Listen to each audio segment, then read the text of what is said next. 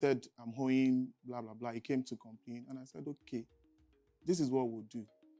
The 105,000 I don't have now. But what I can do is to split it into 3. I'll pay 35 in June. In September, I'll Have pay. you done that? Yes, I have. Okay. And I said by September ending, I'll do another 30. How much? 35 again? Then by December, then I'll pay the balance 30,000. So that way we have. I have only received 35,000, which he paid. The second one, from what he said, you can only receive one in June. The next one should come in at the end of this month. This September. That's what I have here. The plaintiff, Ekene, vacated his rented apartment before the end of period he had paid for because he needed to relocate to another apartment close to his new place of work. He is in court to demand rent refund. He claims to be unaware of the fact that the defendant, Afolabi, already planned to refund the rent for the period he was not residing in the apartment. I'm not just hearing this for the first time. What I have, so it's only the two of you that know the agreement. What agreement you had at the point you got somebody to intervene? So what agreement did you have then? There was no agreement. Because this is... Aki, please, can you show this to me? This Afolabi. Yes, please. Yes, madam. Okay, let me even read it out to you. He said he agreed that he will pay the balance due to you in 3 installments. You've heard about that before? He's just saying it now. So how come he paid the first one in June, you received that? But you are not aware that you are supposed to be paid in September? I'm not. Okay. And December? No. Said he's hearing that for the first time. But that's your proposal right now? Not now.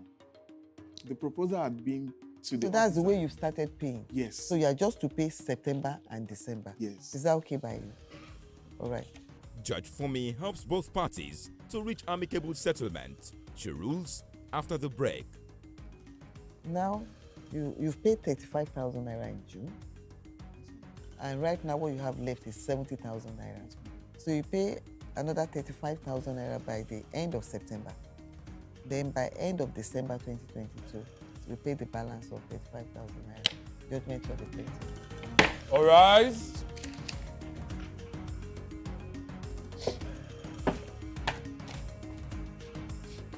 Have you been cheated or have a dispute and want justice? Don't take laws into your hands. Log on to www.thejusticecourt.com and submit your case.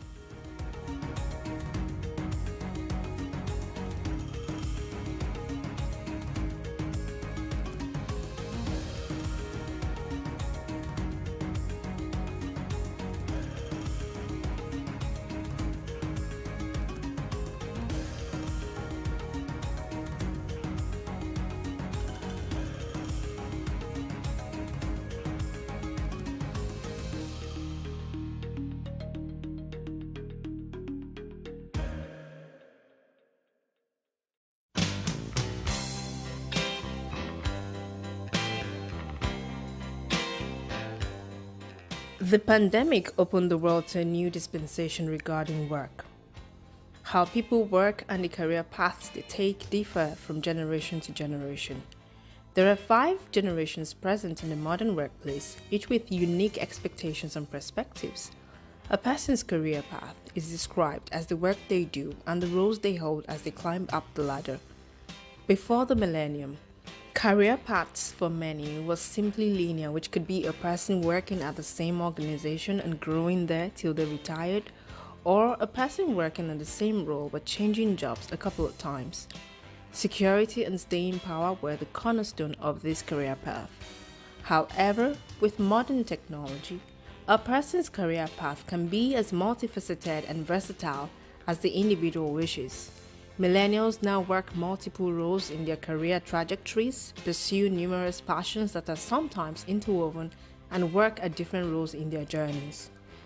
Baby boomers and Generation X only considered a job good if it gave them security to work there till they retire.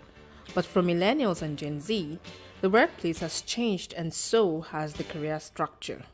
Millennials often change their career paths or juggle multiple interests simultaneously.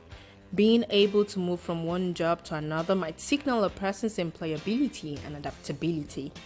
Baby boomers tend to believe that working long hours is what defines success and value face-to-face interactions with co-workers. In contrast, millennials believe that innovation and flexibility are key ingredients for success at work. The shift in occupational structures, for example, the increasing gig economy, is leading to polarization in employment, wages, and inequalities. From remote work policies to virtual leadership, the pandemic changed how we work. The opportunity to telework increased for some, such as knowledge workers, but not for frontline workers. Among the benefits are an improved work-life balance for some, as well as changed attitudes to well-being. Teleworking can lead to a higher productivity and lower operating costs for companies. Work is increasingly flexible and decentralized. Working from home or out of a workspace is favored by many because of the flexibility that comes with it. Millennials and Gen Zs prefer flexible work schedules and part-time hours so that they can balance their work and life compared to older generations who prefer security. Some people are social people. When they go to the office, they have friends everywhere. Good morning. How was the football match? You just with your colleagues and stuff like that.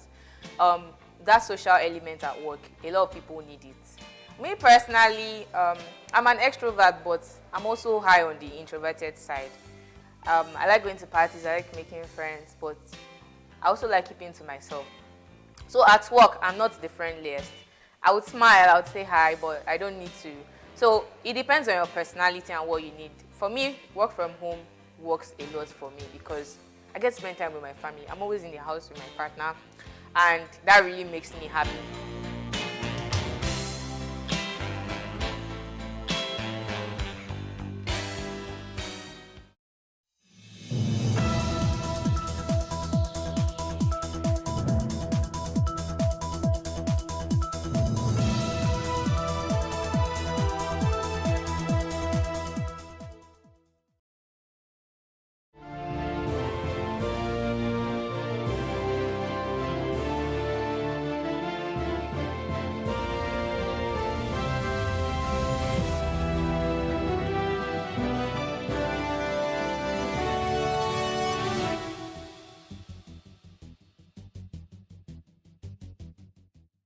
The silent motoring and energy transition revolution that the Nigerian middle class is yet to plug into. I am Bola Oba, and this is Plus Politics.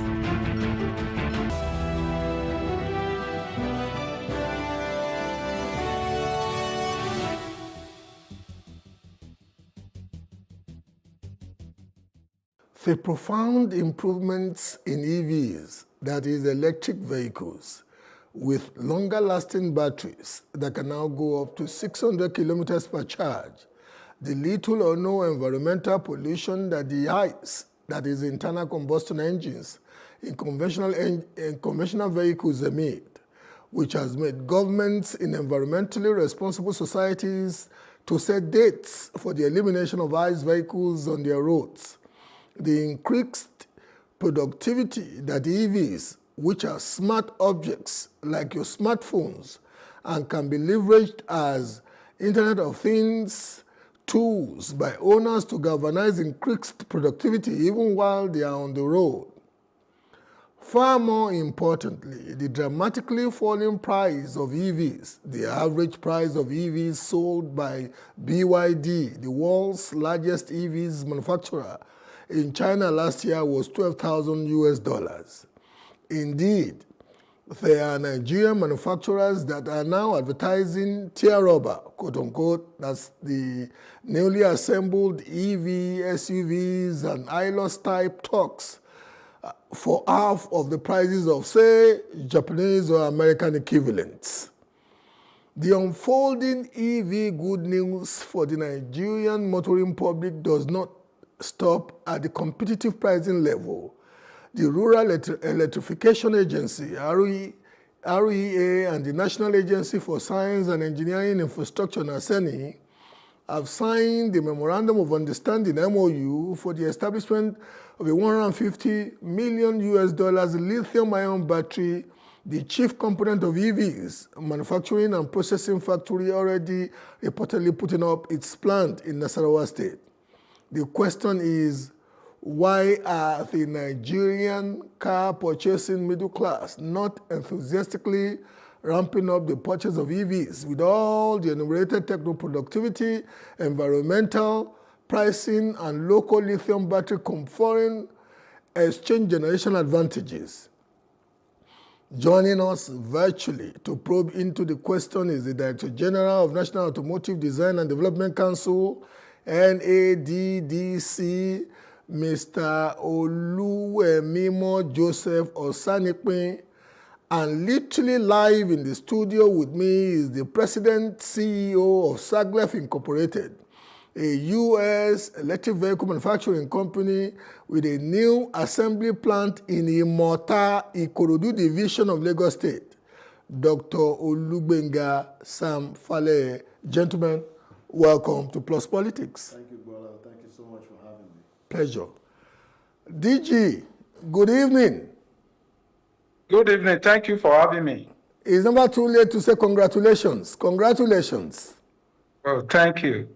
We wish you all the best in your tenure. We want to believe that you will leave a legacy that will be so profound that the world cannot discountenance.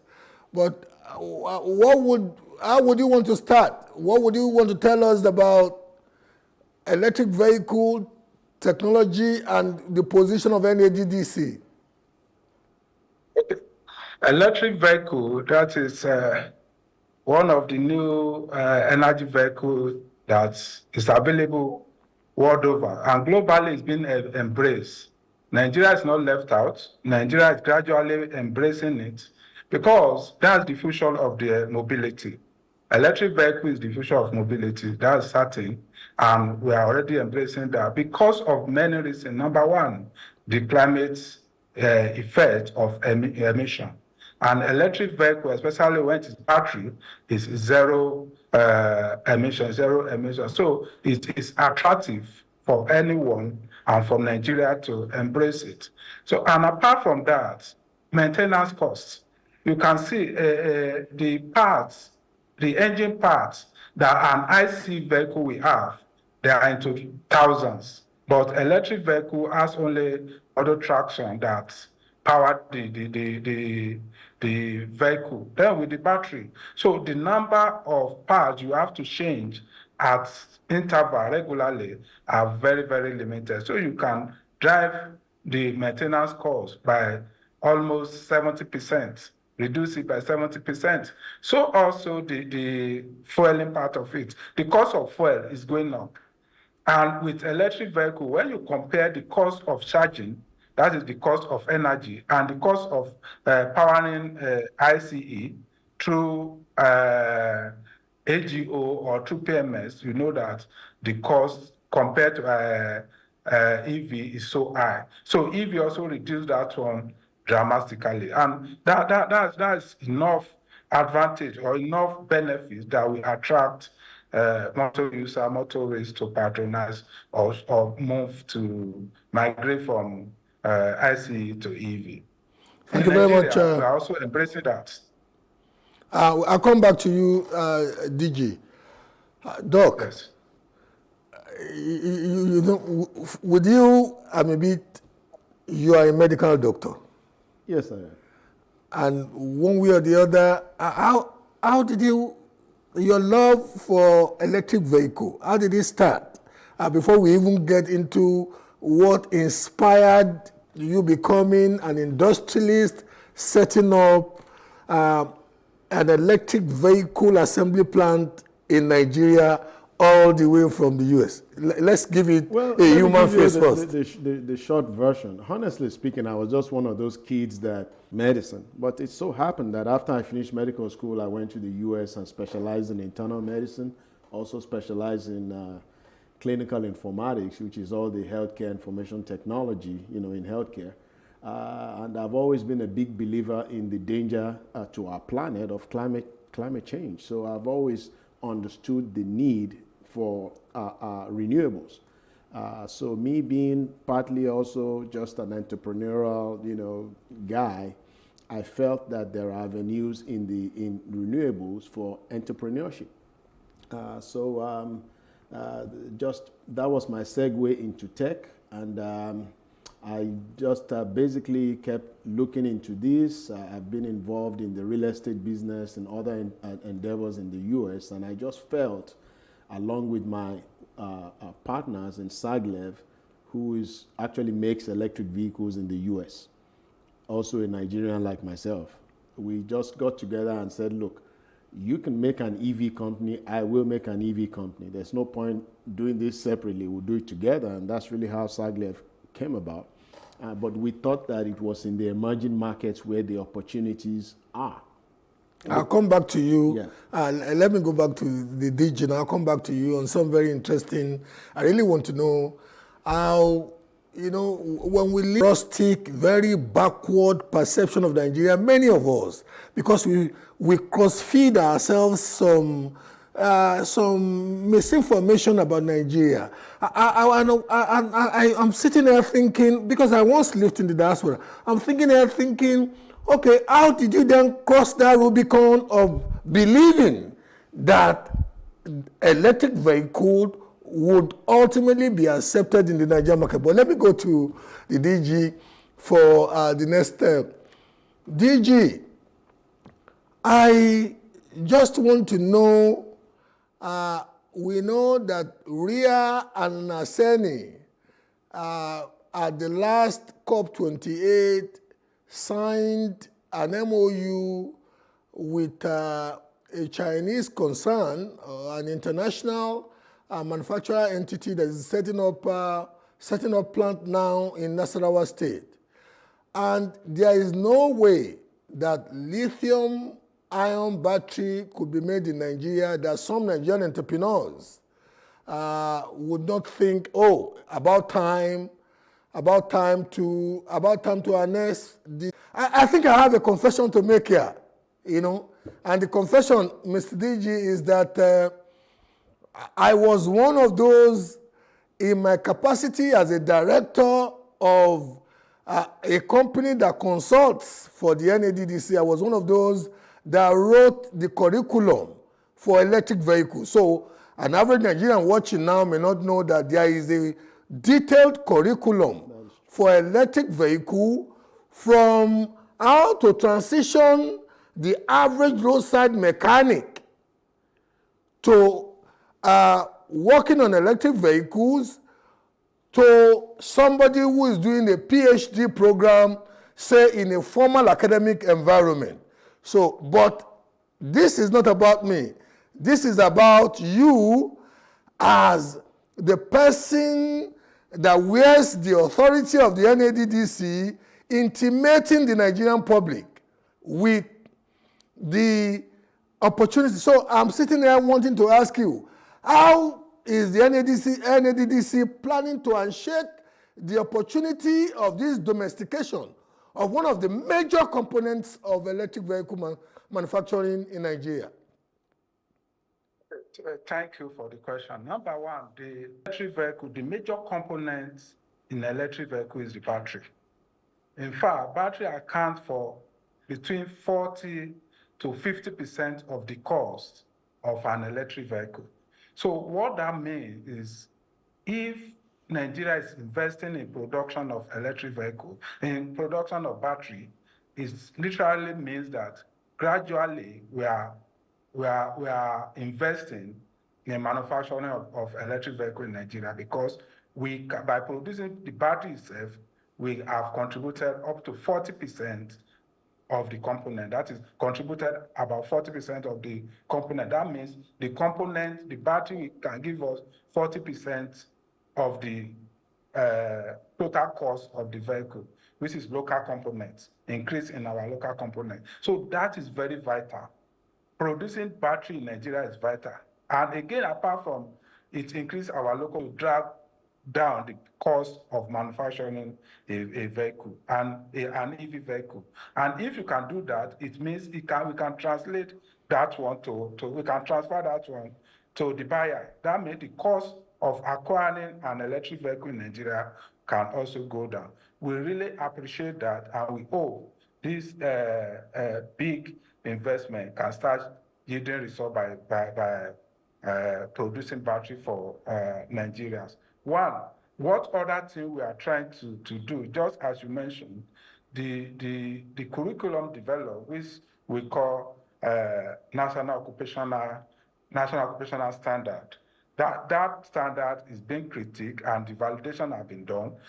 By the time we are through with it, it's going to serve as the basis for training Nigerians, the artisans, and different level of training, either the artisans, the fresh graduates, and those people that already have the experience in EV, those people that want to manufacture EV, those people that want to work on EV. So we know that we get to a point where we need to bridge the gap in the knowledge. That is the people that be working on the EV. And we need them to acquire the basic knowledge or have the basic expertise in handling that. That's why we came up with this NOS, National Occupation Standard, which we have critiqued and which the validation has been done. So this also will help in increasing the awareness as well as help people to adopt, help citizens to adopt EV usage faster. Thank you very much, DG. Doc, before I went to DG, I put, I made a remark that I would want you to respond to. You know, the misinformation in our diaspora, technology and social media is now helping to bridge the gap, but about the time that you must have started flirting with electric vehicle, social media was not big then. And for you to have thought that, okay, I want to go into this and I want to take it to Nigeria, you must be a very adventurous visionary. Well, actually, I have to confess, you know, there's no point. I used to be the typical diaspora that is totally scared of Nigeria. I think counting, I think I've been in the United States now about 32 years or so, something like that. And out of that 32 years, if you add all the days I've spent in Nigeria, there's probably less than 8 weeks, even, well, maybe now 12 weeks total before I started this. So, but again, due to social media, due to just being inquisitive, I participated in trade missions from companies. You know, I just happened to have an interest in entrepreneurship generally. So I came to Nigeria, met with the U.S. consulate, U.S. ambassadors, all those people. They taught us a lot about Nigeria. At that point, I started realizing that, look, the story that you get and the story that is the truth, there's a gap. Much. You know, but when things happen, it gets blown out of proportion. And yes, there are some problems and there are some concerns. The security issues are there. Corruption issue is there, but at the end of the day, look, I was educated here. And I tell people that at the end of the day, you know, when I got to the United States, I had colleagues who were owing $300,000-$400,000. From medical school? From medical school, and my own debt was zero. So at the end of the day, as a diaspora person, you can think up, down, left, right, center. You still owe the country something. The country invested in you. You know, and again, the joking part of it is that, look, you're going to eat burger to the point where you can't even stand it anymore. You are going to want swallow. You are going to want all these things. The emotional persona in you yes. would naturally, at some point, beckon you in the direction of home. So, but things are changing. People are seeing. And, you know, all my friends are shocked that I'm here. And as a matter of fact, I do live here for the most part, and I do go home maybe 2, 3. In fact, I shouldn't use that word because I go to the United States 2, 3 weeks at a time, do meetings, attend to urgent businesses and all that, and then I'm back here for the last 2 years. That's how it's been. So I haven't spent a whole lot of time in the U.S. So this is changing. I see a lot of friends who are saying, wow, I cannot believe you are doing this because you used to be one of the worst. So you know, again, I'll come back to you. I'll come back to you on how your flirtation, and now that has become a lifelong and I hope transgenerational love with EV started. I'll come back to you because I really want to give this a human context and also use the experiences of people like you to hold the Nigerian middle class. The Nigerian middle class is still reticent. Definitely. You know, Toba Muno Lonko, all those ifs and so, but you were at the very emergence of electric vehicle motoring. You had a kind of experience that an average Nigerian maybe. Let me go back to the DG. The NADDC, I must state, is one of the national treasures that I want to believe has been changed media-wise. I don't suppose many Nigerians even get to know the strategic importance of the NADDC in the quality of the motoring experience they get. Many Nigerians don't know. How do you intend to engage the Nigerian public and let them see, especially the Nigerian motoring public, and let them see the whole gamut of things you do to protect them by the quality and standard of the vehicles you allow to be imported into Nigeria and assembled in Nigeria, the quality and standard of the motoring experience they enjoy that many don't know, that even far beyond Standard Organization of Nigeria, the NADDC, is the first line of quality assurance when it comes to vehicular objects coming into this country. What are your strategies, Mr. DG? Yeah. Yes. Thank you for that question because it's something that we know we are addressing it because a lot of Nigerians are not even aware of the existence of the council, and a lot of Nigerians are not aware of what we are doing and what we have achieved. So it's part of what we are doing. We have started some campaign, and in the next few weeks, we notice that we start telling Nigerians what we have been doing, and what we have achieved. So especially in the area of CNG and EV, and generally what our mandates are and what we have achieved in the last few years. So just as you mentioned, apart from tests and standards that we have established, working with Standard Organization of Nigeria, we've done a lot. And even apart from that, we are trying to work on ensuring that the material used for local parts or local components meet the standard before you now process the material to become part. And for that, material test center in Zaria, and we have component parts test center in Enugu that will soon be commissioned.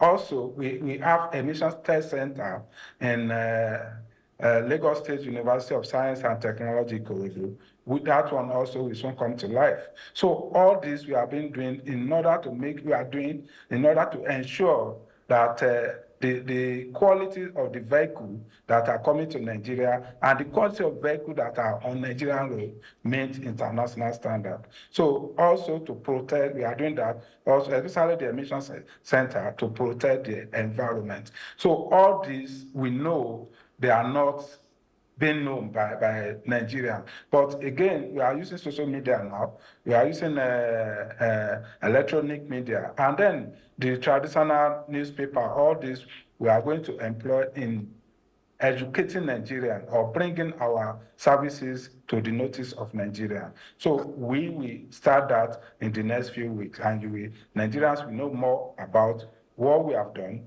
what we are doing, and what we are about to do again. I'll come back to you, Mr. DG, especially on the in the particular area of human capital development and the inherent opportunities that the council presents to the Nigerian youths, especially in the area of human capital development. I'll come back to you. Doc, we will go, we will soon get to the nitty-gritty of how SAGLEV came into being and why Imota Ikorodu, Nigeria.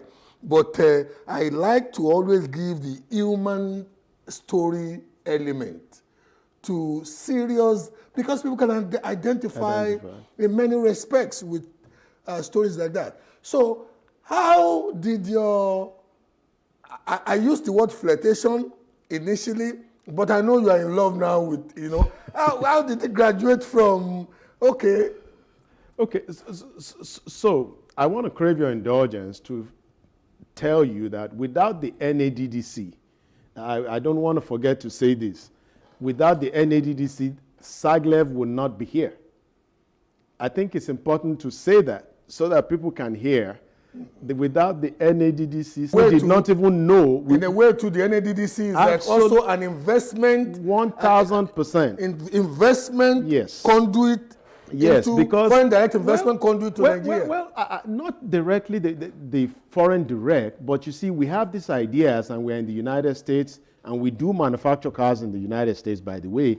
We have these ideas of what we want to do, but we don't know how to do it. We don't know what the policy is. The NADDC is who has guided us step by step to where we are. They're the ones that are story of how we got here. As you know, we started out in Ghana. Yeah. And the things that happened in Nigeria fuel-wise started. It was the NADDC that said, okay, you guys... You have a competitive you guys, business environment. Yes, because every time they would talk to us, we would tell them, but Nigerians have pretty much free petrol. And we don't know that they are ready for EV. It was at that point they literally called us up and said, look, guys, give the excuse again, because that excuse is not valid anymore. So I just wanted to bring that up real quick. Very important point. Yes, very important point to make sure you give. But ultimately, the removal of subsidy. Yes, did it. Yes. And presents the business opportunity that speaks to the fact that now the alternative energy. Some of that, because you have to understand that while petrol was 50 naira a liter in Nigeria, it was over 850 naira a liter. Today, petrol is 1,340 naira a liter in Ghana. It's even more expensive in Abidjan. So it's not a matter of the business case. Even if petrol was $50 50 naira a liter, you would still have the benefits of using an EV. Environmental. And we can go into talking about all of the environmental, the cost of smart the ease, technology. Yes, the ease of repair, the ease of maintenance, and the reduction in the total cost of ownership. You have all these benefits in the EV. But now going to your question, yes, the reason, you see, I can relate to how Nigerians feel now that, there's no charging. Nigeria has been a country that has suffered tremendously under the lack of power. We still are in this conundrum. So anytime you mention anything electric, the first thing in Nigerian is just natural. The human mind tells you, no, it's not possible. But however, every step that I've seen here, I went through it in the United States. To give you a story, very close friend of mine was the very first person that actually acquired a Tesla. My classmate, we've been classmates actually since primary school. So that's why I tell you. What year was that? This was in 2012. The very number 27 Tesla that came off the lines, we drove that car. But I want to tell you this. When he picked up that car in Nebraska to get to Atlanta, okay, it took 4 days. The two of you? Well, I was smart enough to let him do that problem. I escaped it because somehow you know, he's an anesthesiologist, I'm an internist, so his time is more, so I escaped that. But I knew he was picking up the car, and we were all excited to see to test drive this thing. But incidentally, 4 days to move from Nebraska to Atlanta, because you have to stop. There are chargers, but at that time, the charging system was very immature, even though there were Tesla superchargers. But to drive from Nebraska to Atlanta, the path. So I can relate, because I lived it in the United States, where there was, this is early 2012, where you have an EV, but you can't charge. So when people are telling me there's no charging, so again, I want to assure Nigerians that you see what we went through in 2012, in 2 to 3 years, you're not going to even remember all those things, because all those problems are actually already being solved. I've driven an electric vehicle here a year and a half, every day. A fleet, actually. Well, don't tell people I drive a fleet of EV. But because I know you are a couple. Yeah. You've been to my office a couple of times. Yes. I have a confession to make. When it was about setting up Saglev factory in Imota, Ikorodu division, one of the companies where I'm a director actually selected young Nigerian technicians. We call them automotive mechatronics technicians. We trained fundamentally. They are still in training because they want to expose them to global standards. So they are still in training. But having said that, I think it's imperative. Journalistic ethics demand that I make that revelation. So yes. So again, what happens is I can relate. But the good news is that in a very short time, this Tesla supercharger was all over, to the point where you could easily drive that car pretty much nationwide on electric charge. Now, I actually right now hardly drive an internal combustion engine vehicle. I don't. 80% of all the charging for electric vehicles will actually happen at home. Repeat that. 80% of electric vehicle charging, period, in this country, in any country, is going to happen at home. It's like that in the US, it's like that. So there are other little areas where you have to make some adjustments. Doc, you know the irony for me. I'm sitting here thinking, most of us, notwithstanding whatever may be our perception or the reality of public power utility, most of us don't sleep in the dark. We make arrangements. Exactly. And the same power with which we sleep can also charge your car. I'm not going to romanticize it. Charging equipment are still relatively expensive. We will get back to that. Let me go to DG. DG, okay. All right. That is where we go in the direction yes. DG, thank you for still keeping this good time with us. Like I said, when I was going out the last time I was with you, that's the NADDC has a robust human capital development program that crisscrosses from hand-holding the average roadside mechanic. We call them the Baba Mufus or the Eshobes. Hand-holding them from ignorance to being able to work with modern vehicles that are largely computers on wheels. Don't even let's talk about EVs now.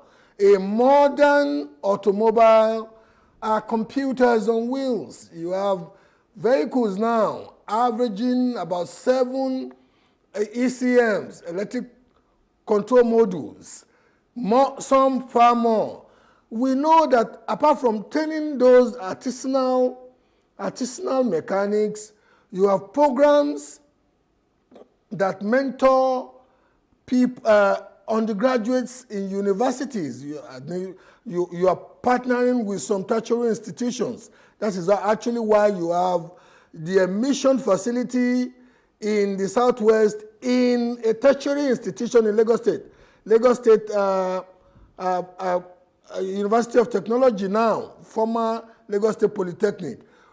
How do you want to tell an average young person interested like he was in flirting with technology?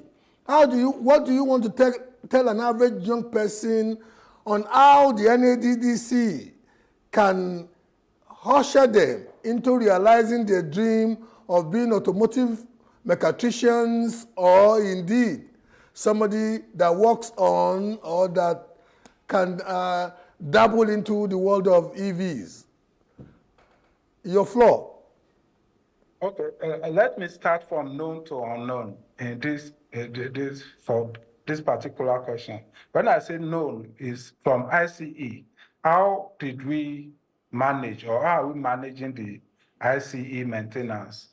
Currently, we realize that even the ICE vehicle are changing. Some of the technicians, the ones we call mechanics, the technicians, some of them trained about 20, 15 years ago, and the technology has really changed. So what we have done is to organize training for the technicians across the country. And as of today, we have trained over 10,000 Nigerian youths. We have trained over 10,000 artisans. And in training them, we ensure that we move them from the type of vehicle they started with. We introduce the new vehicle, the new technology, and we let them keep abreast of the happenings and new technology that we have in auto now. So we've done the training across Nigeria. We have what we call sector skill council. So we have this sector skill, it consists of almost 17, 18 different agencies or people that have experience in different areas of auto, lecturers, people that are assemblers, artisans, all these people, we brought them together and they form what we call sector skill, professionals in auto field. And that's what we intend to also do with the electric vehicle. We realize that electric vehicle, you need to be abreast with the current technology concerning that. And that's why we have started by first of all developing the curriculum, because that curriculum is going to be the guide for everybody that want to play part here, that want to play role here. Just as you are mentioning, you discussed with Doctor. Doctor was trained as a medical doctor, but today is now playing a major role in production of electric vehicle in Nigeria. The same way, because of the interest and because of expertise he has acquired outside the classroom, the same way we are doing with EV. There are some people that we acquire this experience not in the four walls of university, but we want them to be grounded. And that's why we have come up with this National Occupational Standards concerning that developed the curriculum for EV. So we have done that, and any moment from now again, we will be embarking on nationwide training of youth. We are already in the process, and we are going to introduce our youth to the common things in EV, the common things, because in EV you don't have plenty parts. So we need to let them know how do you charge, what's the different kind of charging connectors that are available, then all the little details that they need to know, and then how can you maintain an electric vehicle. These are things we are going to do. And in doing that, we are going to partner with people that are playing in that field. We are going to partner with professors, engineers. We are going to partner with engineers that are practically professional engineers, and also the vehicle assemblers or vehicle manufacturers. All these people, we bring them together, and we are going to organize those training and let Nigerians know how to handle EV vehicle. When we did the ICE, after training, sometimes we give them some, we like call it take home, like a diagnostic machine, for example. And with diagnostic machine, I was in one state recently, and when they were talking to us, one of them mentioned that we have been able to move them from analog to digital mechanics. So the same way we are going to do in EV. Thank you. Thank you very much. Yeah. Where you left it, you've moved past, the anxiety, the initial anxiety level. Now, yes. So just picking up from where, so those anxieties that you had about charging, those are normal. It actually has a name. It's called range anxiety, because you are worried, where am I going to charge? I have 400 kilometers, but 400 kilometers is a lot. It's a lot. So one way 400 kilometers will take you to Asas. Yes, actually, I'll throw out some data shortly to make people really understand what 400 kilometers is. But having said that, what has happened is every concern that I see people having, I've lived through this. I can relate to it, and I understand, how these are very legitimate concerns. But the good thing is that people also need to take comfort in the fact that these are problems that other people have gone through, and people have actually walked their way through solving this. For example, charging. I have a charger at home. It costs, let me just throw out some numbers. If I were an Uber driver and I have our smallest product, for 4 hours you get 300 kilometers on that car. It costs 2,500 naira to charge that car. If you have the same vehicle in internal combustion car, 10 to 12,000 naira to fuel per day. Now, and you are not going to finish that, because when we've been here on the ground collecting data for going on 3.5 years now, Uber drivers don't even drive 200 kilometers. So you will not even finish that charge. Not only that, if you have a car that has a 300 kilometer range and you are in Lagos, you are not going to charge but more than once a week, guaranteed. I don't charge more than once a week if I'm within town. So it's remarkable. It really relieves. You mean if you're doing inner city driving? Yeah, because don't forget that everywhere we go to in Lagos is about 22 by 24 kilometers. It fits in a box of 22 by 24. We don't drive a lot. We're just spending all our time in hold-up. In Abuja, they drive a little bit more, but it's not a whole lot. So, people need to, but again, these concerns are valid, and our job is to actually make people understand, yes, your concern is valid, but now look at it this way. We have to educate the public, which is why we need the media. We have to partner with the media very tightly to educate the public and make them understand, because the truth is that the gas station is at home mostly, not where it's just, you have to just look at it a little bit different. You don't have to go and be queuing. No, you don't have to. And again, people talk about cost. Let me throw out some numbers to you. This is not a commercial. We just want to talk about EVs. So, an electric charger comes with, by the time the EV is anywhere upwards of $25,000-ish, it will come with its own charger 100%. Even if it were lower than that, and I'm just throwing out a number, a charger that you would put at home, you can easily get for $300-400. And charge your vehicle at home? Yes, the charger itself. And we have trained technicians that will install it for you. So some of the lower vehicles, the more affordable vehicles, may not come with a charger, but you can easily have a charger by us installed for you at home. It's not expensive. Not only that, what we have done as a company is we have actually provided a charging platform. We have already signed contracts. This is not a commercial. People can find out there are malls already in Lagos where we have banks of chargers.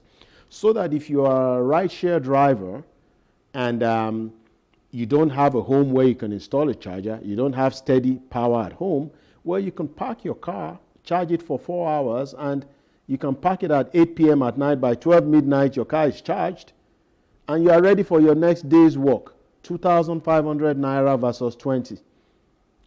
because if you're using a mid-size, it will be 20,000 a day. So sport utility vehicle? Yeah, oh yeah, much more. So our story is not just about an EV. Our story is very much about jobs. Because don't forget that a lot of the rideshare drivers quit because they can't afford to pay 10,000 naira a day.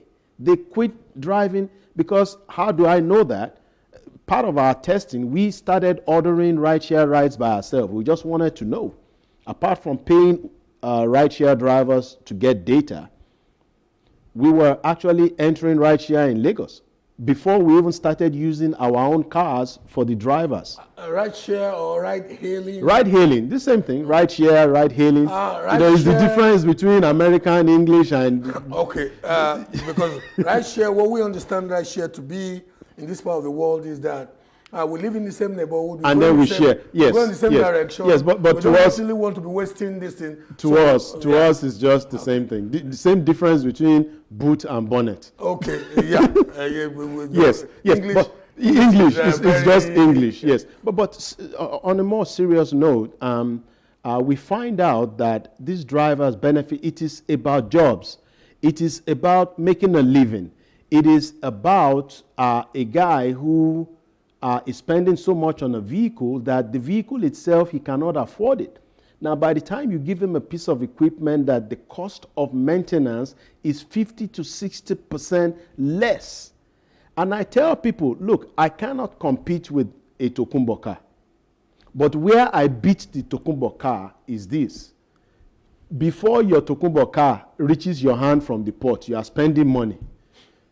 Because that car has already spent 200,000 miles somewhere.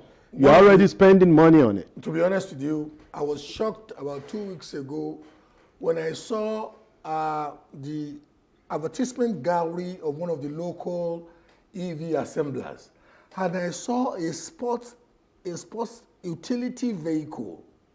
A typical sports utility vehicle that if you're looking at it, ostensibly, it speaks to the design, the look and feel of a Japanese or North American sports utility vehicle assembled in Lagos, and the cost is about half of an average Japanese sports utility vehicle that goes for, say, 50 million naira. Yes. And I was thinking, so can you cheap buy? You know, honestly, I was well, you'll be surprised. So one of the things, actually, one of the hardest parts we had to figure out was how do we get these cars affordable to even come and do this in Nigeria. That was very difficult. We had to use my contacts, my partner's contacts, because he does manufacture cars in the United States, to find the right vehicle at the right price. And when we were coming, we had specific vehicles we wanted to compete against. I'm not going to mention anybody's name. But you know, given the paranoia that is now pervading Europe, because I was reading an article in the Economics magazine about 2-3 months ago, and Europe is alarmed now that EVs from a particular country are literally sweeping out, and they come with the best of smart technologies. You know, Internet of Things technologies, like you may even forget your smartphone at home, and the vehicle will serve as your smartphone, will make you run your office businesses, will make you run things at home. Maybe you forgot to put off the cooker. Let me go back to the DG for his epilogue. Mr. DG, we just have, as the person that personifies the standards for vehicular objects in Nigeria, the person that personifies the institution that also sets standard for how young Nigerians are trained to become specialists, auto maintenance technicians and engineers. How would you want to sign out from this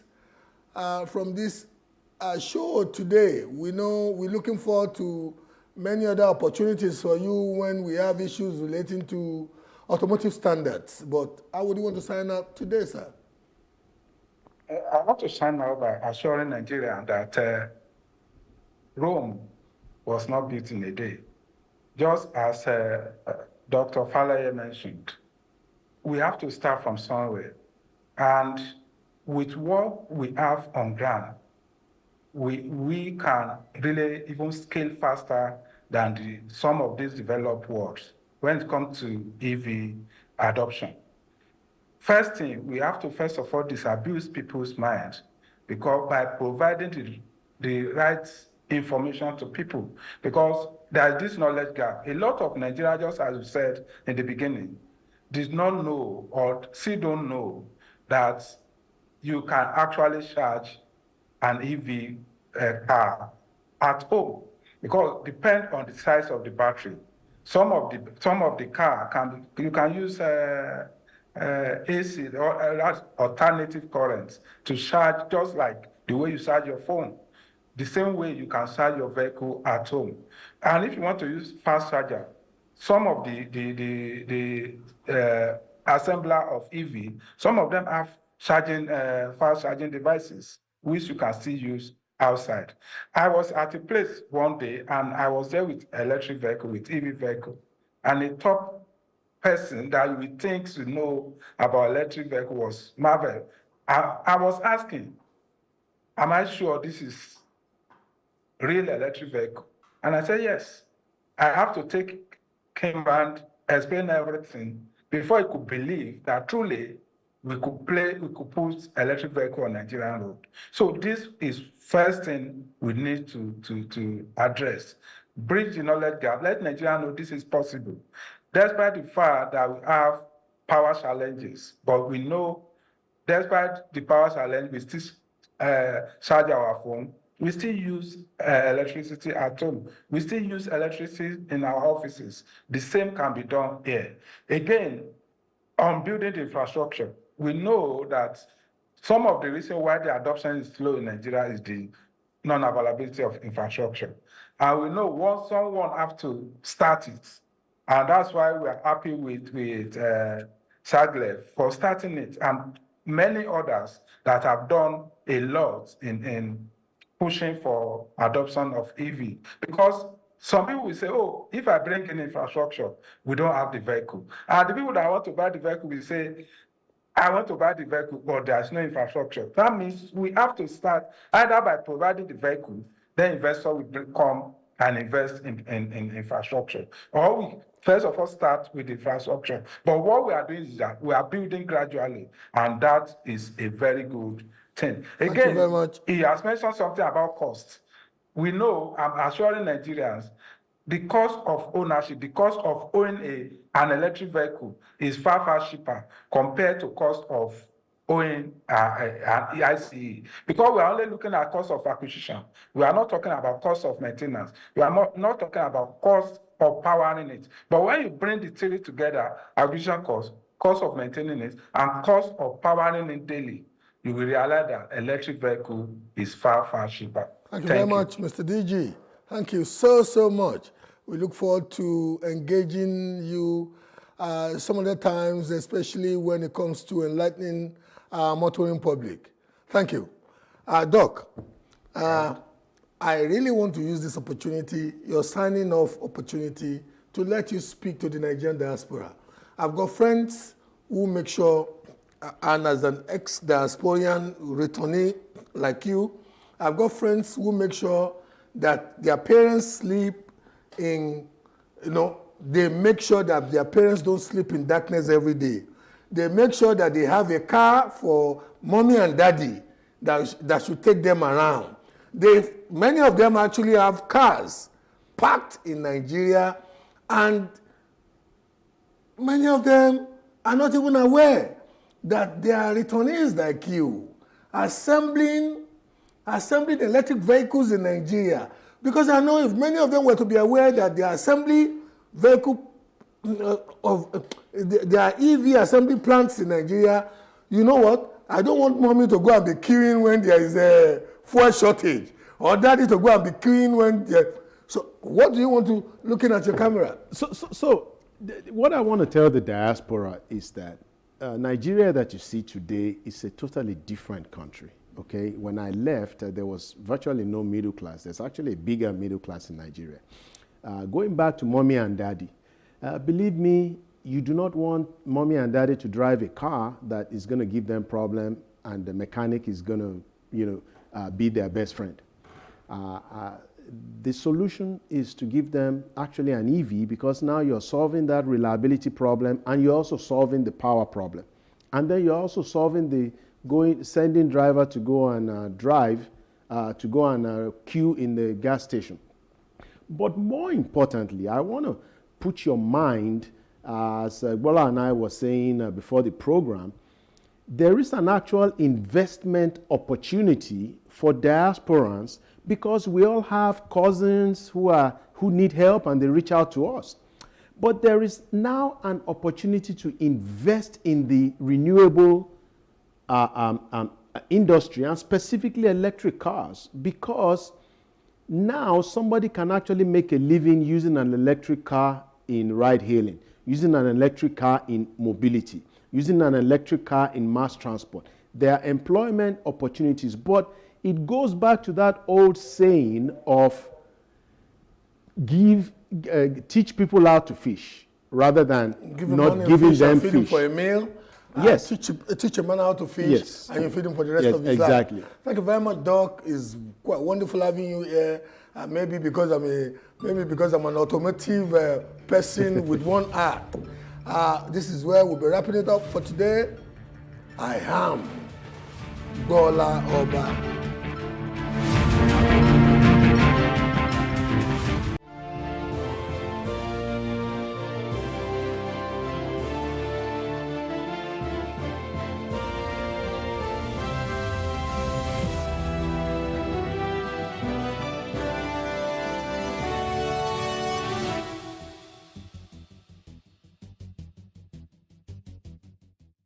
Picture this.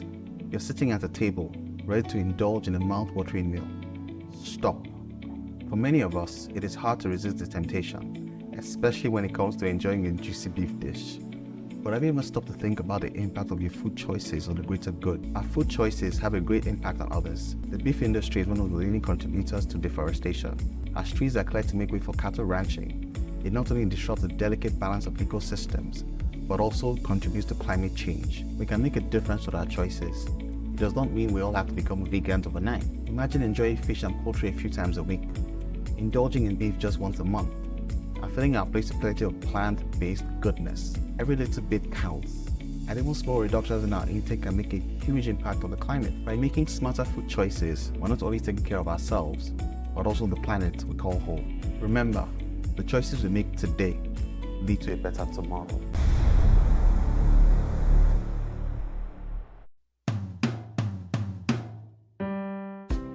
My name is Adegbenga Badijo.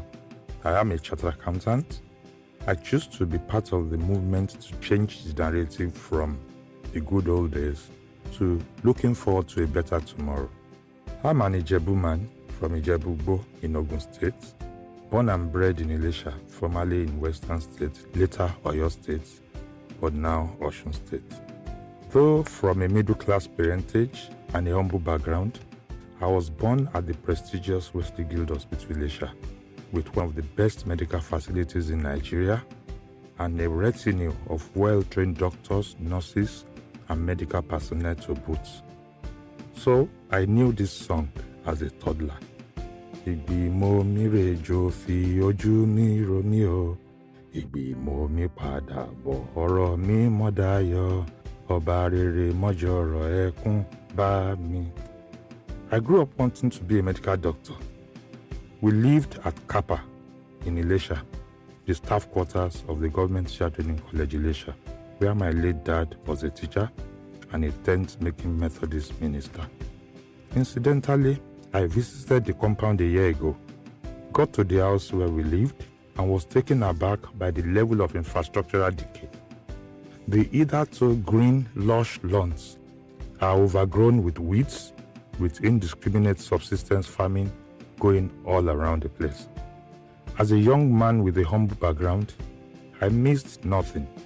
In fact, when my late dad of blessed memory bought his first ladder saloon car at less than £3,000 with a car loan, I felt we had moved to the upper middle class. I never believed we didn't have what bourgeoisie had. There was no "my car is bigger than your own" mentality. To us, then, education was everything, and this still holds true today as the best inheritance and legacy that can be enduring.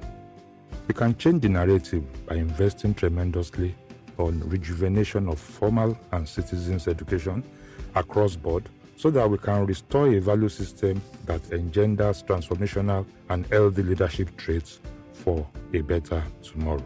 Our children deserve a brighter and a better tomorrow, not the good old days. I join Shemore in this collective drive towards a greater tomorrow. Thank you.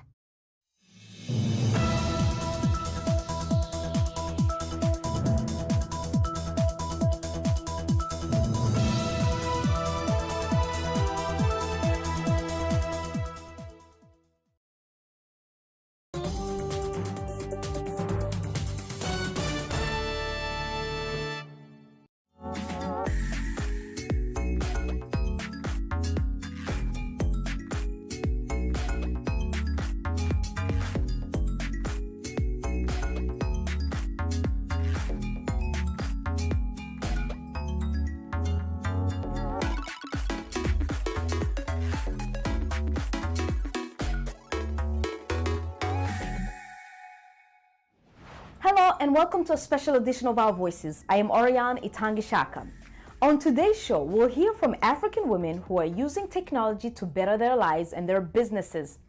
It is part of an exciting new multimedia series called Startup Africa, co-produced in cooperation with our affiliate partners, Channels TV in Nigeria, City TV in Ghana, KTN in Kenya, NBS in Uganda, and RTV in Rwanda. The series focuses on tech startups across Africa. But what is tech startup? And how do you make it work? Here's what some people told us. Startup, for me, I understand, it's where you want to start up a business. You come up with a plan, an idea, maybe where you want to have your business and what you want to do. So startup is like when you are starting your business or an idea that you have and you want to put it in practical way. Definitely you have to address a particular need. You have identified your market and you've seen a niche, so you have to bring into your startup to fill that gap. The startup phase is when you have dreamt of an idea to be able to solve a certain solution in the community. You bootstrap the process, and then you get to the point where you have a viable product or a viable service that you're showing to people. Once you're making an impact in the lives of people, you're solving a specific problem. That, for me, it's just the beginning as a startup. Uganda technology and skill consultant Ruth Musoke Benzika has some of the answers. For anybody to have a very successful startup, first of all, you must have the vision, the courage, and the ability to know that you fall, but you can raise up. If you don't have that, it doesn't work. Because, if you're starting up something, you are beginning from scratch. You're trying to reinvent something that probably has not been done before, and a number of times you're going to get people who will tell you it will not work. Some will tell you it is not possible. Some will tell you it is not of this time. And it means that you really need to have that strength to say, this is what I want. You need to be able to see far more than what other people can see. Catherine Karimbo Gichungin had the courage to say yes. The Kenyan entrepreneur launched her startup, Raid Ant International, to help people in the informal sector better advertise their skills and find more work. Here's her story.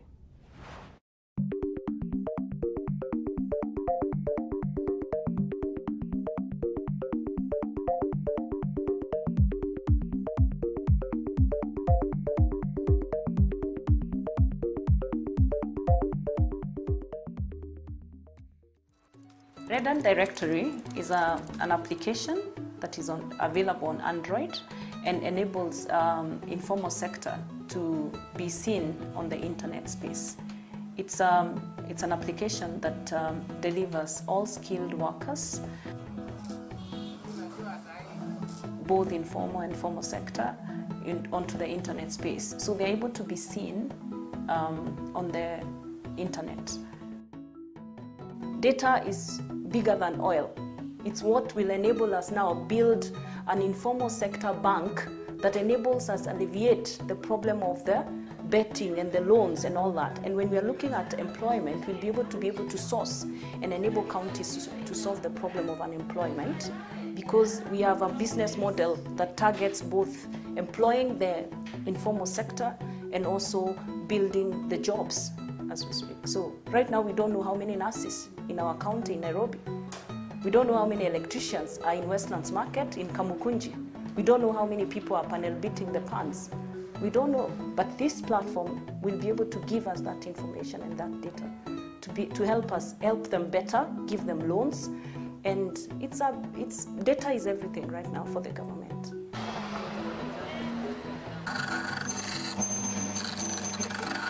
I've been Radiant Directory from around 2015. I choose to go to Ladder, just open the phone, open the app, then Google what you want and get the assistance. So working in Nigeria, I met several other people. There was Dangote, there was Dr. Mike Adenuga, I've worked with Dr. Chris Kirubi. I could see them coming from humble backgrounds and making it big and impacting the society in a very, very big way. I'm trying to use technology, and I'm not telling them to self-register or download an app. They have no time, they don't have the kind of phone, and they don't have the money for data.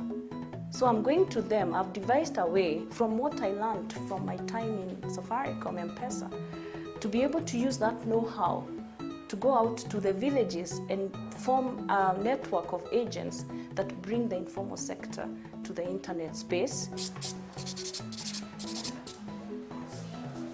So for you to become an agent, you have to have the passion to go out there and have the passion for the informal sector. So our agents are created on the back end of our system. So there's a business model. We are able to structure the fees. So we started with $2 to 200 shillings, so that is shared within the agency structure. So we recruit you, for example, and you become an agent. So you are an agency, and you are able to add 50 school Form 4 leavers under you, up to 100 if you like. So that creates instant employment, and it's Africans to change Africa. It's us Kenyans to do something. So I'm just doing something. I work for Redant as an agent. My work basically involves going to the street, looking for new service providers. We register them so that they can acquire more customers through our online platform, that is Redant Directory. So far, I've been able to register 7 people. If I'm registering a customer, that is a service provider, you just pay 200 bob, which goes to the company through the pay bill, and that's all. You'll never pay anything else. I want to join Redant Directory now so that I can spread the tattoo art. I choose Redant Directory just to spread, to get more market. I've interacted with some of the people on the directory of Redant, and the feedback was good. Funding is not, it doesn't come easy. So I've funded using my other consulting services. So once I get some money, then it goes into funding the building of the code. Redant Directory is not yet profitable, so hopefully we will be a big brand. But everyone is trying to get into the informal space right now. We have a saying at Redant Directory: the fact that Ronaldo is a very good football player does not stop Messi from playing. It's time to take a break. When we come back, we'll go to Kenya and talk to a female entrepreneur about how her insurance startup has changed her life despite the financial hurdles and organizational stress of her new business. Stay with us.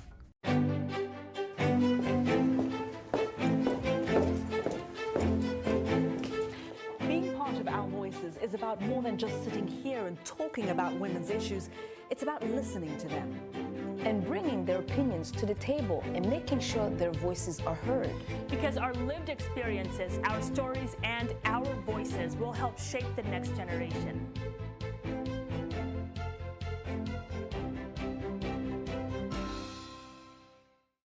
Welcome back, You With Our Voices. When Ines Maina launched the Kenyan insurance startup Bismart, she learned that being an entrepreneur changes your life. Despite the financial difficulties of starting any new business, she says that her approach to life is now simpler. Let's look at her startup journey.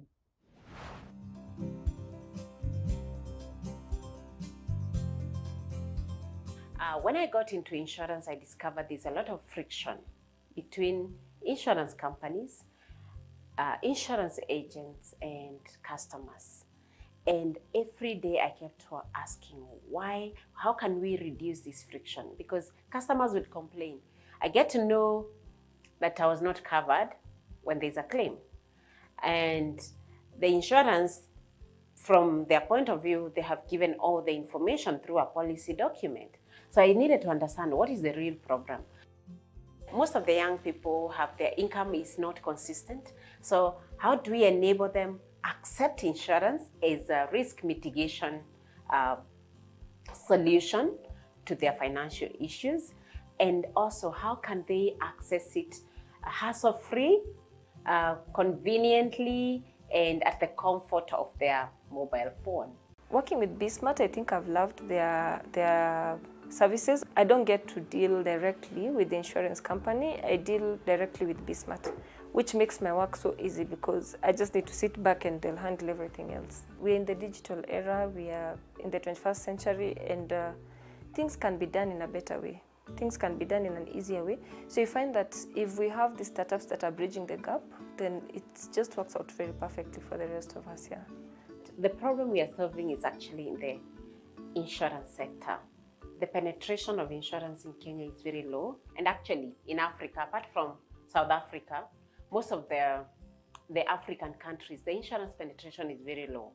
Now, when you look at the demography of Africa, we have a very young population. You know, median age, 19 years old. And the insurance has been selling the same old products, the same way, same distribution channels, but then it means they cannot access the current customer. My lifestyle has changed. It has become simpler and easier. You see, when you're employed, you're a bit extravagant because you see, you know that every month there'll be more money, and so you can spend as much as you can because there's more money coming. And of course, the things that drives you when you're employed are different from what drives you when you're an entrepreneur. When I was quitting my job, I thought that when you quit job, you need a big office, many employees, so that then that's a measure of success. Look at today, I think different. It's how lean can I scale my business? How can I scale my business without increasing my costs? So those are the things that I look at. One of my biggest challenges was the funding. When I was quitting my job, I had estimated that my savings would last me for 2 years. And before the end of the year one, the finances were over. Yeah. The other challenge was, you start this journey, you need a team, you need people who will believe in this dream, not because you're paying them a lot of money, but because they are here, they believe in your vision. And in 10, 15 years, we hope to have democratized insurance. When I say democratization of insurance, whereby it's an open market that anyone can get in and get, whatever products they want. And how we do that is that we're building an infrastructure that will be able to connect customers and insurance companies and, existing African social groups and institutions to all be able to pull their risks together. Our expenses were quite high. So I would lower the cost of running the business. Start small and with the customers, designing with customers one by one without thinking of before scaling. I think the first one was to quit my job. That's very important. There is no worse decision.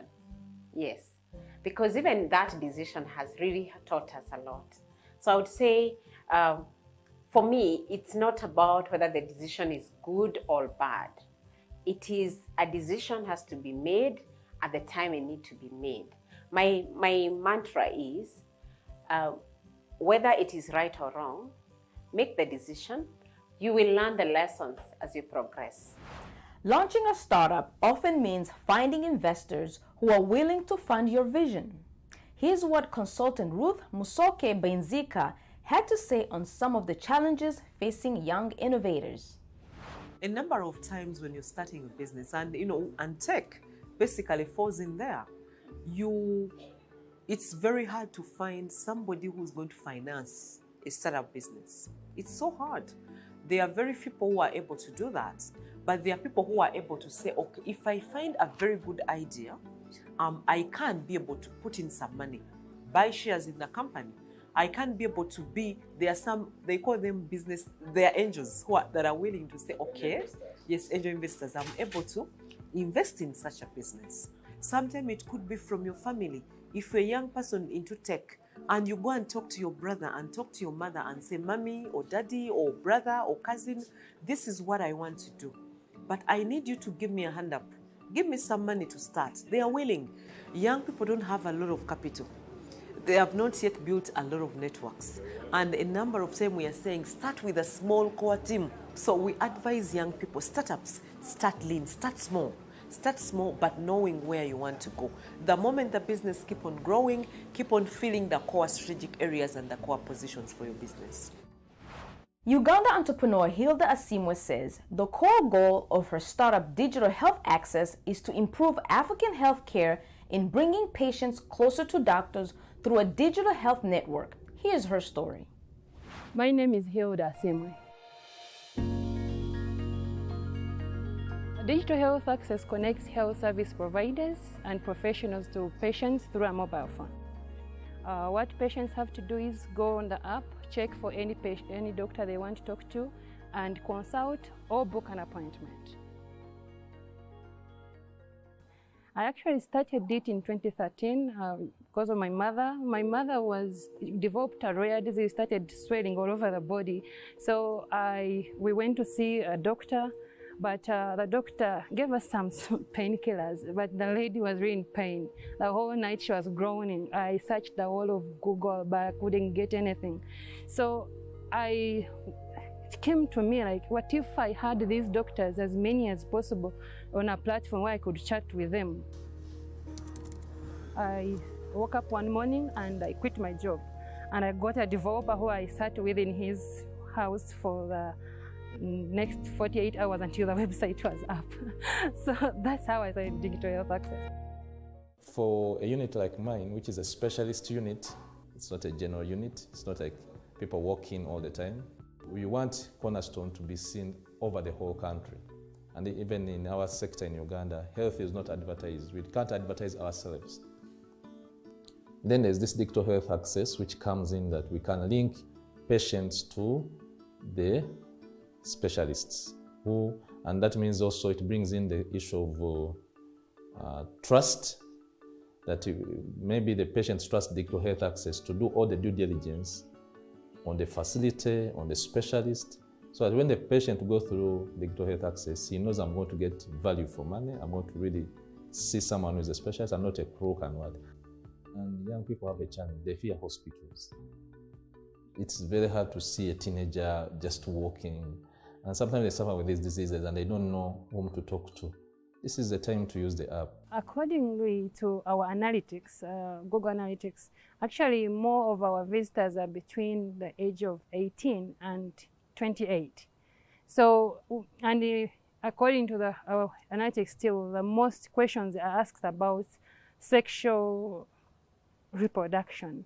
So I think we are more helping the youth in this case, because they're the ones who normally shy out to ask these questions in institutions. So they look at us as the easy solution.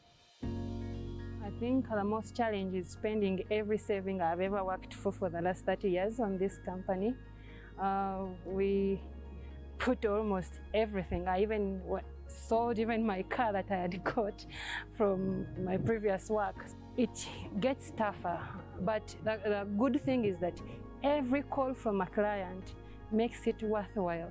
Every time you have a hospital registering and someone telling you we have an appointment, it makes it worthwhile. But as a company, success is when I have every small clinic, every small pharmacy, deep village accessing digital health access to anyone, even those that cannot afford a mobile phone. I would love to have a system that connects the whole health system in Africa in one place. And I'm very sure in the next 5 years, we're going to be having the most interactive health forum. We're going to be having the most visited site. Asimwe says she learned the hard way about starting small.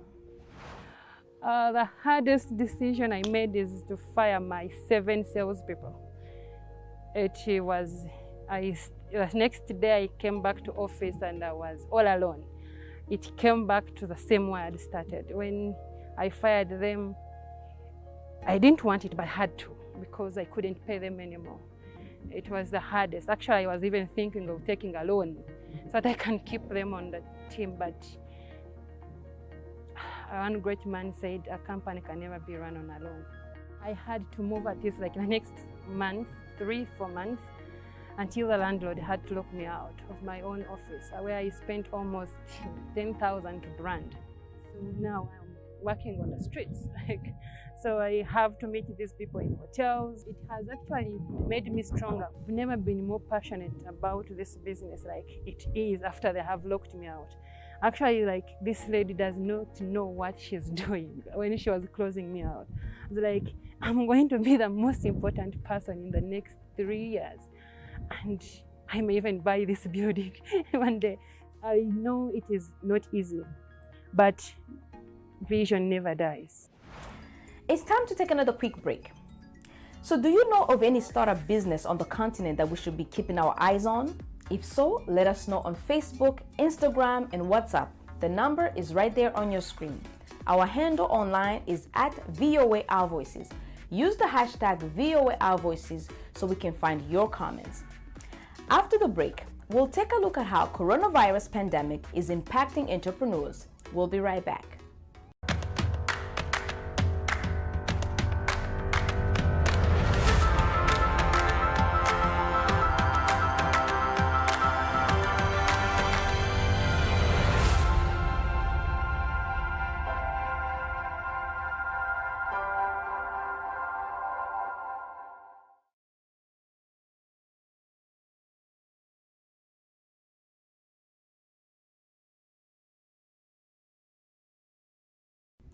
Welcome back. You're watching Our Voices. The ongoing coronavirus pandemic is changing all of our lives. Here's how the virus has impacted some of the entrepreneurs in our Startup Africa series.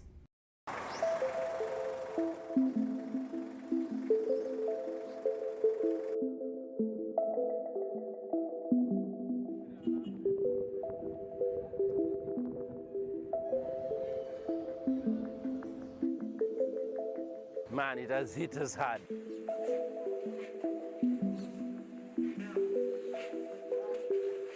COVID has put everyone in a very difficult situation.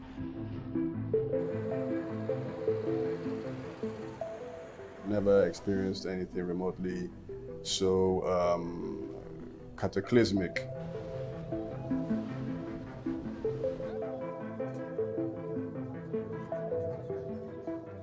Transport tech startups have been affected negatively.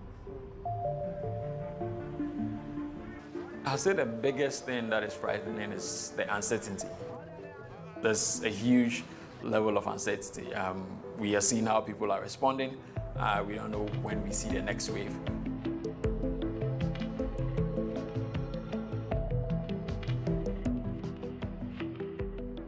The economic impact of the COVID-19 pandemic is still unclear.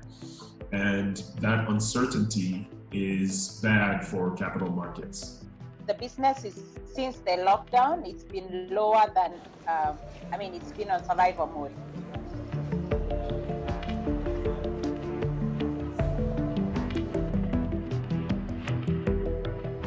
People are fearing health facilities because they think they might actually be at risk of getting COVID-19.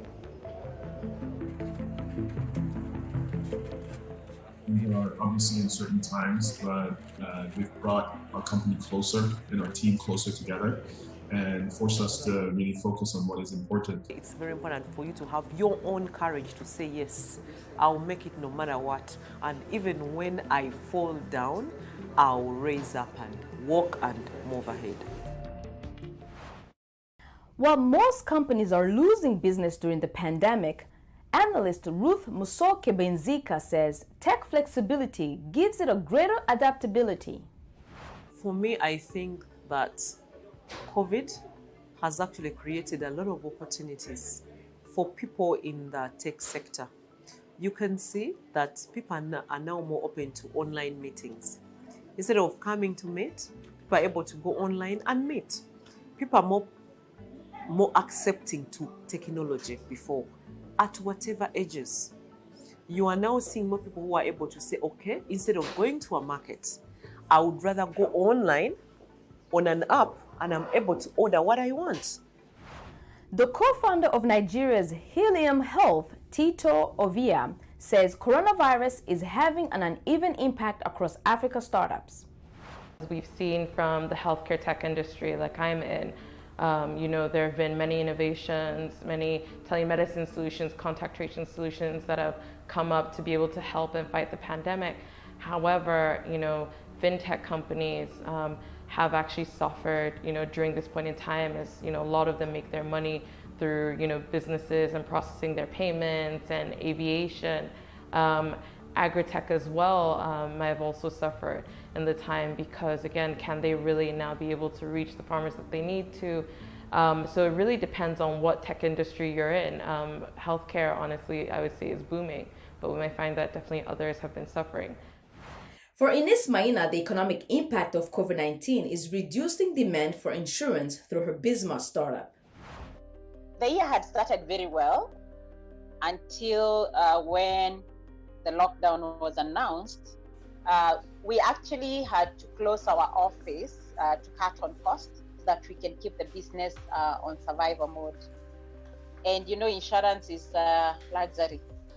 We saw a decline in number of people who are buying new policies.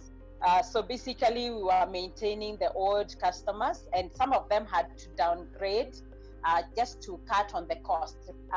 However, it should be the other way because people need to protect themselves against the risks that face them.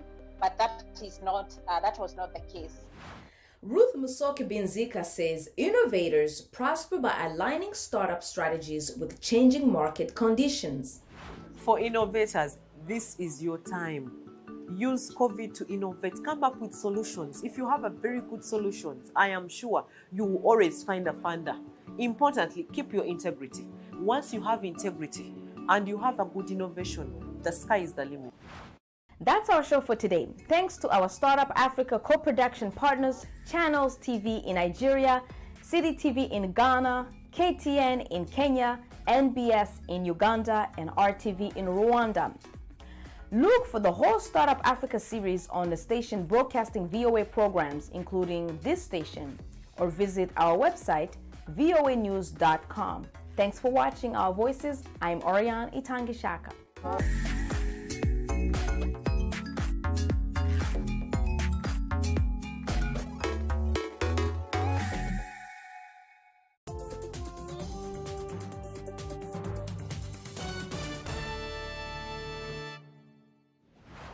On September 8th, the African Union presented to its mission the list of candidates for the upcoming election of the chairperson and deputy chairperson. The nominations are expected to take place during the 34th ordinary sessions of the Assembly in January and February 2021. On this special edition of Our Voices, we'll take a look at the process to the top leadership of the continent and what's at stake come 2021.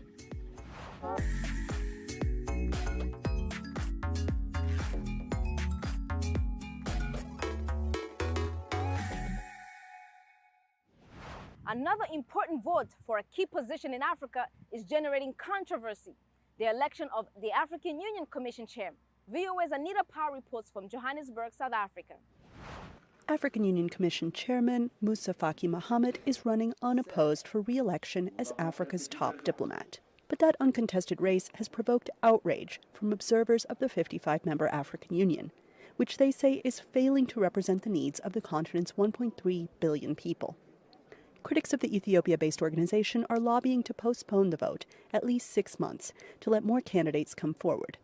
The author of a petition by the Coalition of Supporters Unions of Africa says the AU did that 4 years ago, when there were only 3 candidates for that seat. He spoke to VOA via Google Hangouts. How come that 4 years down the line, at the same time, we are having only 1 candidate, and people are telling us that that is representative enough? If 3 wasn't representative enough, how can 1 be representative enough? Analyst Liesl Lovaudran of the Institute for Security Studies says this vote, cast by African heads of state, not by the general population, is important. The AU Commission chairperson also has to represent the continent on the world stage, basically, when it comes to Africa's relations with the European Union, with China, with the US, with the UN. And he has quite a lot of leeway, I would say. That's why, says Pan-African activist Daniel Mbonu, it's critical to get a leader who truly represents the continent. He supports the petition to delay the vote. He spoke to VOA from Nairobi via Google Hangouts. He has displayed a lot of incompetency in the organization and running of the AU, of the African Union organization. At the same time, he has been unable to address issues that are facing people of African descent around the world. And there have been allegations of massive fraud at the African Union, corruption, nepotism. So if not Mohamed, then who?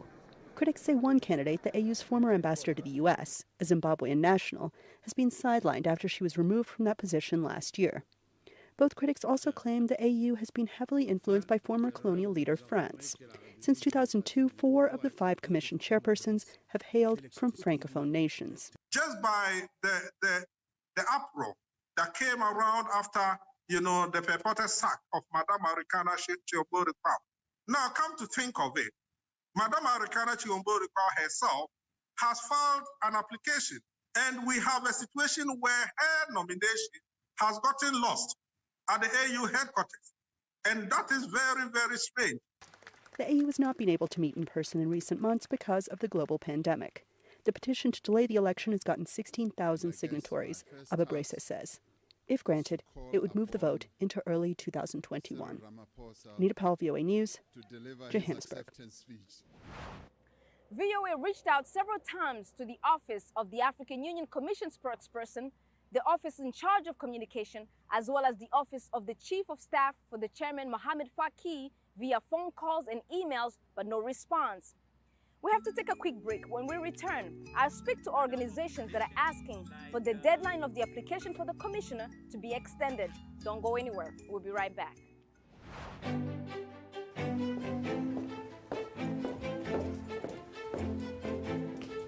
Being part of Our Voices is about more than just sitting here and talking about women's issues. It's about listening to them and bringing their opinions to the table and making sure their voices are heard. Because our lived experiences, our stories, and our voices will help shape the next generation.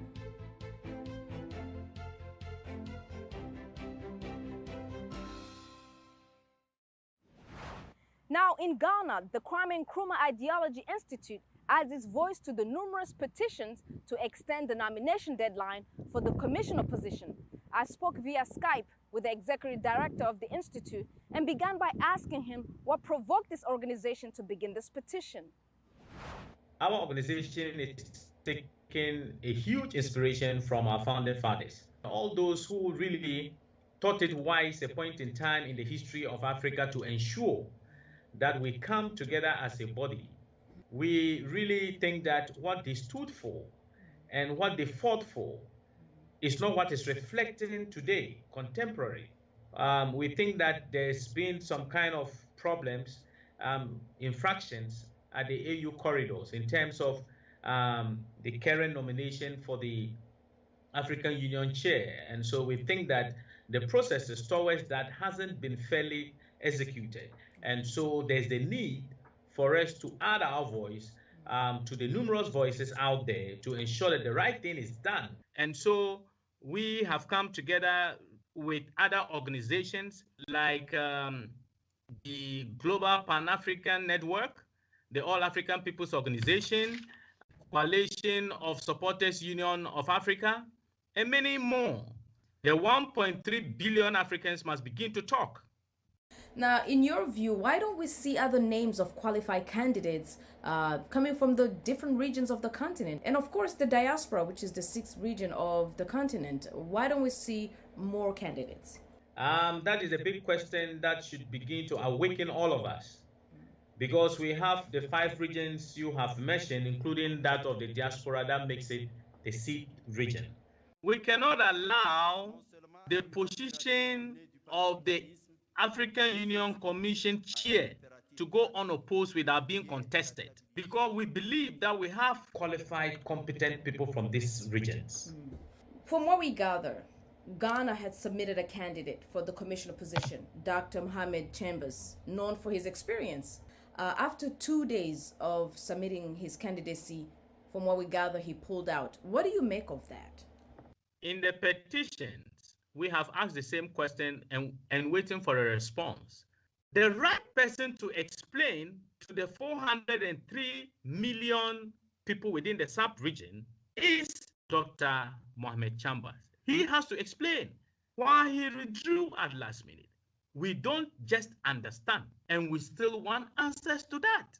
The reason, because we've been told that he went to Chad, and in consultation with Chad, he withdrew. What consultation went on? What consultation went on? Read once again your petition. The heading of your petition says that Africa is not for sale. Could you elaborate on what you mean by that, and whom does it seem that the African continent is being sold to precisely? The AUC say, the commission say, it's all about who has the key, who will have the key to the African Free Continental Trade Area, right? And once you have that key, that influential key, you are in position to decide whether you are going to use that key to the benefit of Africans or not. That is where our challenge is. We want a competent person at the AU who will serve the interest of the millions upon millions of women who are suffering in Africa, who are having difficulties in healthcare. You do not see that in Mr. Mohamed Faki. You do not see that. Look, the important thing is that this year has been penciled down as silencing the guns in Africa. What has the AU done so far?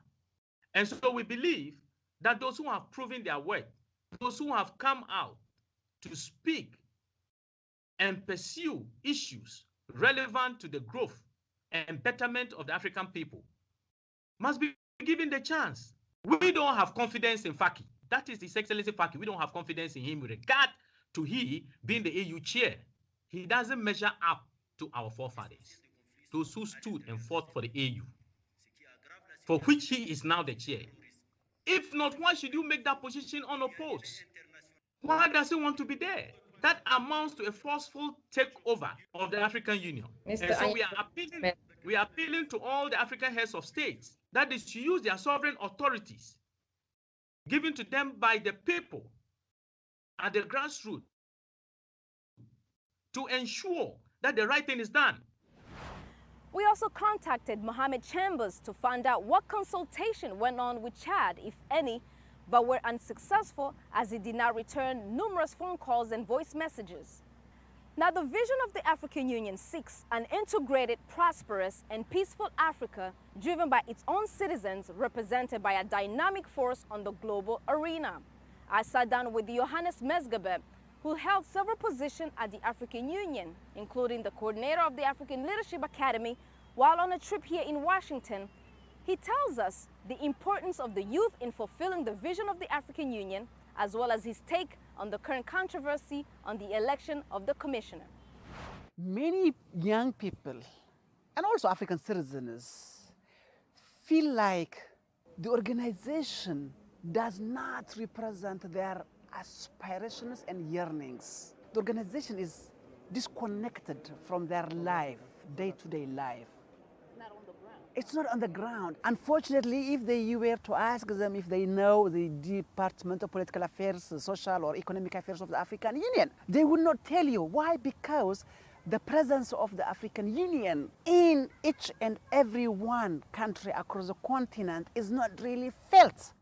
It has to come from a systemic place before the youth can actually feel part of the system, part of the African Union, to realize the vision of the African Union. When Madam Zuma drafted the Agenda 2063, she made sure to consult the young and emerging African leaders from across the continent to give their inputs in the documents, because you cannot have a vision for the next 50 years without consulting the evaluators of the Africa in 50 years. So for Moussa Faki, what he needs to be doing is to ensure that each department at the African Union Commission has youth desk that would be the eyes and the ears of the young people in every African countries. That has not been happened, but that was decided by Madam Zuma's time. You are the person who, in 2016, started the first ever debate for the African Union Commissioner during the elections, and it was broadcasted all throughout Africa. We are seeing that now we have only one candidate. Do you fear that there will not be any debates, and what does that mean? You remember on the 2016, we only had 3 candidates for the post of the chairperson. There was a decision to postpone that election because none of the 3 candidates were able to get 2/3 of the votes of the assembly. Then we had 5 candidates. So when we had that debate, we were able to bring the 5 candidates to present their manifesto and give an opportunity for the citizens to actually engage them, the opportunity to know who has what and how do they see the challenges of our continent for the next 4 years. What is their objective? What are the priorities for the next 4 years? Now, so being inside the African Union, the current controversy that are going on right now suggesting that there are efforts to make sure that the incumbent Moussa Faki is unopposed. What do you make of that? You remember the recommendation by President Paul Kagame when it comes to the election of the African Union Commission.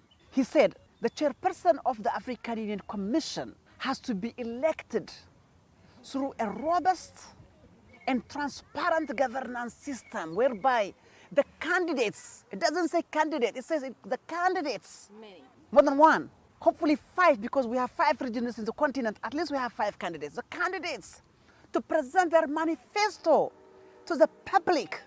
Now, as youth on the continent, what can be done as a way forward in making these elections more credible? I call upon the young people and African citizens throughout the continent and the diaspora to put pressure on African heads of states and governments, particularly on President Ramaphosa of South Africa in his capacity as the chairperson of the African Union, to reconsider and reopen the submission for application. Now, South Africa, whose president is the chairperson of the African Union, have 2 candidates for the post of the deputy chairperson, and both of them are male, which means if Faki Moussa, who is only an opposed candidate for the post of chairperson, is elected as the chairperson of the African Union Commission, these 2 candidates for the post of deputy chairperson of the commission are automatically disqualified. So how are South Africans knowing that put 2 male candidates for the post of deputy chairperson when they know that they would be automatically disqualified? So I think it is in the interest of the whole continent, including South Africa, that we reconsider the application and invite qualified African citizens to participate in this process. We have to take a quick break, but before we go, we want to remind you to visit our social media pages. Our Facebook, Instagram, and Twitter's handle is @VOA Our Voices. You can also send us a message on WhatsApp. Our number is right there on your screen. When we return, we'll speak to Dr. Chiombori Quor, the former African Union ambassador to the United States, who says her application was blocked. Don't go anywhere. We'll be right back.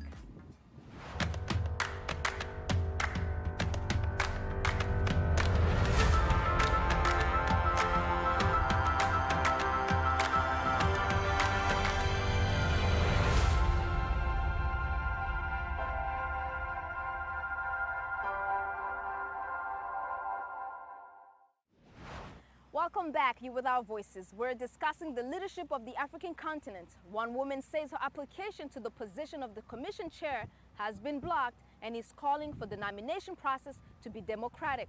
She's none other than the former African Union ambassador to the United States, Dr. Arikana Chiombori Quor. Madam Ambassador, it's a great pleasure to once again have a conversation with you. Thank you for having me and welcome home.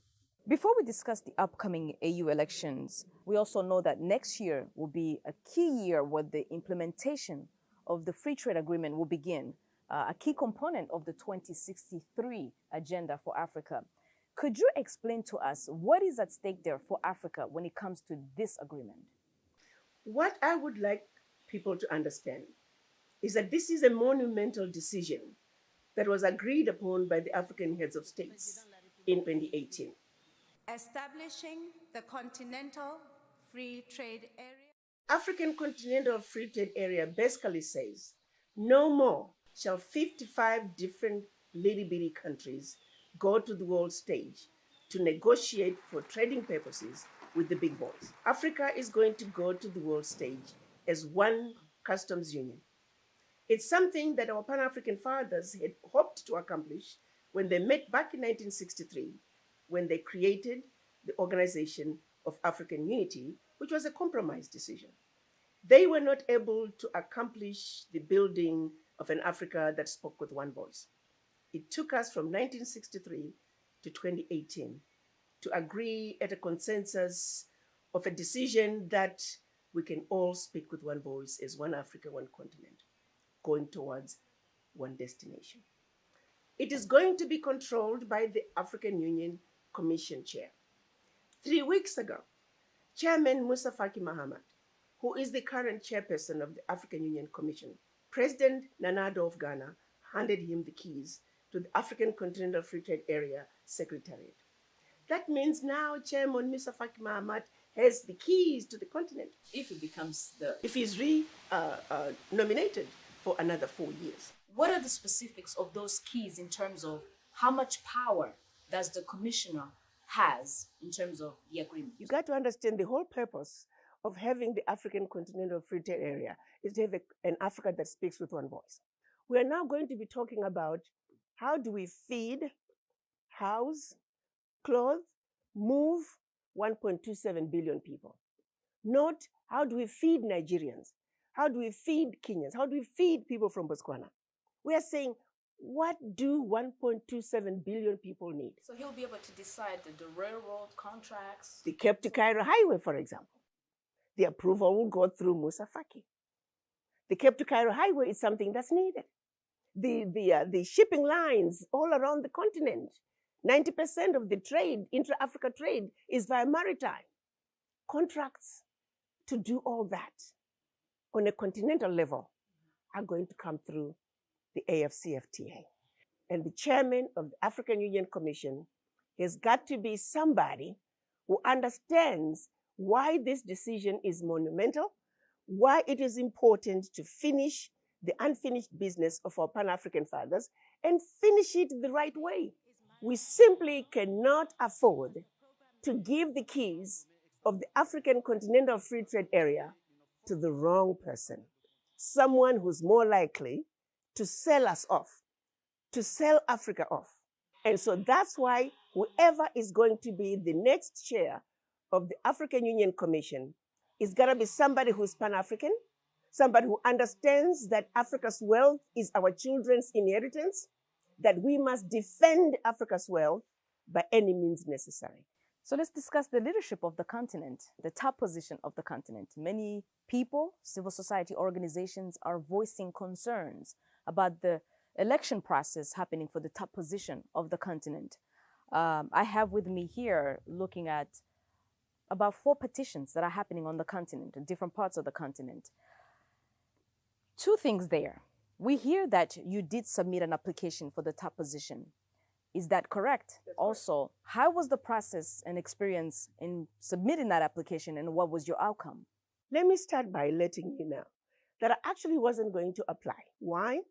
The deputy chairperson of the African Union was going to run for the chairmanship position, and I was going to support him. I don't particularly care about being the chair of the African Union Commission.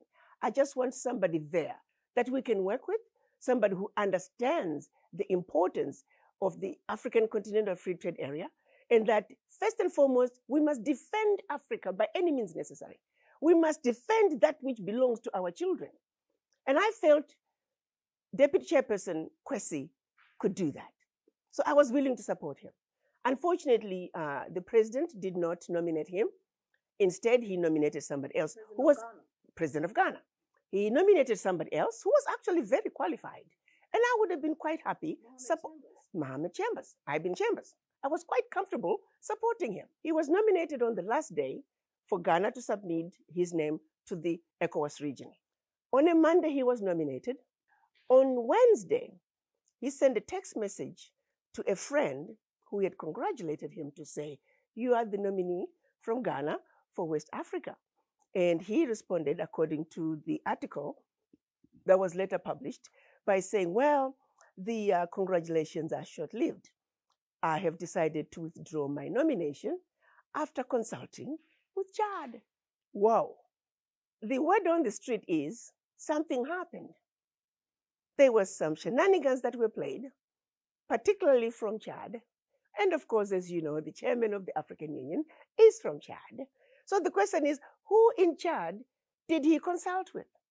Was it the president of Chad? Was it Moussa Faki Mahamat? So to your assessment, it wasn't his choice to pull out? And I'm simply going to speak about the word on the street. The word on the street is he may have been paid and enticed to pull out. But I don't have any proof for that, but that's the word on the street.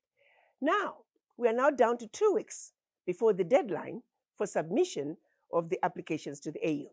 We decided I should jump in and see if I can submit my application out of SADC. Because at this point, it was clear Faki is not being opposed. So I quickly got in touch with my president of Zimbabwe. I submitted my documents, and a minister was assigned to work with the process of getting me to be nominated by SADC. It's my understanding on 2 separate occasions, a vote was scheduled. The first one was cancelled and rescheduled. And on the second, again, that vote was cancelled this time. So we don't have somebody from the West, we don't have somebody from the North, we don't have somebody from the Central. Now the Southern Africa region isn't sending an application.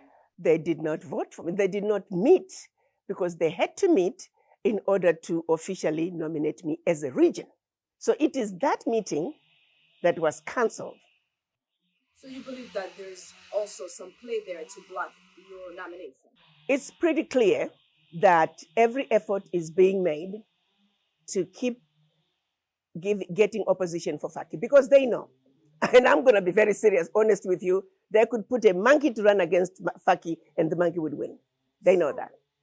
Now, if a positive response comes from these petitions that we're hearing that are coming up from different places on the continent, is it your hope that South Africa, your region, SADC, and specifically President Cyril Ramaphosa, will indeed this time submit your candidacy? They really don't have a choice. They need, if people apply, they must at least submit the nomination. Blocking the nomination before the vote is just wrong. It's wrong, it is undemocratic. But I also hope that we can get more people. Let's get more candidates. Every position has an average of 8 to 10 people contesting for that position, from deputy chairperson and all the commissioners, except Faki. And so you did mention about the African heads of state. Do you have a message for them? I have a simple message to the African heads of states. I would like to remind them of the millions of babies that are going to bed with an empty stomach tonight, of the millions of women who are dying today while giving birth to another child, of the millions of the unemployed youth who are committing murders. This one is so painful, out of desperation and despair. We have an opportunity to do something.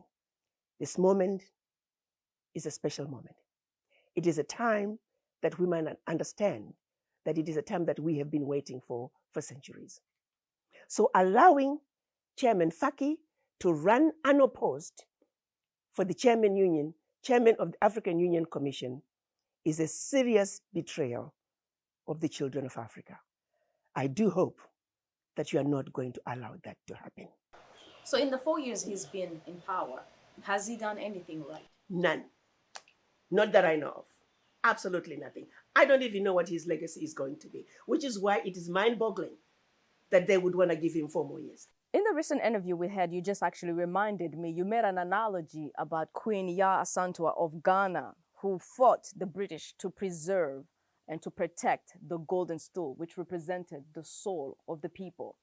Come 2021 in February, do you think, or do you deeply fear that the African golden stool will be taken, will be stolen if the right leader doesn't come to play? The African golden stool has already been handed over to the chairman of the African Union Commission. And if he remains the chairman of the African Union Commission, I can tell you very comfortably that the golden stool will be gone. Thank you very much, Madam Ambassador Arikana Chiombo-Ekwo. Thank you for having me. Again, we want to remind that VOA reached out several times for comments from the African Union Office of the Spokesperson, the Office in charge of communication, as well as the Office of the Chief of Staff for the Chairman, Mohamed Faki, via phone calls and emails, but no response. And that's all for us this week. On behalf of my co-hosts, Haiti Adams-Fitzpatrick and Ayan Bior, and everyone here at Our Voices and VOA, thanks for watching. Good day.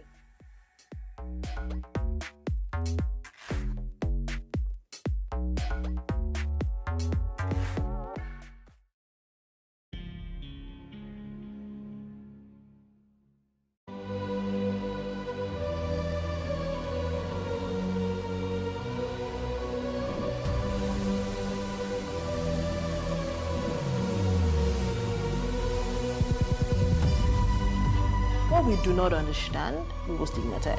What you can see is the remaining of the tanker that exploded. The suspect equally confessed.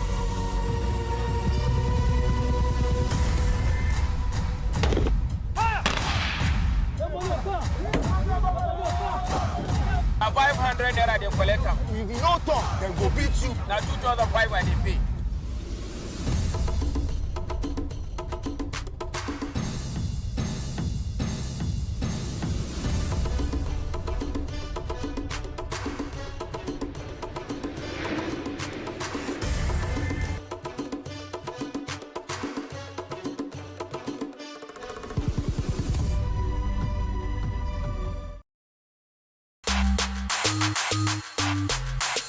Abraham, Moses, Jacob, you are one family. There's no doing all this sport in Nigeria.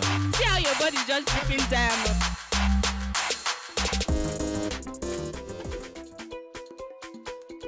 I don't have one yet because I'm yet to be rich. So when I'm rich now, I will have one. But like this, I can just go. I do freestyle, go to wherever I like. But for now, I don't have any favorite. Now my own mind, I tell you, I know the life for you. It's not like we're on TV. I'm trying to form. I'm just studying my mind.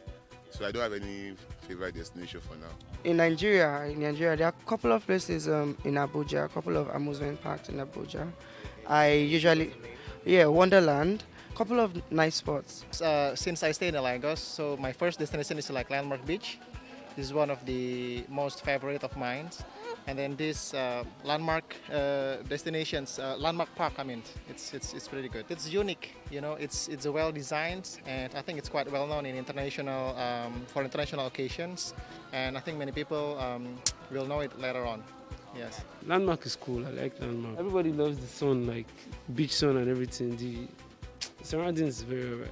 And the girl. No, I don't know about the girls. I'm not a girls guy. So what do you like, guys? No, I like girls, but I'm not like. Nah, I don't do everybody that way. Yeah, Lekki Conventional Center. It's chill now. I like their overhead rope. Yeah, that's why. It's right. Obodo Katura. And why is that? I've seen pictures and I've heard a lot about it. I think I'll go all through the cable car,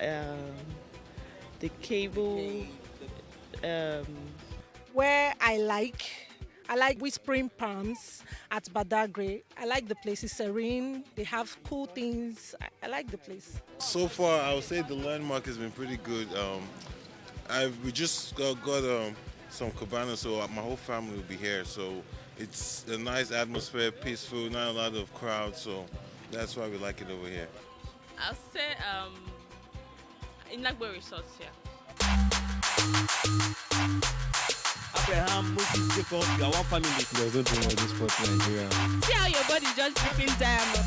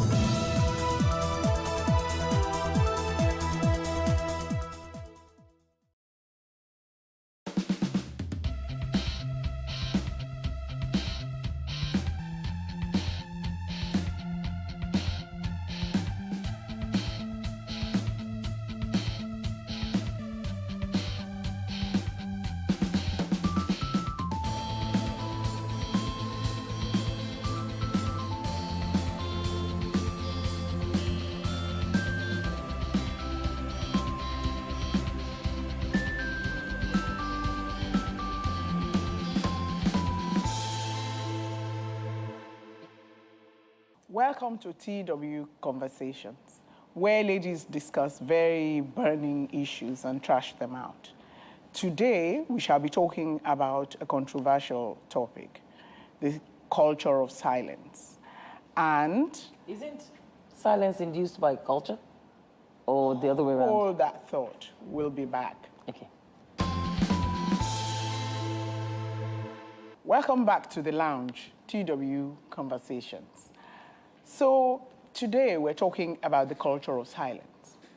And so, ladies, when you hear culture of silence, what comes to your mind? I was asking, isn't the fact that ladies are silent about a lot of things induced by culture? Oh, yes, I find it's a bit of an oxymoron. Yeah, culture kind of expects, in fact, this discussion seems like it's going to be a very heated one today. So I think they're growing up, they sort of tell you already that there's a way you should treat some issues, there are some things you should just never discuss. So obviously you grow up knowing that don't ever talk about it, even if you're dying, maybe. So culture affects society whether you are silent about things. Mm-hmm. So what do you think, Saudat? Does this have to do with the gender? It's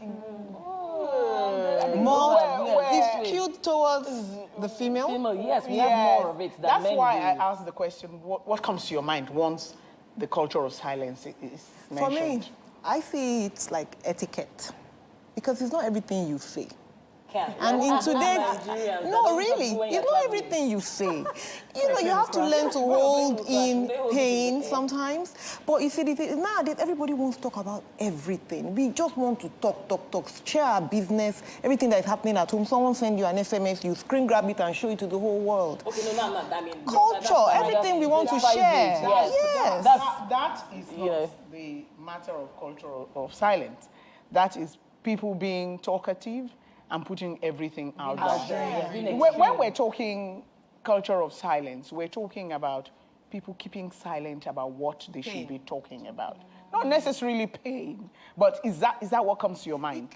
Pain comes to your mind. Pain comes to my mind. Then again, as a Muslim, we're supposed to be seen, but not heard. So you're not supposed to, be going all about saying so many things. So your opinion is dictated and affected by your religion? Yes, to a large extent, yes. Good. All right, Chisholm, I also believe culture, in my perception, I think this whole keeping silent reflects on some of the things the society tells us to say and some of the things they think they take for granted. Like when I was growing up, I was always bullied in school and randomly at home and things like that. Not home, but I mean my community, you know, because of my body size. And even one time I repeated a class and I could not own up to tell like my cousins or people around me that I was repeating a class because you that came all the way from primary 4 to secondary school, how are you now repeating a class? So, you know, you're now dumb or something of that sort, you know, and sometimes you walk on the street or people just sexually harass you by even what they say. That was the word I was thinking like I would have heard. Yes, you know, about the culture of silence. Everybody is thinking sexual harassment. Sexual harassment. So we keep quiet about sexual harassment.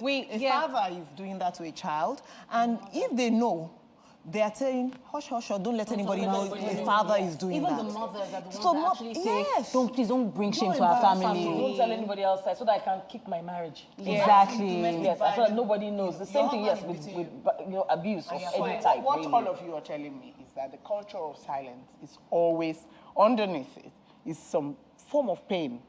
Some form of abuse, some negativity, because if it's shame. I mean, if it's something good, everybody would want to share and let everybody know But about it's funny it. though, because when we're talking about being single, somebody passed a comment that they say don't tell anybody. Don't tell, when you first get engaged, you don't tell anybody, just in case they jinx it. They jinx it. You even talk about so that it might finish. That's spirituality. Like if you tell anyone, you will spoil it. Don't tell anyone. Like someone going to come and put your hand in your stomach and take it away. Yes. You know, all those things are strange. But that's not a big deal. Also. But is it right? So, but that's not pain. You can't share your news. That's not pain. Yes, yeah. So can't you share your good news? I'm getting married. Okay. Yeah. People are bad people. It's not everything you open up. You see, so it's pretty cultural. It is. No, but etiquette, I'm saying this etiquette as well, because it's not just the culture of the Africans. It's also, you know, the British and all this. There's just some things. Stiff upper lip. Yes, stiff upper lip. Just keep quiet. There's just some things you have to keep quiet about. But you see, I think that if there's going to be good in it, like when we're talking about sexual abuse, I don't think that is something you're going to keep quiet about. But if you're going to talk about it, it's not that you're going to talk about it to the world. Go to where you should go report to the police and do what you need to do. But just don't start chanting, you know. You bring me to a good question. So why do you think people keep silent when they are being inflicted with pain? Because it's expected. For instance, I'll give you someone got divorced recently and she went on social media and expressed herself. And some people didn't see that was her own way of coping with her pain. They now said, is there everything that we need to know on social media? And I'm thinking, at that point, she just felt like if everybody knows, maybe she'll feel relieved. Maybe she'll feel relieved from the whole thing. She's been holding it for so long, obviously. So for her to vent, I don't think it's okay for people to dictate to you how you should. Sometimes, Anne, it's timing. Okay. Yes, because I've been divorced for 9 years. I'd never given an interview. So, but the more I shared it with other women that were in abusive relationships came out. So I had calls to counsel and everything. So I was at this program last year in November, and I shared it with how I coped with some women. And a lady just walks up to me and goes, I like the way you're comfortable with sharing this, and it's helping a lot of people. Would you come on my show? I've never, ever talked about in full. So I gave a full interview. That's yes. Because when Anne was talking, I was going to say, you know, this is almost opposite to what Saudat had just said. Saudat had said it depends on who you talk to. Yes. It depends on how you talk. Yes. And therefore, it is how and the when that matters. And that's the point. Yes. And then what you've just said, there's a positivity about it. Something positive is coming out of it. People are learning, and you are healing. Yes, I'm healing as well. And healing, but see how long it took you. know, yes, it will. I told a smaller group, and then the group got bigger, and it got bigger, and now it's on YouTube. But eventually, when it happened, finally got on social media. They finally got the first time when you were going through it. No, it was tough. So you didn't speak to anybody? No, not at all. Well, first you were told not to speak to anybody. That's the culture. Yes, that's the culture of silence. Did you have close friends you spoke to? Anybody to confide in? At first, nobody at all. Okay. Then, of course, they'll tell you in church, don't tell anyone. Then your mother will tell you. I asked my mom one day when she took me to the hospital, I said, Mom, how old were you when you wanted to leave Dad? Because it was the time my mom, she said, about your age, but you're not leaving. And you can't tell anybody that you want to go. And I just burst into tears. I started crying because I felt trapped. Because even my mom wouldn't let me say anything. I like that word, trapped. So, Chisom, when you were being bullied, when you just were being hated, did you feel you had to be silent about it? Well, I think so. I think yes, because I just felt like nobody really understood me. So even communicating with anybody about it, so it wasn't because somebody told you not to tell people. It was your own. I mean, everybody's actions already was enough information and vibes to tell me you didn't think you had support. Yes, I didn't need to say it out because all the energy around me wasn't even letting me voice out. And it was sort of a good thing because it made me look forward to better days because I just realized that, you know what, I don't want to be in this position all my life. And I think that's where I started to think about the point where I need to break loose and it has to start with me first. Very good. Yes. Because we've talked about, different people, you said, so somebody tells you not to talk about it. Yes. So there's suppression. And then you're looking for support. Maybe people just don't even believe you at all. Yes, and so there is that problem. And then Chisom has brought up something very strong. How about finding the strength from inside and from self? And we will discuss that when we come back shortly. Please don't go anywhere. We'll be back.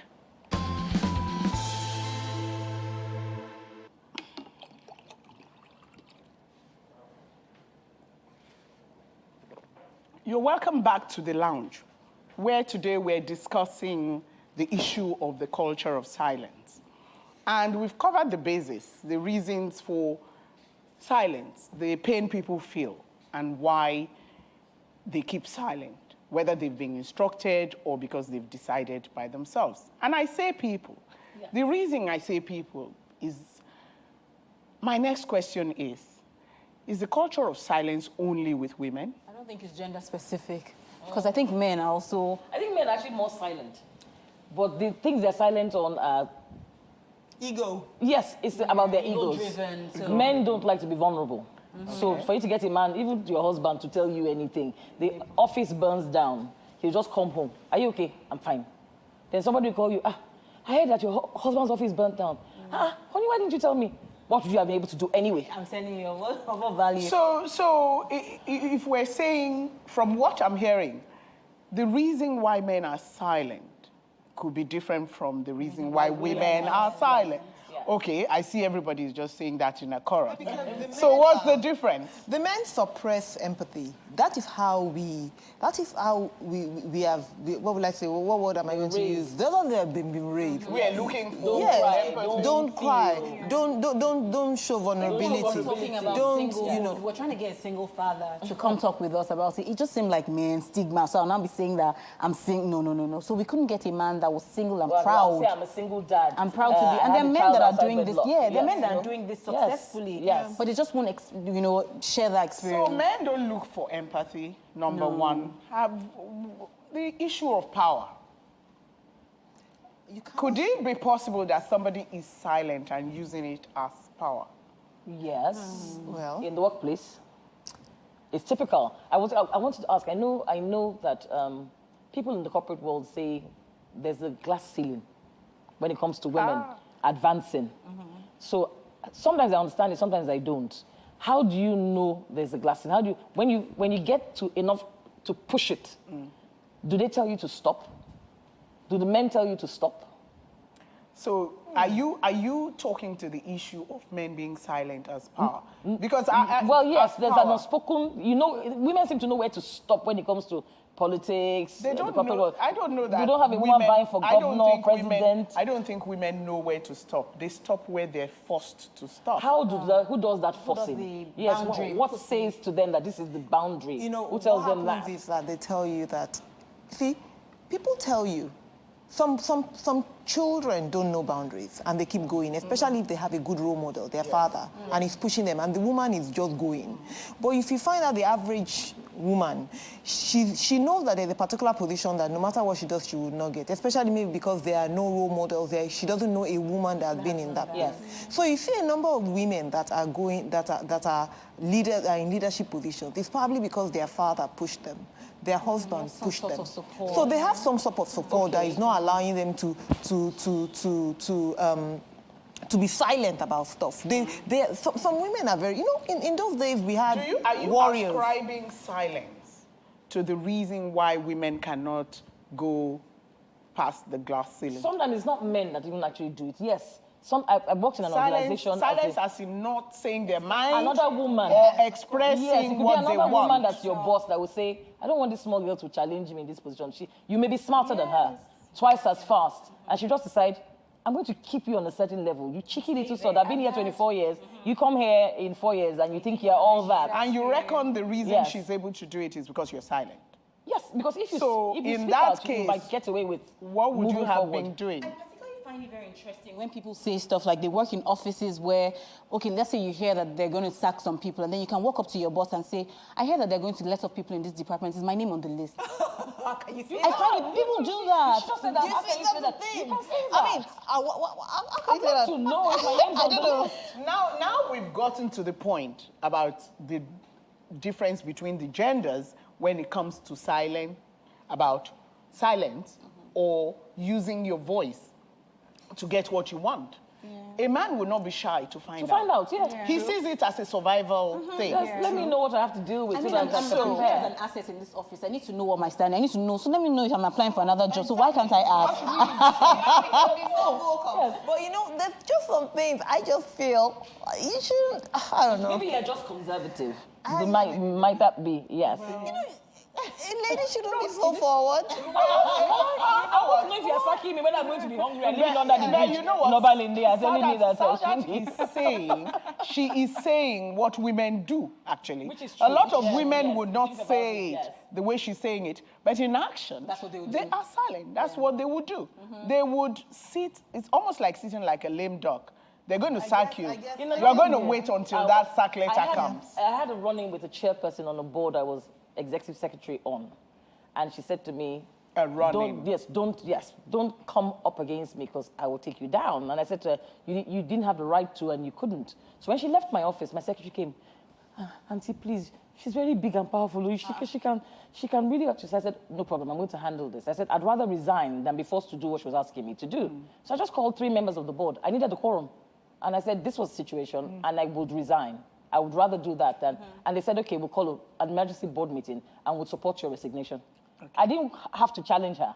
I didn't want to do that whole... It was just too messy. So they sort of agreed. Yes, that she's actually quite... So Dion, you're probably one of the ones that, you know, are spoken enough. Yes. Can I move this conversation to the current rave? The Me Too movement. Yeah, because that is exactly what she has done. She lost her position. Yeah, because the Me Too movement is the sexual harassment issue. Big sexual harassment issue at the moment. What do you think about the Me Too movement? Well, what happened to her is Me Too movement. She lost her own position. Yes. Because she's not supposed to challenge somebody else. And this is what has happened. If you notice the Me Too movement, everybody, what they are talking about are things that have happened years ago. Yes. And the reason, and they all lost fame, fortune, and so many things happened to them because they challenged. They were not supposed to speak up and challenge who they're not supposed to challenge. Well, it's almost the opposite. My opinion. No, my opinion about the Me Too is silent for a season and they're no longer silent. So they did not lose by it. Yes, but they were did not silent lose then. by But it. they were silent then. And then you're wondering why they Why kept were quiet they for so silent? long. And that was It goes back to that thing about timing. Maybe Yeah. in that time, it wouldn't have had the same strength Yeah. it's gathering now. Maybe there's strength in numbers. Yes, so maybe there's strength in numbers because They timing always is had very, very numbers. key. We said that earlier. I would love Yes. to share a story. Okay. So when I was younger, in my secondary school, we used to have low cuts. So I had to go to the barber salon to always cut my hair every 2 weeks. And I remember one period, I would go there and the barber would touch my boobs. And he would say, what? And he would say, you're this small girl that I knew. Yes, and he would say, you're this small girl I knew when you were very little and now you're in secondary school. And I would come back and not say anything to my parents. Oh my God, I feel like my mom's going to kill me when she watches this. But, you know, I would come back and not say anything to them. And that was because I was scared at what he could possibly do, or scared at what my parents could also possibly do to him. And it would still be Chisholm's fault. Yes, you know, and all. But now I just come out and I say... Going back there, or did you try to stop Yes, going? for some period of, like, for some point I had to. And my mom had already, like, paid in advance. So all I had to do was just come and cut my hair, you know. And I think I saw him like a few years ago, like 2 years ago or something. And he saw me and he was just staring at me. And I said, and I looked at him and I said, just look at all this. I said, just look at all this, you know? But she was protecting. That's what happens to domestic violence. Some of us, it's not because somebody has told you to keep quiet, but because you are kind of still thinking of that person. First of all, will they believe me? Second of all, they might actually do something, they might kill him. So you're actually sacrificing self. You touched on a very important point. Will they believe me? Yeah. It's the reason many people are quiet. Yes, many people are molested, don't talk about it because they're not sure they'll be believed. So there's the case in court now, the Koyi girls that were molested on the street. It was a friend of mine, she came out of her office and she saw boys from the Obalende Grammar School or something trying to cut the underwear of girls on the street. Oh, wow. So she put it on social media straight away. It's in court at the moment. So, and at first the girls wouldn't talk. Oh, their parents were afraid that it would backfire. Yeah. The parents were afraid. The Commissioner for Education in Lagos State got in on it the next day. Okay. But at the point, the thing dried up in court because they wouldn't talk. They were terrified that the backlash would be too much. But now it's actually going to trial. The now, fear of backlash. Even the Me Too movement is the fear of backlash. In terms of career, they were afraid that they would not get those roles in film and things, and they would be. Do you know, society also can come against you because you talk, and then everybody is afraid to deal with you. Do you know that there are some people that actually say things like, what were you doing there? They try to question what you're saying.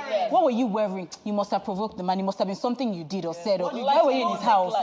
Some people are like, well, she shouldn't have been showing cleavage anyway. It will make men want to touch her. Why can't he learn self-control? Exactly. Look at the last party, or what do you call it, this show that one of these artists did. And the rapes that happened in Imo, or where did they, or Warri or somewhere. In the East, in Southeast. And they raped a number of girls there in the show. Come on. I know the question was, you two, what are you doing at show, that kind of show? Okay, what do you think is the role of police in all of this? Law enforcement. First and foremost. I want, what do you think is it? Because we're talking about not being believed, and then you're meant to be protected by the police, and... NPF have lines that you call. Yes. They have WhatsApp group, whatever, that you call if you're in danger. But you see, sometimes when you go, some of them have welfare centers in Lagos, family welfare units, but they're untrained. So they have something that's called a special constable. I have a friend that has a Child Dignity Foundation. She's a special constable. She can make arrests. But she understands those things, the welfare position. So she can go in and make a citizen's arrest and then follow it up in the police station. But most police people don't understand. You come, your husband beat you, and sorry, madam, it's a domestic, go home now. Why are you reporting your husband? What's wrong with you? Something not Friday. No, by the way, that's not just in Nigeria. Domestic abuse is generally not taken seriously by police worldwide. No. Even in the they prosecute on your behalf now. It's no longer like that. That's just now. Yes. But for a long time, it wasn't taken seriously. No, yes. even before you get to the point where they take action, the first reaction is, "What, madam? What did you do? Can we just talk to both of you and settle it?" So is it a gender issue whereby the opposite, are they protecting? No, well, women are beating men now, so you can't say that. If I know, for instance, that if I do that to my husband, I'm going to get away with it, then a lot of women have probably started to take that as a leverage. Yes. So maybe it's good. It's probably safe to say, let's investigate. Let's see that it's not like the first time they called it, broken your head, and they're saying, let's investigate. And that's so you believe the mindset is changing? I think it's especially with how about parents? Do you think parents are now up to it to ensure that their children, I want to say their children, not just their daughters, would speak up if they're in the case of an abuse? For example, the kind of examples Chisom has given, it could be boys, it could be girls. So what do you think parents ought to be doing to ensure that this culture of silence is not continued, perpetuated? I think that a parent should make your child, it's your duty to make your child comfortable enough to be able to have some sort of discussions. Because sometimes, I know growing up, we didn't quite call our sex organs the real names. And I know that it's important for a child to feel comfortable enough to say, this is what it is and this is what was touched, without thinking that, what were you doing with uncle or whatever. People, it's confidence, really. I think that if my child is comfortable enough with me, then even if they didn't know how exactly to say it, they can insinuate it, and I'm sensitive enough to And if the perpetrators know that somebody would believe this child and do something, they probably will not do what they're doing. Exactly. So, finishing thoughts, I want to let us talk about the workplace some more. Because the culture of silence in the workplace is not just sexual harassment. You touched on it. Why do you imagine that in the workplace there's that culture of silence, whether with men or women? Power. Yeah, you can't take us further, especially in a country like Nigeria right now. We need to empower the right minds to govern us from the top. So even if, I'm not going to female, male, whatever, we're empowering some wrong people, and that we're sending the wrong message to people who may actually be able to do the job. So they say, well, for me to get there, I have to behave like that person. I have to grab the power. Because I see that even within men in the workplace, there's the culture of silence. Yes. They know their bosses are doing things wrong and they don't stop. They know jobs. When I talk, I lose my job. That's topic for another day. Economic hardship. But before we go, because I was going to say, can you just say your last thoughts about, especially because you talked about, abuse. So what do you think your generation needs? I think my generation needs to find their inner self and be able to speak the truths, the absolute truths, and stop trying to behave or want to be like other people just so you are part of it. And I know it's okay because we're trying to be vain and dramatic and be so expressive and extra, but come on, guys. Come on, guys. Like, do the right thing and just be the truth. Thank you, Sadat. You were talking. Well, for me, yes, the whistleblower, I think, came about because of the culture of silence. Culture of silence. So it's not about you being the amebo. It's just about us saying the right thing. Are you sure of what you have seen? Are you sure that whatever you're going to say is going to help make change?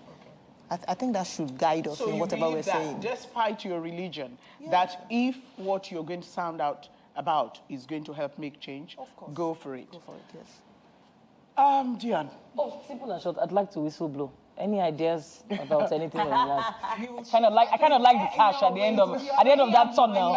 So I will be very silent about things that as long as there's something attached to it. That's good. I'll speak for women, maybe from the family angle and marriage. I'll say that whatever it is you're going through, find somebody to express yourself, because your sanity at the end of the day, no matter how much you're tolerating whatever the man is doing to you, if you're crazy, he's not going to want you either. Yeah. So please find somebody, if you can't say it all out, find someone to express yourself, and please speak up before you die or before it gets too late. Thank you very much, Anne. That was well said. So, thank you for joining us today on TW Conversation. And we hope that our conversation in the lounge today will help somebody speak up when they have a reason to, and to also help encourage people to not suppress that voice, to look out for signs that people might actually be suffering and need to speak up and not suppress it. Thank you very much. See you next time.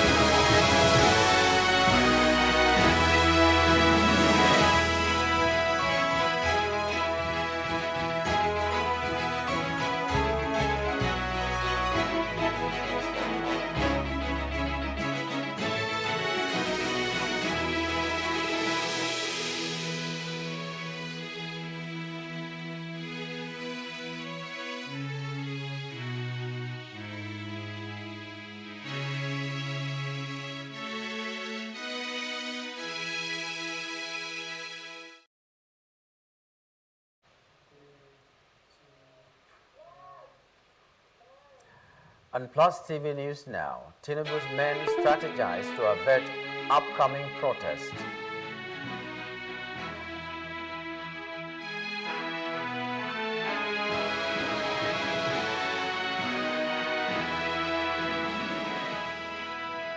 President Bola Tinubu ascends to the Northwest and Southeast Development Commission bills into law.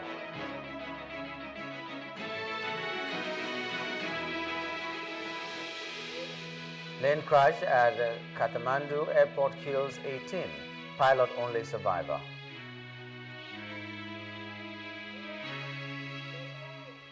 Good evening and welcome. My name is Nyamgul Agaji. This is News Now.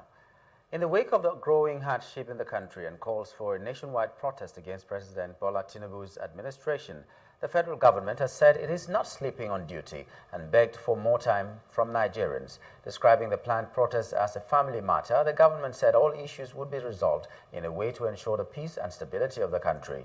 Minister of Information and National Orientation Mohammed Idris disclosed this on Wednesday in Abuja after a meeting held by members of the Federal Executive Council at the instance of the Secretary to the Government of the Federation, Senator George Akume.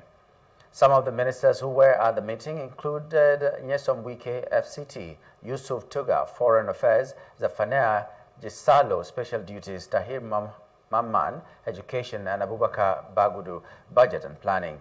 Others were Wale Dun, Finance, Mohammed Idris, Information, Bello Matawale, Defense, David Umahi, Works, and the National Security Advisor, NSA, Nuhu Ribadu, among others. This is a democracy. Everyone is entitled to his opinion. The protesters are also Nigerians. It's a democratic situation. What I keep saying is that we're all Nigerians and we're all acting in the interest of Nigeria. But suffice to say, the message I gave of Mr. President yesterday, Mr. President has said, all of us, there's no need for any protest. Let us all calm down. A lot is happening. Nigeria is going to move and march on. And we believe that whatever government comes up will be in the interest of Nigeria. We don't think that there is need for any protest. We are appealing for calm. We are appealing for a peaceful resolution or peaceful approach to any issue. If you have anything that you want to put out there, you are free to put it out there. But government is insisting that we are all Nigerians. We have to be calm. We have to be patient. So far as to say that let us give peace a chance. Mr. President is working around the clock. The ministers are working. Everyone is working. All hands are on deck. And like I've said yesterday, everyone is listening. We're all listening. The president is listening. And he has a message for all Nigerians. That message is that they should all calm down. They should please cooperate and give government more time. Everything they've asked for, all their pleas will be answered. I think it is a wrong time for anybody to do any protest, because the implication of doing that, if care is not taken, is that it may be hijacked, like the NSAS experience. Criminals now hijacked and innocently conceived agitation by young Nigerians. So this is another kind of temptation that I think too, that those behind the protest, because they have not been able to come out openly to say they are behind it, there is something that is a motive that is yet to be unraveled. So I think that we are not in support of the protest. We are not going to support any protest that has no programs, that is not discussed, that nobody knows what the problems are. Okay, if you are protesting, what do you want government to do? Because the reason for protest is that they want an issue to be addressed. What are the issues? So in my view, I think there is no... Nyesom Wike, Minister of the Federal Capital Territory, FCT, says the planned nationwide protest is politically motivated. Wike spoke with journalists on Tuesday during an inspection of the Karishi to Apo Road construction project. The youth-led protest against economic hardship and soaring inflation has been billed to kick off on August 1. Protest. Those of you who are worried that, yes, everybody's not happy that there's hunger, everybody's not happy that unemployment, but this unemployment was not started, or was not created by this administration. And the administration is just trying to put things together, which of course will take some time. And you know, I agree with Nigeria, when you're hungry like this, you don't want to, listen to anything again because you're hungry. But understand that somebody's trying to solve that problem of hunger. So let us not listen to political protests, political jobbers who just want to be popular. There are some people who believe that if they don't criticize, they will not be popular. We are going to elections very soon, and these are gimmicks. These are political gimmicks. Just know that the government is serious. The government is working hard to see that some of these things are being. The Yobe State Governor, Mai Mala Buni, has declared that no hunger planned protests will be held across the state by next month. He cited protests as a threat to the already established peace in the state. He disclosed this at the launch of the Agricultural Empowerment Program, where about 5,340 farmers were empowered with agriculture machinery and inputs, which was flagged off by Vice President Kashim Shettima in Damaturu. The governor said the state will not plunge into another civil unrest after suffering after suffering havoc of insurgency in the past decade and destroyed infrastructure and affected the livelihoods of people in the state. Meanwhile, President Tinubu, represented by the Vice President Kashim Shettima, commended the initiative, saying it will improve food security and increase the farming population for the country. We have recently approved the creation of the Ministry of Livestock Development. This is intended to improve livestock production in the country and enhance the destiny and narratives of our livestock production. This is in tune with global best practices for healthy meat and dairy consumption and export to improve. Today, I assure you, as I've always done, that we are taking drastic measures to address the security challenges to make farmland safe and accessible in every state of the Federation. I am optimistic that in no distant time, the new measures will lead the expected results. Let me warn in strong terms that government will not tolerate any act of sabotage to frustrate our commitments to make agriculture attractive, profitable, sustainable, and economically viable, and to guarantee food sufficiency and food security in the state. We must not create opportunities for our common enemies to take advantage of any form of protest to send us into another dark and horrible experience. Therefore, Yobe State is categorically saying no to protest and will not participate in any form of protest whatsoever named. We have recently... The Lagos State chapter of the National Association of Nigerian Students, NANS, has distanced itself from the nationwide protest planned for August 1 to 10, dubbed End Bad Governance in Nigeria. In a press conference, the students' body declared that they would instead organize a solidarity walk to support and encourage the administration of Governor Babajide Sanwo-Olu, who they say has been highly supportive of them. The students explained that their solidarity work, also scheduled for August 1 to 10, aims to promote peace and prevent a repeat of the 2020 EndSARS incident in Lagos. According to NAN's Lagos chapter chairman, Comrade Lekon Alimi, the students prefer constructive dialogue with the government to achieve their collective goals rather than joining the planned protest. While acknowledging the country's challenging times, Alimi appealed to Nigerians to persevere a little longer to enjoy the dividends of democracy under the President Bola Tinubu's renewed hope agenda. In these kind of times, it is crucial that we remember the importance of stability, peace, and constructive dialogue in achieving our collective goals. Given these significant contributions and the progress we have witnessed, we strongly state that we are not in support of any protest against the government of Lagos. We understand the frustrations and challenges faced by many, but we must also recognize the advancements and opportunities that have been provided to cushion the economic effects of the nation. And we hope other states can emulate the Lagos state government. We cannot afford to let the destructive events of the past, such as the EndSARS protests, repeat themselves. Our priority is to defend and preserve the peace and prosperity of Lagos. We urge all students to channel their energies into constructive dialogue and positive action. As a demonstration of our support to the Lagos state government and our commitment to peace and stability, we announce our intention to hold a solidarity walk in support of the state government. We plan to hold this walk from the 1st to the 10th of August 2024. We will not let the voices of discord and destruction drown out our message of unity and progress. Youths of Delta Central Senatorial District under the aegis of Orobo Progress Union, UPU, have denounced the proposed nationwide protest over hardship in the country. The national president, Osure Igele, Blessed Ugere, said Orobo youths would not be party to the proposed protest across the 25 local government areas of the state. A communique issued by the youth wing on the proposed national protest across Orobo land,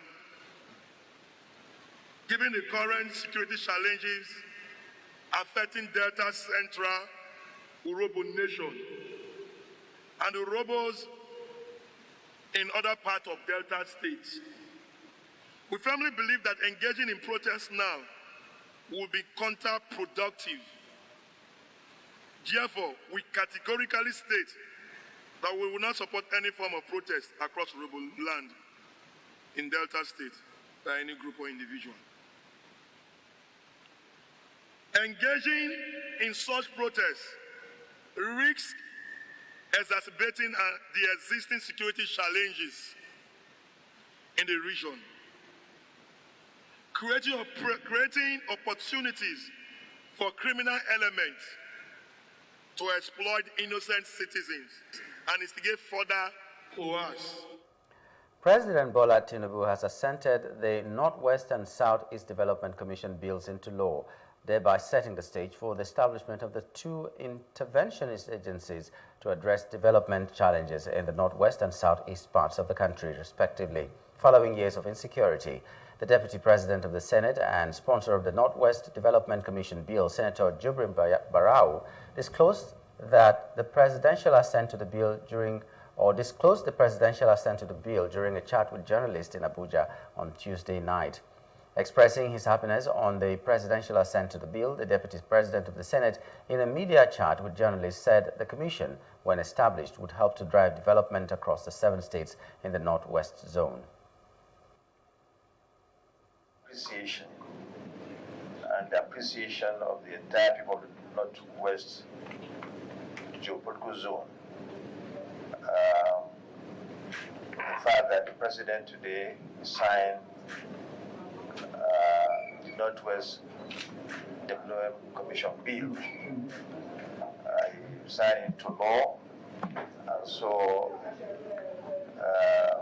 he has brought to life the Northwest Development Commission, which is a body, a commission that is going to assist in the development of Northwest geopolitical zone. This is something that, in fact, today is one of the happiest days of my life because I sponsored the bill, and it has been we've been praying that this commission should be established so as to help in developing Northwest geopolitical. Similarly, Deputy Speaker of the House of Representatives, Right Honorable Benjamin Okeze Kalu, has expressed what he called an extravagant gratitude to the President Bola Tinubu for signing the Southeast Development Commission SEDC bill into law, thereby approving the creation of the Interventionist Commission. The bill sought to establish a commission that will be charged with the responsibility to receive and manage funds from allocation of the Federation account for the reconstruction and rehabilitation of roads, houses, and other infrastructural damage suffered by the region as a result of the effect of the civil war after 54 years. The Commission will as well tackle the ecological problems and any other related environmental or developmental challenges in the Southeast states, which include Abia, Imo, Enugu, Anambra, and Ebonyi. Reacting to the Cherry News in a statement by his Chief Press Secretary, Mr. Livinus Nwabu Gyogu, late Tuesday night, the elated Kalu thanked President Tinubu, his colleagues in the National Assembly, and indeed all Nigerians for supporting the bill. Testimony. It's a demonstration that he's a leader to trust. He's a leader that has love of his people in his heart. And what we need to do is to be patient. Rome was not built in a day. Rome was not built in a day. For someone to do this, you know that person has a leader, the president of the country, to look at the plight of his people and decide to take this kind of action to give his assent. This kind of really shows that he's a leader that has the love of his people in his heart. So let's continue to pray for Mr. President, to pray for our country, and to give him the support. Let us be patient. It's not an easy thing to build a country. And when we try to be in a haste, then we'll begin to make a mistake. This is first year. He has just done 1 year in government. And he's starting to roll out this kind of wonderful initiatives. The Nigerian Senate on Tuesday passed the sum of 2.6 trillion naira as contained in the 2024 Appropriation Act Amendment Bill. The bill was passed following the presentation of a report by the Chairman, Committee of Appropriation, Senator Adeola Olamilekun.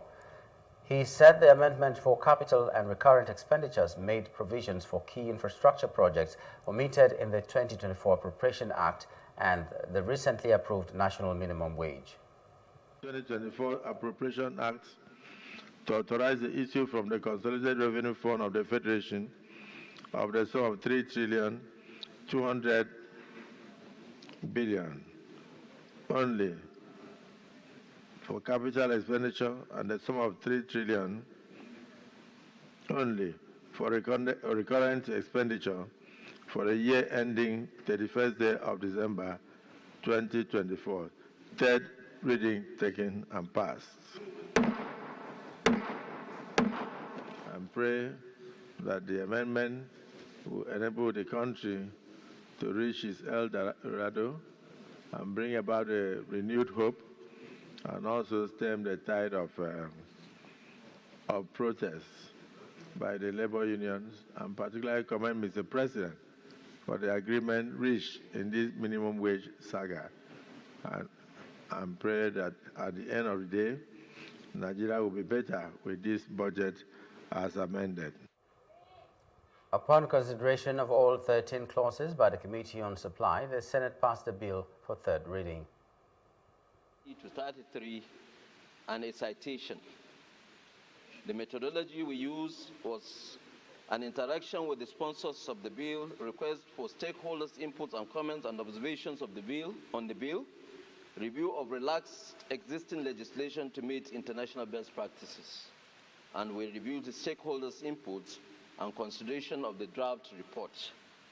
The objectives of the bill is to provide for the imposition of windfall profit levy and assessments and review of profits declaration for deferred payment agreements for financial institutions by Federal Inland Revenue Services. Similarly, the Upper Legislative Chamber also passed a bill seeking to impose a one-time windfall tax on banks for foreign exchange gains.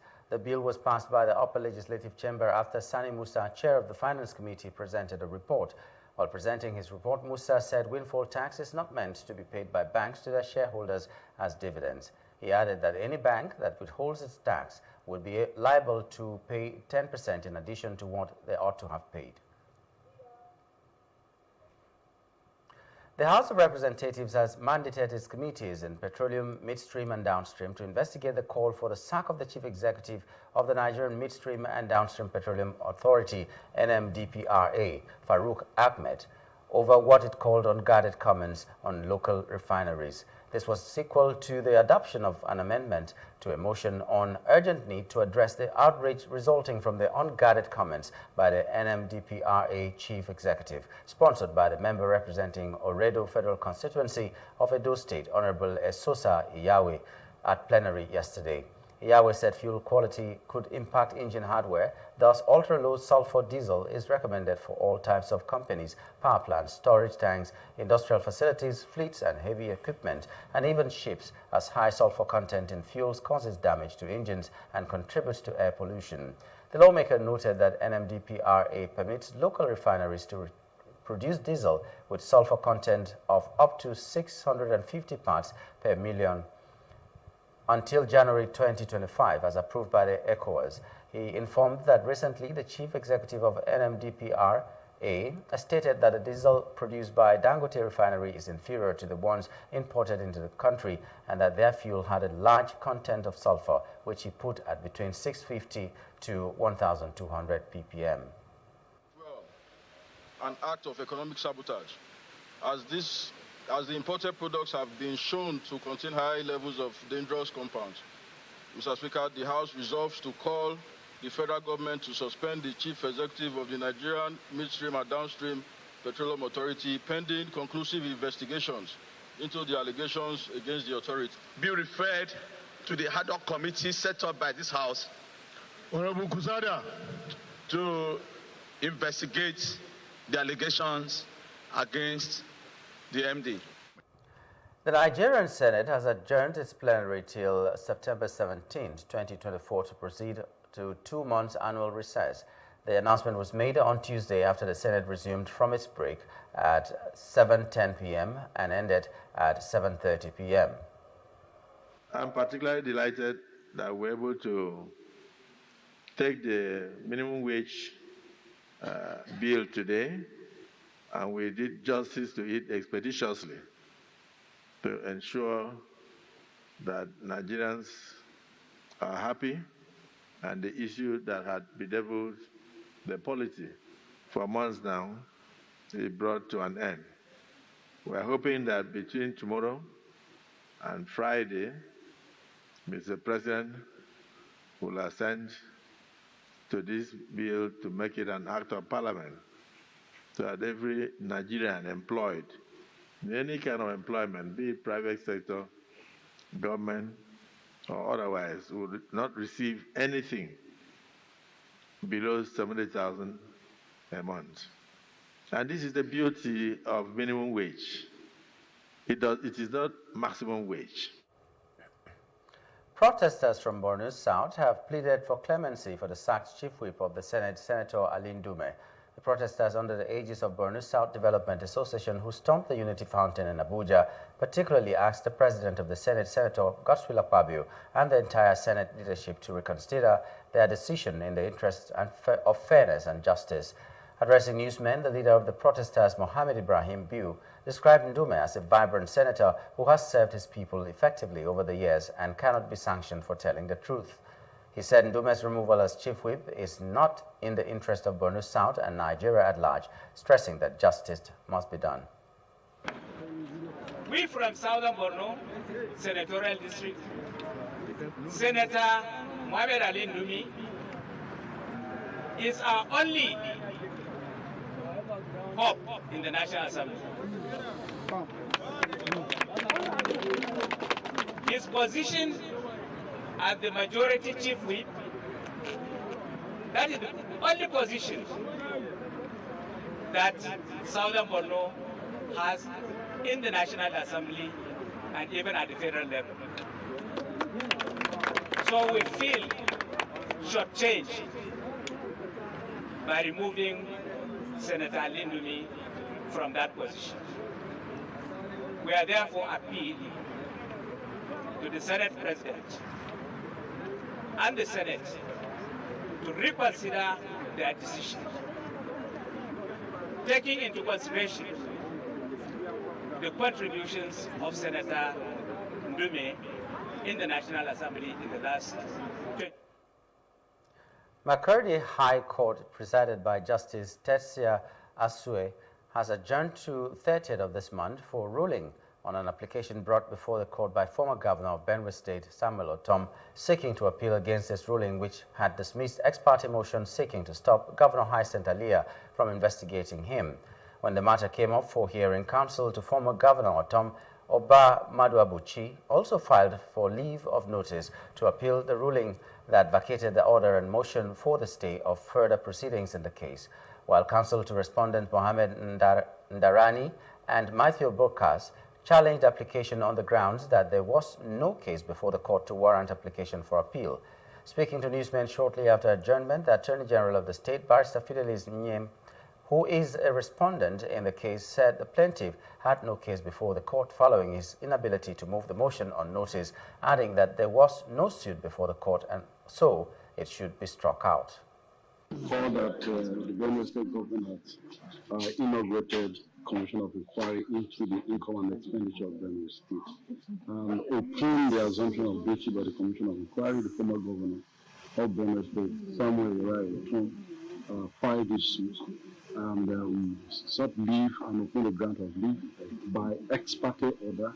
The court further made order to stay the proceedings of the Commission of Inquiry. And last week when we came, we made an application before the court, particularly that the order ex parte, the lifespan is just 7 days.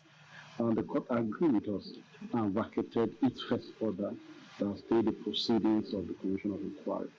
So today, while we're in court to commence the hearing of the case proper, counsel to the applicant, Samuel Ortom, brought another application seeking the leave of the court to approach the Court of Appeal to challenge the ruling of the cutlass.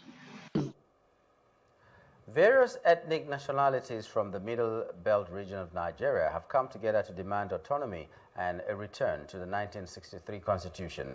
The Middle Belt Voice, a coalition of groups, held a press conference on July 24, 2024 to present their proposals for a constitutional reform. Reverend James G. Palm, convener of the Middle Belt Group, highlighted the region's long-standing struggle for self-governance dating back to the pre-independence era. He emphasized that the current constitution has failed to address the region's demands for restructuring despite multiple amendments. The proposal presented by PAM seeks to repeal the 1979 and 1999 constitutions and Decree Number 34 of 1966, recognize the 1963 constitution as the foundation for a new federal system, update the 1963 constitution to incorporate contemporary realities such as the 36 states, and establish a 3-year transition period for states to write their constitutions and map out governance strategies. The main thrust of the draft bill seeks to revert Nigeria to the 1963 Constitution of the Federal Republic of Nigeria.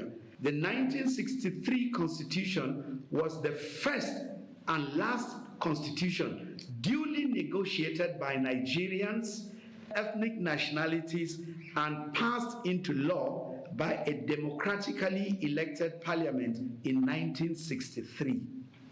It therefore passed the litmus test of having been made by we the people via universal human suffrage. All constitutions following that one were handed down to us by undemocratic military governments. The 1963 Constitution is important because it has a clause that takes care of transition. Initially, transition from ethnic nationalities governance statecraft to colonial democracy between 1900 and 30 September 1963. Then it never envisaged the military coming into the equation. But since they came in, we had two clear opportunities for the military to really transit back to Republican democracy, first in 1993. But that was missed, or it was messed up. These are simple composite administrative units without any full devolution of power, resource control, and the basic tenets of the federalism as it obtains anywhere in the world. As part of measures aimed at leveraging the collective expertise and resources of both nations, the United States President's Advisory Council on African Diaspora Engagement has signed a landmark educational partnership agreement with universities in Lagos to enhance educational initiatives that empower African youths and strengthen global connections. Speaking at the ceremony, Spelman College President and member of the U.S. President's Advisory Council on African Diaspora Engagement, Dr. Helen Gale, said that the partnership would drive sustainable development and empower the next generation of leaders across Africa. Plus TV correspondent Love Oyedekun reports and covered the event and from now the reports. U.S. President's Advisory Council on African Diaspora Engagement and Lagos universities are here to witness the signing of an important educational partnership agreement in Nigeria. The focus is on improving educational programs for African youth by combining resources and knowledge from both countries to build stronger global connections. It's very clear that the future requires innovation. It requires a lot of change. It's going to have a lot of change. And if we're going to move fast, we need to tap into what our friends are doing. We need to be part of the global community. And part of this is recognizing that we have a lot to share from the African continent, but we also have a lot to learn. And so today marks a very, very important beginning for collaboration across between the universities in Lagos and the diaspora. The president of Spelman College and a member of the U.S. President's Advisory Council on African Diaspora Engagement, Dr. Helen Gale, highlighted the significance of cultivating talent and creating inclusive educational settings that go beyond geographical boundaries in her speech. George Spelman views an intersectoral lens on issues impacting Africa and the diaspora.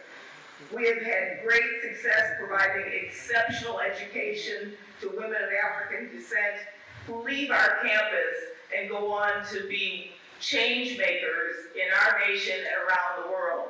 In fact, our tagline is a choice to change the world. So we are thrilled to be helping to develop the next generation of women of African descent who believe it is their birthright to make a positive impact on this world.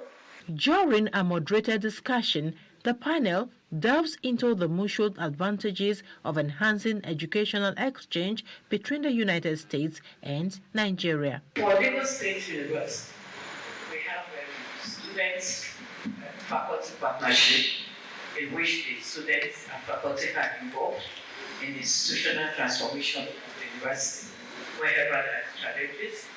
And then we have the interdisciplinary collaboration between the faculties and the departments for the university.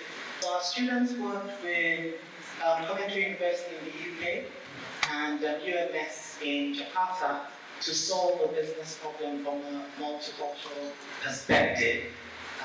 We've also helped to solve business problems in a company in Uganda as well. So this was actually 21 countries that were involved in this project. The dynamic discussions fostered a strong interchange of thoughts regarding cutting-edge educational methods, collaborative research, and cultural interactions designed to enhance academic endeavors and foster mutual comprehension. Love Oyeduku, Plus TV News. Parents and guardians have been advised to patronize designated centers for e-birth registration.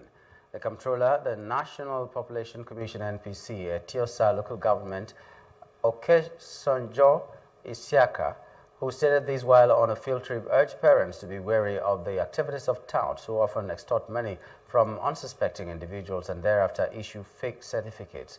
Isiaka had interaction with journalists on the trip to one of the e-registration centers as part of the activities lined up for a two-day media dialogue organized by UNICEF in collaboration with the Lagos State Government and NPC.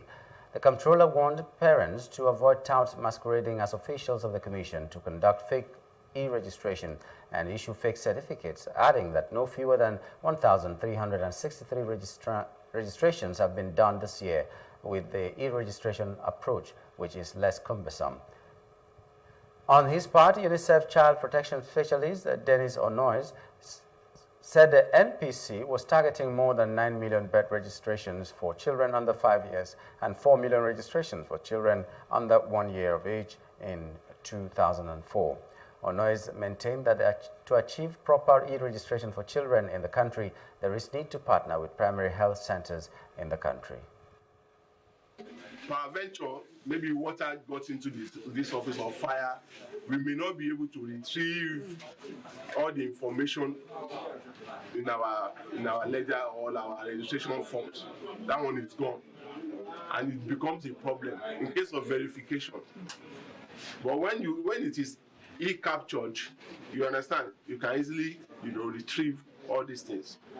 So for so long a time, we have been praying that we move from manual to e-registration, because we know that the advantage of e-registration is more than that of manual. And for instance, if you look at this office, it's not conducive enough.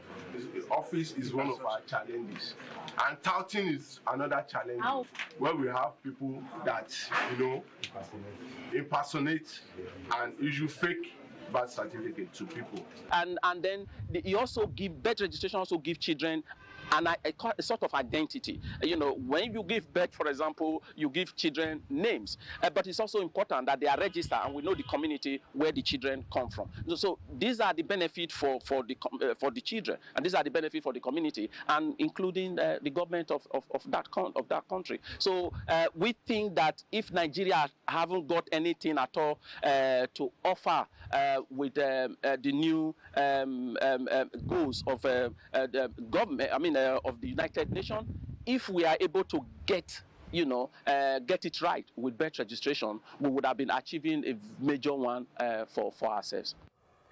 To prevent widespread disruptions from undersea cable outages, internet service providers have been tasked with exploring diverse routing paths for submarine cables and investing in independent data transmission pathways.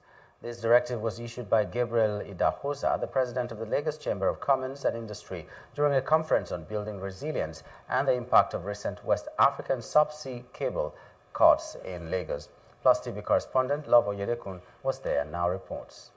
The stakeholders and members of the Science, Energy and Technology (SET) Committee of the Lagos Chamber of Commerce and Industry (LCCI) are seated discussing ways to avoid a repeat of the March 10, 2024 undersea cable cut that disrupted internet connectivity across Nigeria and several neighboring African countries. The undersea cable outage near Abidjan, Côte d'Ivoire, plunged numerous nations into an internet blackout, crippling businesses, banks, and daily transactions.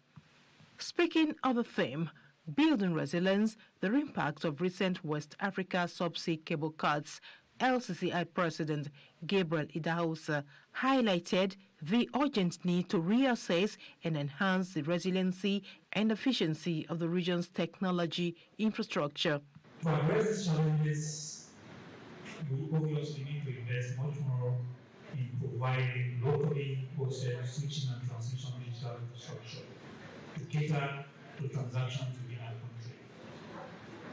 We want to look at how we can work towards creating an enabling environment that can attract payment technology giants like Mastercard and Visa and our local operators to establish a cloud switching infrastructure within Nigeria. In his keynote address, Aminu Maida, the Executive Vice Chairman of the Nigerian Communications Commission, NCC, highlighted the significant impact of subsea cables on economic growth across West Africa. The correlation between subsea cable connectivity and economic growth is well documented. According to a study by McKinsey Global Institute, every 10% increase in internet penetration can boost GDP growth by 1.3% in developing countries. The panelists unanimously agreed that fostering resilience and collaboration among all stakeholders is crucial for developing more resilient telecommunications services in Nigeria. So I think we need to begin to think about collaboration, cooperation, and start doing some health check on our emergency and disaster recovery when such happens. I would think we should do a lot more about terrestrial interconnection, particularly taking traffic out of the country to other countries in the sub-region terrestrially.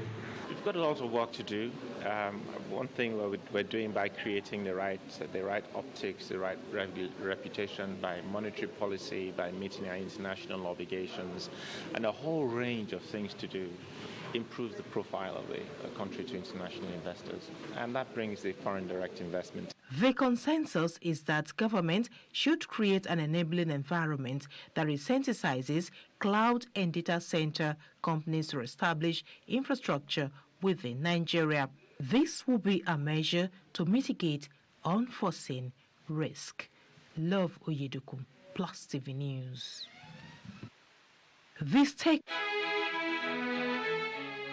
Still ahead, rescue efforts ongoing after deadly mudslide in southern Ethiopia.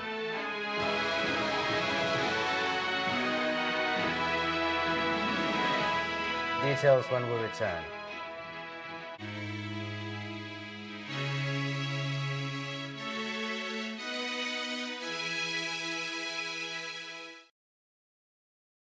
Welcome to Bayes University, Abuja, Nigeria, with a legacy of excellence and a vision for nurturing future leaders.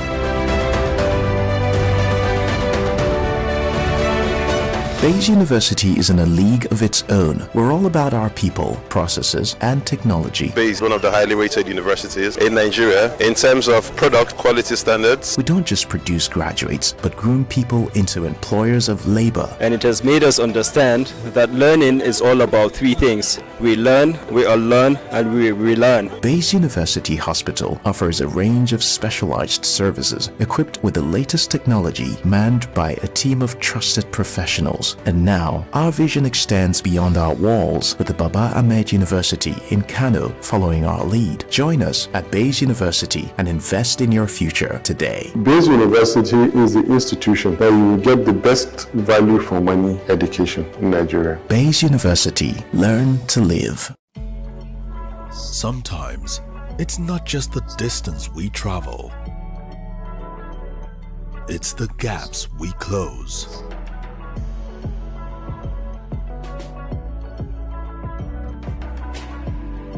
It's not the things we buy. It's the memories we create. Sometimes it's beyond the places we go. It's the connections we make.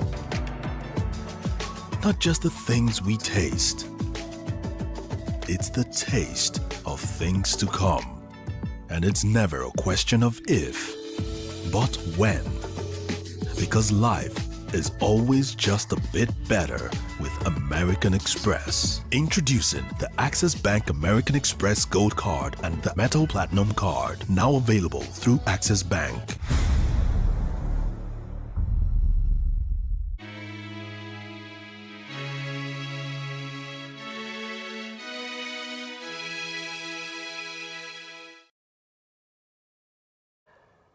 We now move to other parts of Africa. The search for survivors of a mudslide that claimed the lives of at least 229 people in southern Ethiopia continued on Tuesday. The death toll, which increased significantly from the initial count of 55, included many individuals who attempted to rescue survivors, according to local authorities. The disaster in Ethiopia's remote Kencho Sacha Godzi district was triggered by heavy rain. Young children and pregnant women are among the victims, with at least 5 people being rescued alive, according to local administrator Dagmawi Ayele. Abiy Ahmed, the Prime Minister of Ethiopia, shared his heartfelt condolences for the devastating loss on Facebook and declared the activation of the Federal Disaster Prevention Task Force to assist in the search and rescue efforts. The exact number of people still missing is not yet known. On Monday, numerous victims were laid to rest while rescue teams combed the rugged terrain for survivors of a previous mudslide. Marcos Maliz, the director of the Disaster Response Agency in Gofa Zone, reported that many rescuers are still unaccounted for. Protesters marched on different streets in the Ugandan capital Kampala on Tuesday, shouting slogans and holding placards denouncing corruption by government officials. Bernard Oundo, president of Uganda Law Society, who was heading a team of lawyers representing the suspects, has said at least 42 protesters were charged and remanded when they appeared at the magistrates' court in Kampala late on Tuesday. The charges outlined various offenses, including being idle and disorderly and being a common nuisance. They pleaded not guilty and were ordered to return to court at different dates between 30th of July and 6th of August. New York-based rights group Human Rights Watch said the arrest demonstrated the government of President Yoweri Museveni's lack of respect for people's rights to protest and express themselves. Opposition leaders and rights activists say embezzlement and misuse of government funds are widespread in Uganda. They have long accused Museveni of failing to prosecute corrupt senior officials who are politically loyal to him or related to him. Museveni has repeatedly denied condoning corruption and says whenever there is sufficient evidence, culprits, including lawmakers and even ministers, are prosecuted. This protest today was organized to address the issue of corruption that is rampant in this government today. So that's why the youth were mobilized to march to Parliament and show our dissatisfaction with the corruption. We are one East Africa. Their blood is our blood. Their protests have given us the courage to come out and stand for our rights. Outside Africa, a passenger plane has crashed and caught fire shortly after taking off from Nepal's capital, Kathmandu. killing 18 people, according to aviation officials. The pilot was the only survivor of Wednesday's crash and was being treated in a hospital, according to the Civil Aviation Authority of Nepal in a statement. 19 people were on the test flight conducted by the domestic carrier Swaria Airlines, including technical staff members and 2 crew members. The incident took place right after the 11:11 a.m. takeoff of the 50-seat Bombardier CRJ-200. The plane then turned right and crashed into the eastern section of the airport. It was on its way to the resort town of Pokhara. The cause of the crash is being investigated. In the meantime, Taiwan has shuttered offices and schools and grounded flights as the island braces for a powerful typhoon that is expected to make landfall in a few hours after deluging sorts of the Philippines. Typhoon Gaimi is forecast to hit northeastern Taiwan by 10 p.m. on Wednesday, and President William Lai Ching-te urged everyone to put safety first during an emergency briefing. The authorities evacuated more than 2,100 people living in precarious conditions in 3 northern regions, particularly Hualien, a mountainous area with high risk of landslides. An explosion at the factory producing Jose Cuervo tequila in Mexico killed 5 people with 2 others seriously injured on Tuesday. The incident occurred at around 4:30 p.m. at the distillery known as La Royana. 50 firefighters were at the scene to combat the inferno, in addition to the firm's internal civil protection team. It was not yet known what caused the blast in Tequila municipality, with the company saying it happened during maintenance work. The incident impacted 4 containers with a capacity of 219,000 liters each, 2 of which collapsed, according to State Director of Civil Protection Victor Hugo Roldan. Footage from the municipal security camera shows one of the containers flying meters into the air after the explosion, which caused a fire that was brought under control hours later. Up next, federal government's deficit spending falls 29% to 2.83 trillion naira in the first quarter of 2024.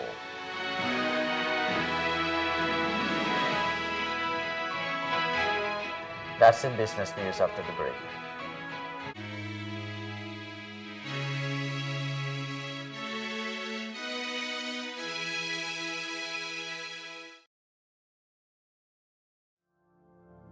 My name is Adejoke Lasisi. I'm the founder and creative director of Planet 3R. At Planet 3R, we convert textile and plastic waste into eco-friendly products. The motivation actually came from a rural community in Ibadan here. Whenever it rains, the whole place, people will not be able to go inside the community. If it rains overnight, people will not be able to go to school, they will not be able to go to work. Anytime the water now goes away, you now realize a lot of waste spin. And I was like, this is actually the root cause of this problem, improper waste management system. Then I look at it that, what can we do to solve this problem? And that was how I started using the weaving skill that I've acquired from my mom since I was 9 years old.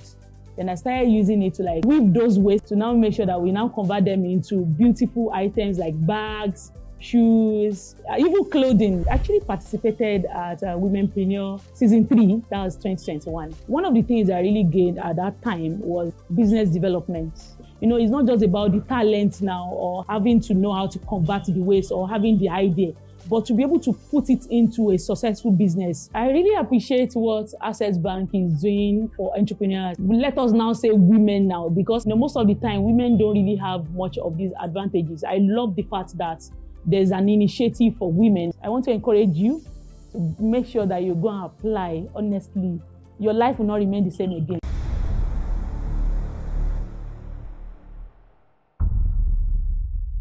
An African girl somewhere is sitting at home, accompanied by dreams that seem so far away. Africa is one of the continents with the highest out-of-school percentage in education, and girls are at an early disadvantage. The sub-Saharan Africa records about 18 million out-of-school girls. This gender gap extends to the tech space with a projection of only a 33% global female workforce representation in tech firms for 2022. Let us help change the stories and numbers. Africa Agility's Project Train a Girl campaign is working to help train African girls in tech. You can donate as little as $2 or 2,000 naira to help a girl in tech get her heels in the door. Visit www.africaagility.rallyup.com/PTAG to donate.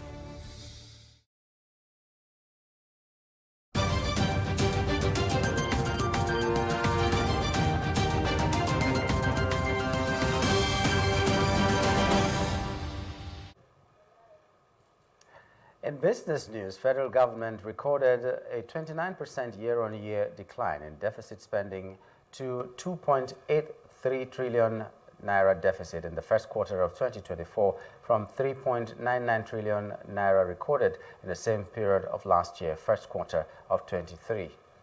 The Central Bank of Nigeria, CBN, disclosed these in its statistical bulletin for the first quarter of 2024. The fall in deficit was driven by 20.5% year-on-year rise in revenue and 15.8% year-on-year decline in expenditure.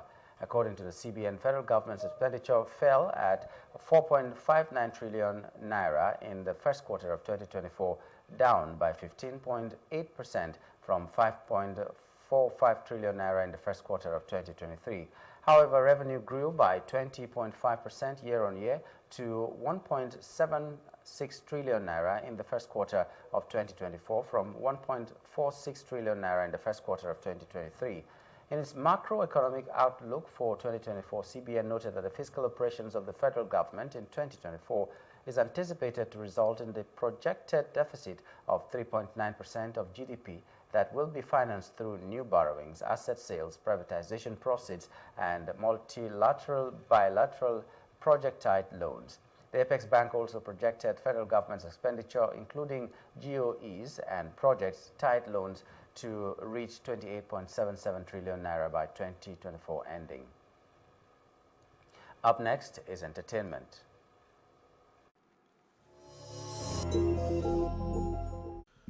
Nigerian singer Cade has made a triumphant return to social media after a prolonged battle with an undisclosed ailment. The young star, who was hospitalized in April following reported internal bleeding, has been out of the public eye for months. His record label boss, Sidney Talker, had previously appealed for prayers as Cade's health deteriorated. However, the exact nature of his illness remained a mystery. In a surprising turn of events, Cade resurfaced on social media Wednesday morning, looking healthy and confident. And moving on, music mogul Sean Combs, better known as Diddy, has been linked to the 1996 murder of rapper Tupac Shakur. According to new court documents, suspect Dwayne Keefe D. Davis claims Diddy paid $1 million for Shakur's assassination. The documents, filed in opposition to Davis' bail request, detail multiple instances where Davis implicated Diddy in the murder. While Diddy's name appears 77 times in the documents, it remains unclear if he will face charges. The case has reignited interest in the unsolved murder of the iconic rapper and promises to be a major development in the ongoing investigation. And finally, in a groundbreaking move, iconic rapper Snoop Dogg has been selected to be a final torchbearer for the 2024 Paris Olympics. The announcement has sent shockwaves through the entertainment and sports world, as the legendary musician becomes the first of his kind to take on such a prestigious role traditionally reserved for athletes and public figures. The Paris Olympics Committee expressed their excitement about Snoop Dogg's involvement, citing his global influence and cultural impact as key factors in their decision. The rapper himself has expressed immense pride and anticipation for the event, seeing it as an opportunity to represent his fans and embody the spirit of unity on a global stage. And now a summary of the main news.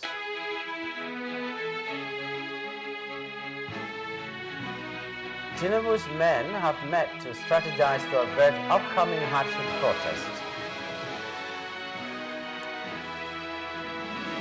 President Bola Tinubu has assented the Northwest and Southeast Development Commission bills into law.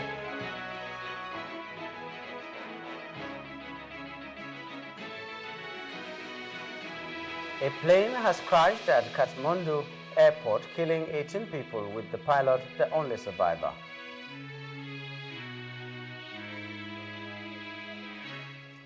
And that's the news update. For more stories, please follow us on Facebook, X, and Instagram, and do subscribe to our YouTube channel at Plus TV Africa and Plus TV Africa Lifestyle. You can also view us from Limex on limex.tv and GoTV apps anywhere in the world. My name is Nyamgul Agaji. Thank you for being there.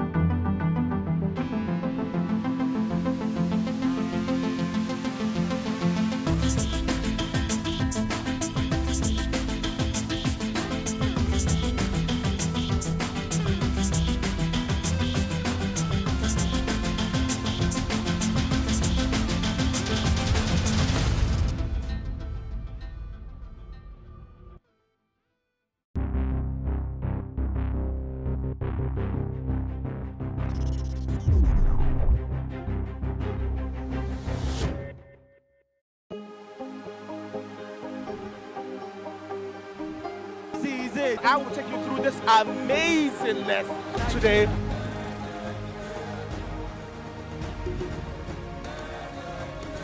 Welcome to Plus Trending. I am Buki November, your host, saying thank you for joining us on today's episode. Welcome back. It's tea time on Plus TV Africa. Practice makes perfect. I'm not perfect yet, but I'm a lot better than I used to be. He's a king. He's entitled to marry 100 if he wants to.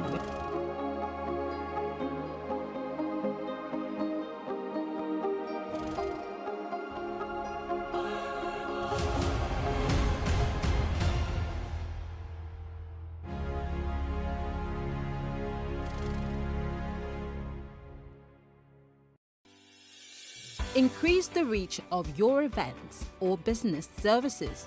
To advertise on Plus TV Africa, please call 0906 000 5719 or 0909 040 8408 or send an email to marketing@plustvafrica.com. Plus TV Africa. Big stories live here.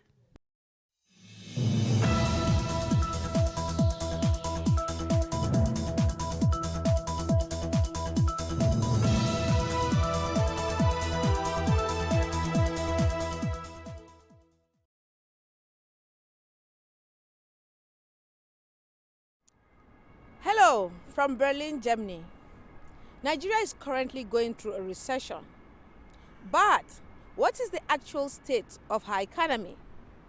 Is this as a result of the pandemic? Or there's more? Should religious organizations in the country be made to pay taxes? These are the conversations and the answers that you get to hear when you listen to these debaters.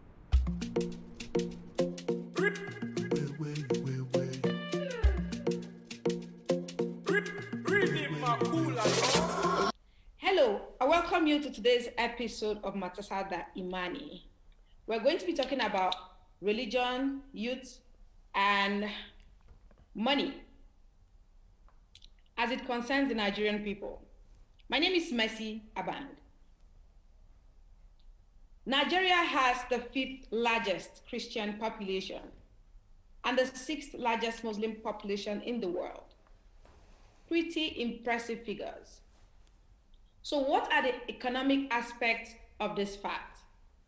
Let's talk about this in today's episode. I am not physically present with the guests at the studio because I was in close proximity with someone who tested positive to COVID. Even though I tested negative, I had to stay away for the safety of everyone in the studio. But I'd like to introduce our guest. I'll start with Timothy Imogere, who is a proud Nigerian student living in Germany. Hello, Timothy, welcome. Hi, Messi. Thank you for having me here. My next guest is Kumbi Oshinoiki. She runs a business in Germany. Hello, Kumbi, welcome. Hello, nice to see you. And Ada Anene is involved with data management, also living in Berlin. Hello, Ada. Pleased to see you again. Hello, Messi.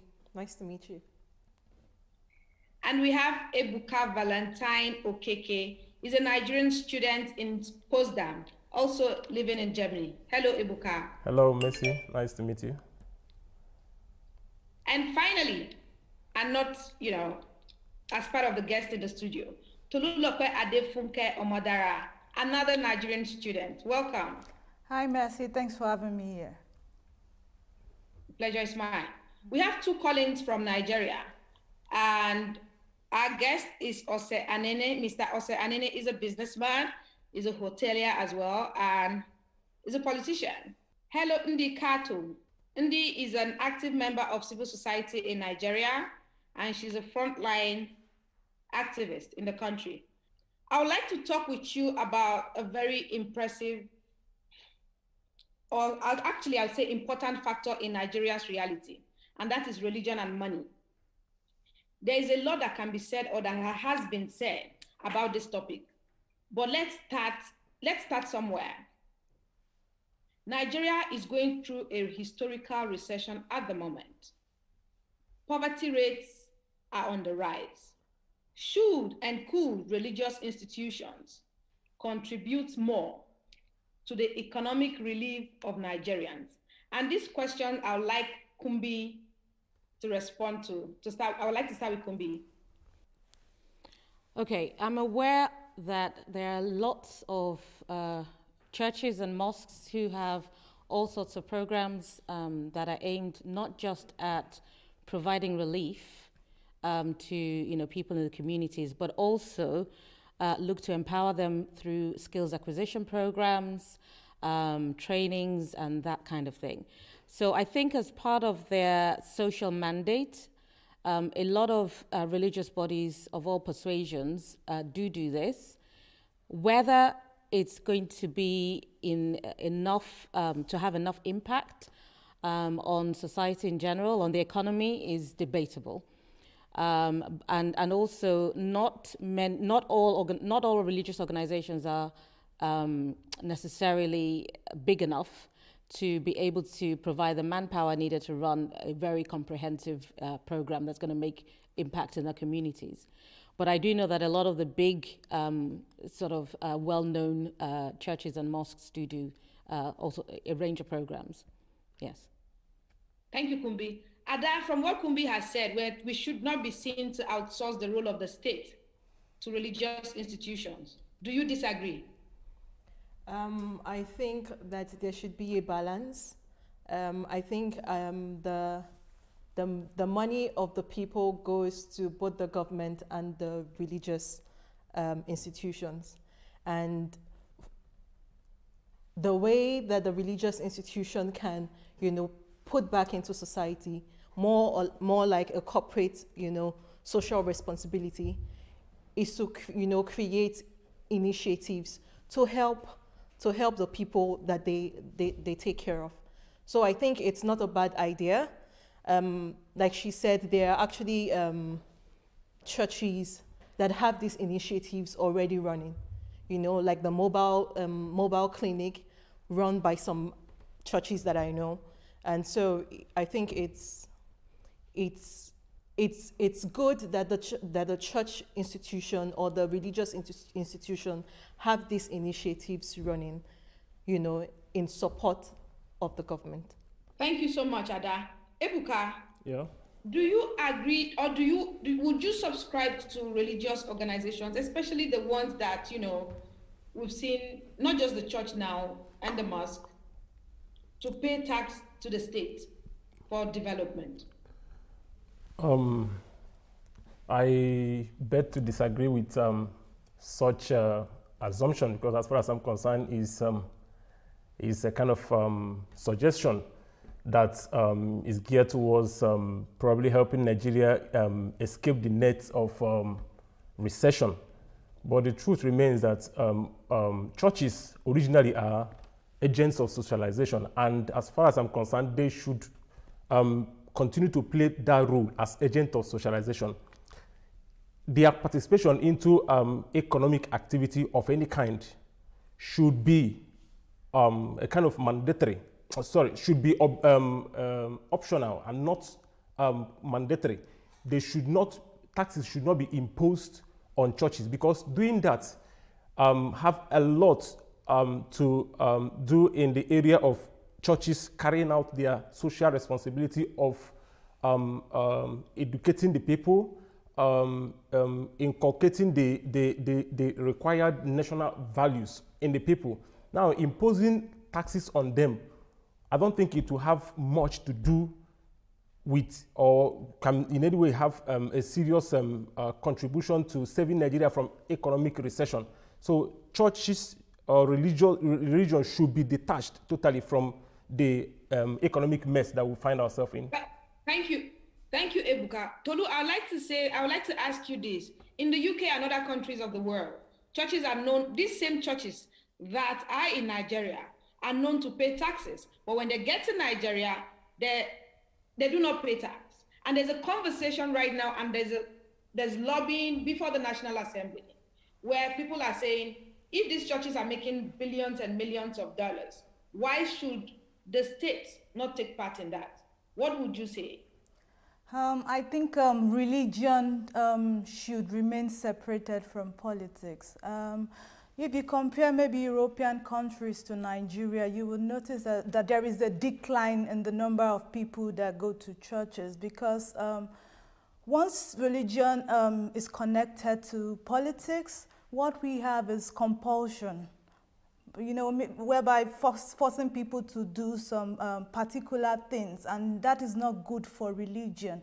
There should be competition, there should be freedom of religion and all that. If you look at countries where religion is not separated from politics, it's either religion is used for conflict reasons, or you see people not going to church anymore because they have to pay taxes. And it would discourage people from going to church, and they would before you know what, people won't learn the religious virtues that are very important for the society. Because let's take tithe, for example. If the government says everybody should pay tithes, if it's a matter of compulsion, then it's also against the religion, because when you are doing something, you should do it out of joy, you should do it out of willingness and all that. So I think religion and politics should not be connected. Meanwhile, there might be religious bodies to check what the church is doing with the money. How are they helping How are they helping the people, the church members, and all that? But not the religion. Thank you. I would like to call in at this point. I'd like to call in Ose to come into this conversation. Hello, Ose. Can you hear me? Hi, Mercy. Yes. Pleased to have you join. Glad to be here again. You're a businessman, so I'd like to hear your take from this. Do you think churches should be responsive and responsible in societies like Nigeria? I'll also try to answer as a politician. And so in the first instance, I heard the previous speaker talk about a separation between the state and the church or the mosque. And what you do find is that in developed countries, that separation does exist, and they pay taxes. But in Nigeria, for instance, there is an unholy marriage between religion and politics. So when campaign season comes around, for instance, if you're a serious politician, you will talk to the church and you talk to Muslim clerics. When the state needs to speak to society, maybe to tackle security or whatever issues, we find that religious leaders are co-opted very deeply into these discussions to try to intervene in resolving these issues. So, that separation, I just want to make that clear that in Nigeria, that separation between the church, the mosque and the state doesn't really exist. Moving on to the conversation about whether religious bodies should pay tax. I also want to make it clear that the discussion isn't that members of churches should be compelled to pay tax. It's that if you have a church, for instance, where the senior pastor has 1 or 2 private jets, where he has private schools, where he sells merchandise, and he's making money as a business enterprise outside of, regular church activities, away from ministering and healing and preaching, then I think it only makes sense that the religious bodies should be made to pay tax. That's my personal opinion. I don't see the reason why. I like that you talk about education, because it's also part of the conversation that we're supposed to have today. We've seen churches, big churches, I wouldn't want to call the names, and we're saying churches more because they're the ones that are involved with most of the projects when it comes to churches, when it comes to schools, hospitals, etc., in the country. We've seen huge churches where school fees in some of these churches are not within the reach of even the middle class. And I'm sure you can correct me on this. How then would you support the argument that these churches or these organizations owned by religious bodies, be it the mosque or the church, makes huge sums from school fees and the state should not be seen to earn from it? Well, so I'll speak. So for instance, Christians are supposed to pay 10% tithe. If you tithe as a Christian, it's 10%. In Nigeria, the VAT rate is 7.5%. So even if you were to tax a church, they would still be left with a 2.5% untaxed amount. Again, so I don't see the reason why an entity that's set up as a profit-making entity, and not just, it's not charity. My kids probably are unable to attend some of the more elite church school establishments. So it doesn't make sense to me that churches make money. You fall under the Nigerian elite. I'm going to fact check you. You fall under the Nigerian elite. So to say that your children are unable to afford some of the schools by churches is, I mean, you started this conversation by talking about a recession. So maybe 4 or 5 years ago, this statement would have been true. But Nigeria is currently the poverty capital of the world. So most Nigerians who were previous elites, we find ourselves on the pension line these days. But also, just a final thought on that. Again, I'll go back to what Kumbi had said earlier on. The church is not supposed to be seen as, or the mosque as, agencies that replace the state. So in places where, they're already performing the functions of the state, like building schools, hospitals, and ensuring in some communities, they literally cater for the basic amenities for these communities. So if you are insisting that because they make so, and that, they have to pay tax, where do we call in the government? Will that be fair to churches who, over the years are literally standing in for the state? So your question is an interesting one, and it sort of has 2 threads. So the first thing is the assumption that the church is stepping in or filling the gap for a state that is falling, that is failing. And that is sort of correct. There are pockets in the country where government and governance is absent, and churches, and not just churches, I'm happy Indy's on the call, civil society actually also stepping into the gap. But civil society is accountable. Civil society is accountable to donors, civil society is accountable to government, civil society is accountable to the people. And churches to this point are not. So I just want to make that distinction that even if they were to step into the gap, they need to be held accountable. So would you support your political party to push for a bill that ensures that churches and mosques are made to pay taxes? I want to hear you on record. I am an opposition party politician. It will be difficult to maybe when we win, we'll visit that conversation. You had power for 15 years. It would be a very unpopular policy plan to try to push through. Nigeria is a deeply religious country. You have members in the National Assembly. Nigeria is a deeply religious country, and any attempt, I think, ahead of an election to push through taxation of religious institutions would be seen as an attack on these institutions. So I don't think it will be very difficult to push it through just because we are a religious nation. But you are convinced that this is something that should be pushed? Personally, I am, yes, but I'm also a pragmatic politician, so I don't see it happening in the near future. That's an interesting thing. Thank you so much, Ose Anini, for joining us. Thanks for having me. We're going to go back now to the studio so I can get the feel of, everyone who is in the studio about what Ose just said. Can you perhaps react to some of the points raised by Mr. Anene? Yeah, I mean, what he said was something that is very, it's a little bit controversial. At the same time, it's emotional. It's a topic that's very emotional because of... Why is it emotional? There are two things involved here. When we are talking, we focused on just one religion. We did not talk about the other. And that is why this law cannot be actually implemented in Nigeria, because it's going to be seen as just the victimization of just one religion and not the other. For example, it's not, Muslims are not obliged to pay 10% of their income, for example, or their wages or whatever the case might be to the mosque. Christians are, by whatever belief system they actually go for, so tithing or seed sowing or whatever the case might be.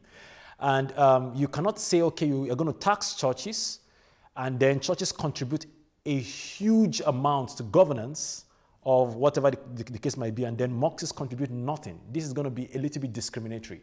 So that's why it's not going to work in Nigeria. There are politicians who have been talking about this. For example, El-Rufai was the champion of this, the present Kaduna State governor, but it wasn't going so well because it's a little bit sentimental when you actually talk about this whole thing, because it's one-sided. So this is what I have to say about that. So I don't see it happening in the nearest future because of the one-sidedness of the whole thing. But maybe if there's a way they can actually create a level playing field.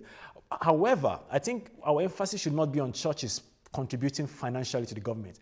We know there's a huge corruption problem when it comes to Africa and governance in Africa. So it's good to actually separate what the government does and what private sector does, whether it's churches or religious sectors like churches or mosques. I think what the church can do, we have a big problem here, like Ose said, with school fees and how maybe some churches have mega institutions, they have businesses. If a founder of a church registers a business like a university, that can be taxed, but not the church. We can separate that business, and that business can be taxed, but not the church. However, if we want to actually make religious institutions contribute to cases of recession, what I feel that can happen, because recession is not actually just the lack of money, but it actually has to do with internal policies and the external politics of the world, and maybe, for example, the pandemic, for example. If the church is to contribute or the mosque is to contribute, they should contribute with skill acquisition. Skill acquisition. Let me just give an example. I don't know if I have much time. If you can give me just 2 minutes to just say something, or 1 minute, sorry, Messi. If you can give me 1 minute to say something. For example, the reason why I believe the Goodluck Jonathan Almajiri school system failed was the focus.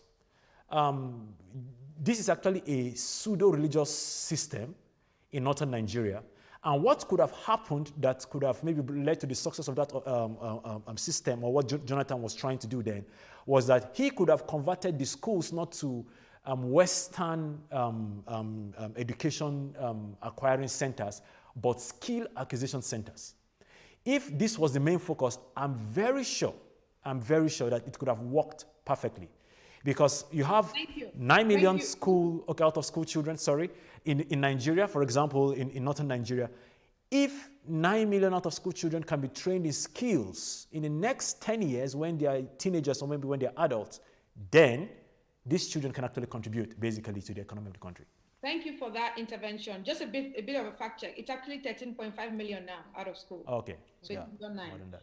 Hi, Kumbi. When you spoke earlier, I noticed you made an argument for the religious institutions. I'm trying as much as possible so we don't focus on the church. Religious institutions. But when an institution seems to make a whole lot of money from other businesses like schools, because we've seen primary, secondary, university, these are all schools at different level owned by churches. And if you go and find out the school fees, it's neck-breaking, as it were. When you hear that number, do you still argue that with all of the interest that comes in by virtue of students who pay school fees, the state should not at some point reach out and say, you know what, we actually do deserve our taxes? I have a very big problem with a blanket statement to say, oh, the state should collect the taxes, because we know that corruption is endemic in Nigeria. And I also have a big problem with the assumption that because an organization is making money, that is in itself wrong. We have, in the West, we have examples of lots of organizations that are philanthropic organizations whose purpose is to be social enterprises.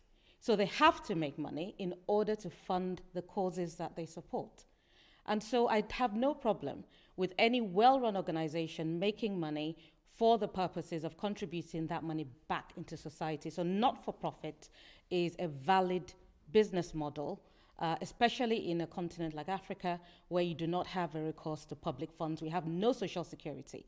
And so if an organization is able to take the money that it receives from its congregation and multiply and grow that in order to contribute, to put that back into society, then that should be supported and applauded. What is missing, both in the tax system, the state-run taxation, and also in these organizations, the lack of scrutiny. That is what is missing.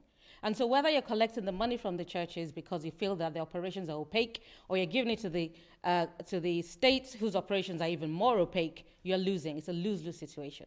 What we need is transparency. We need anybody who's collecting money under any guise to be able to account for how that money has come in and where that money has gone. And I think that we ought to be, the state should be supporting and putting in processes and laws that support organizations, especially in developing countries, to use whatever resources that they have to multiply that and to put that back into society. And for those organizations to have properly scrutinized, reporting structures. They have people that can be held accountable. They produce reports. They have a commission that oversees all of that. I support, provided it's done in an open and transparent way. But to collect money from organizations that are doing good and give it to politicians who are going to put it in their villages and build mansions with 7 swimming pools and all sorts of nonsense, I don't see how that is good for anybody. So I think everybody's issue is around transparency.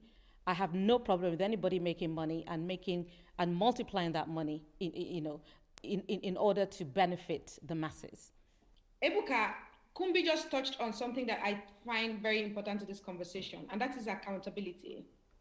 If you recall, perhaps in the 90s, if you were not too young to know that, in the 90s or in the 80s, we had schools owned by the Catholic Church. Let's use the Catholic Church as a case study now, right? And government took over these schools. Government took over these schools. And today, most of these schools, even the King's College in Lagos, they're mostly in dilapidated conditions as I speak. Do you then think that most of the Pentecostal churches now and some religious organizations stepping in to set up schools and stand in the gap and increasing school fees and, like we are rightly pointed out. Do you think the point made by Kumbi that, accountability is an issue that we should not dismiss?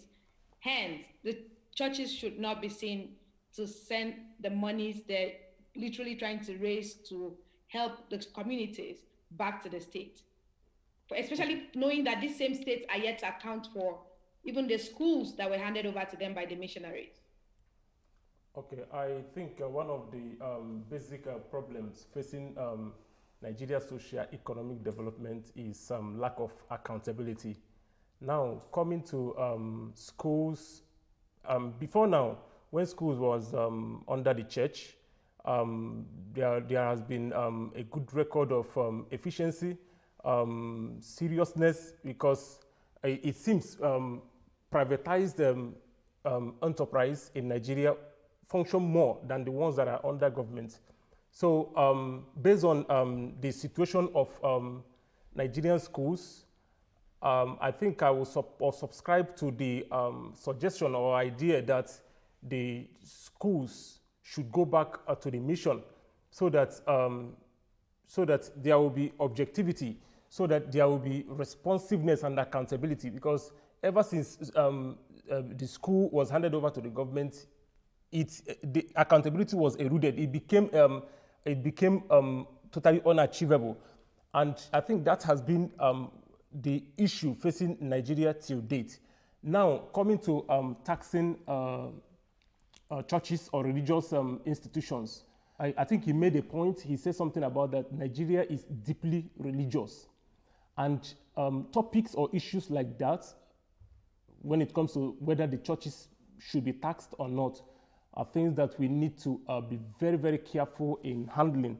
If not... Thank you, Ebuka. I would like to call in Ndi Kato to join us. Hello, Ndi. Can you hear me? Yes. Hi, Mercy. Good evening. Pleased to have you join. Thank you for having me. I think this is an important conversation for you because you're a member of the civil society organizations in Nigeria. Yes, and when Ose was speaking, he clearly did mention that the accountability mechanisms put in place for civil society. I just want you to react a bit to some of the conversations you've heard and you've listened to, and what you think about what the debate going on in the studio at the moment. Well, for me, I remember today seeing something. I think I want to start on that note. A pastor, and you do know that with Nigeria, you can't put, a limit on how many or what people preach or how many religious organizations or bodies, preachers, Muslims or Christians, you can't really put anything on that. They keep going. So this pastor says, in this harsh economy, giving 10 naira as an offering is wickedness before God. And I remember my reaction to that was, I find it amusing that the Nigerian God cannot stabilize his own personal naira. I mean, if you cannot help us, can you at least not, equal your own personal naira to the dollar? One of the things I find back and forth with religion is that, the Nigerian gods outsource things to the Nigerians and the Nigerians outsource back to their gods.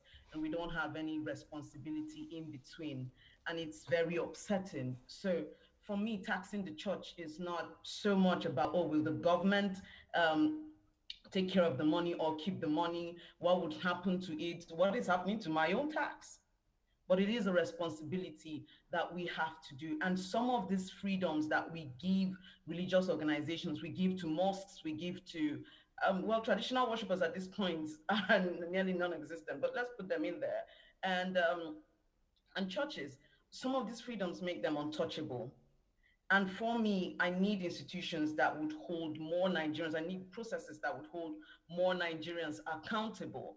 And when we talk about how well they have functioned, still that sense of accountability is not there. When we talk about how good these schools were and all of that, if you look back at the process and everything that happened at the time when these schools held sway, even until today, there is no accountability. If students get rusticated, you can ask questions. If a child drowns in a bucket or in a drum from a religious school, you can't ask questions. You can ask questions in a school owned by non-religious organizations, if a child gets raped and get justice, you can really get that on this hand. These are untouchables.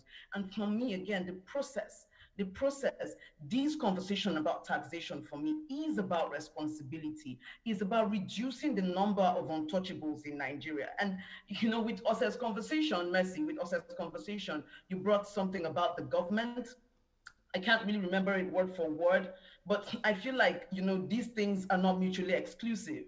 That you can hold the government accountable. You can accept that they are failing, they have failed, they are stealing, this is not right. And we can do this with religious houses too.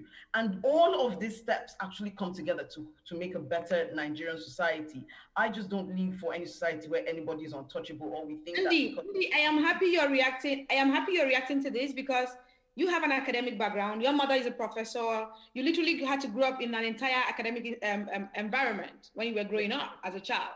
At least I know that history. But I want you to respond honestly to this. Would you say that government has been responsive and responsible when it comes to education in Nigeria? Of course not. Totally not. The Nigerian government has not been responsible with anything. I mean, I would try to wrap my head here. I will be here the entire time.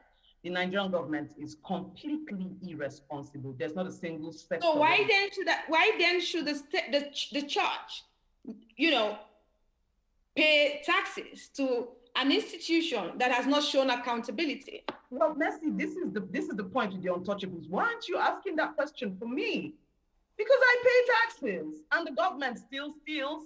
But we've not had the conversation about why not Nigerians? Why are Nigerians still paying tax? Why are we still wasting our time seeing as the government steals it? We don't give exceptions for the average Nigerian. So that conversation for me doesn't really come up, because if it is because the government steals, then nobody should pay tax. If it is because the government steals, we should keep advocating for further, you know, destruction of the Nigerian state, or further, what would I call this thing now? Further breakdown of everything. Like, okay, let's all rule ourselves, let's do everything, scatter it all to the ground. We should continue to advocate for that and say nobody should obey laws because the government is irresponsible. Wake up and do as you feel because the government is irresponsible. Now, if we don't make that excuse for the average Nigerian or for the average Nigerian institution, knowing very well that these processes are also put in place for a state to function, and that we are hoping and we're working actively towards the government getting better. We're fighting for human rights. We're fighting for electoral reforms. We're fighting for processes that would strengthen institutions within Nigeria. And now in the process of this fight, we can't wait. We can't say, oh, because this hasn't happened, then this shouldn't happen. These things are not mutually exclusive. The government is irresponsible. We're making steps to ensure that we get strong institutions, that whether or not a Buhari happens, a Trump happens in Nigeria, whatever happens in Nigeria, the person cannot trump these institutions, cannot trump the strength of these institutions. That is what we're pushing for. And in that process, also pushing for people or organizations that are not untouchable. This is very important because these kinds of things make it very possible for Nigerians to breed demagogues. This is a country where extremism is rife, demagoguery is rife, like there are always untouchable. Once we have made heroes out of people, okay, this person cannot be questioned. And for me, being able to question religious institutions in Nigeria, to put them through the test of conforming, for me, that is a very important step. And it's less about whether, oh, they are using their money to feed the poor. I'm using my money to feed the poor, Mercy. Check my local government, and I still pay tax. I still pay tax. Many Nigerians are paying black tax, or as we'll call it, the Nigerian tax. Also, will be feeding people in the village. Mercy, you are doing the same. Almost everybody does this. I have my own borehole. I pay for my own water. I pay for most of my electricity in Nigeria. I pay for my security in Nigeria, and I still pay tax. I still pay tax. So it's just not excusable for me. It's not excusable. And let's be clear. Okay, carry on. Thanks for that point. I will definitely go back to that. I will have to ask the people in the studio, but I will not let you go without asking you this question. Nigeria currently has 13.5 million out-of-school children. Perhaps with COVID, that number is likely to go up. And this is, you know, and of this number, about 10 million is in northern Nigeria. You are a northerner. Yeah. Do you think Almajiri should be abolished? Of course it should be. It's modern day slavery. These children go through a lot. I would like to paint, back when my mom was still alive, the University of Abuja Staff Quarters has this clinic, and they usually bring the boys. And I remember they brought one time I went there for treatment, and they brought one boy. He was close to death. And the malam was like, they should just give him the drugs. And the nurse was like, you can't give this child this drug. He's going to die. He hasn't eaten. Has he eaten? Just give it to him. Just give it to him. And we learned that that boy died. We learned a couple of days later he died. There's no accountability for that, nothing. I've also seen the sister of that same malam, sexually exploiting those boys, asking them to fan her, everything. The process for the Almajiri around University of Abuja, the children around there, was that they had to go beg for money and bring a certain amount daily. And if they failed to bring that amount daily, they had to go and fetch firewood and bring to the malam's place. Now, the original thing behind Almajirinchi is that, these children are supposed to learn the Quran under this person and be itinerant preachers. But that is not the case. Even the initial case is wrong. There's no way that underage children should leave home and then go to a place to learn to be itinerant teachers under a system that is not properly regulated. And now, even that particular abuse that we're saying the initial idea is wrong, it has gone way beyond that. This is parents, absconding from responsibility, a region actually committed to bearing kids, a culture that permits bearing kids with no intention of being responsible for them, putting these children into the streets and ensuring they just keep going. I do liken what the Northerner has become to Lord of the Rings. There are these creatures called Urukai that were created by Saruman. And that is what the Northerner has become. There is no value to life, nothing. You're just brought in, you're created in that factory. Okay, just come out. Can you also see that these are the points you just raised is perhaps a fallout of the lack of accountability within the religious system that the state has not properly managed. Of course. But carry on, please, Mercy. Would you then say that regulation of activities by some of the imams needs to be put in check? Because beyond the fact that I bet a child and just send a child to a malam, is because there's a system that allows it to perpetuate. Yeah. So how can we then have a country that controls and manages that process in a way where we do not wake up one morning and we have 13 million out of school children doing nothing? So first of all, we need to criminalize the act of sending your child to Almajiri schools. We really need to criminalize it.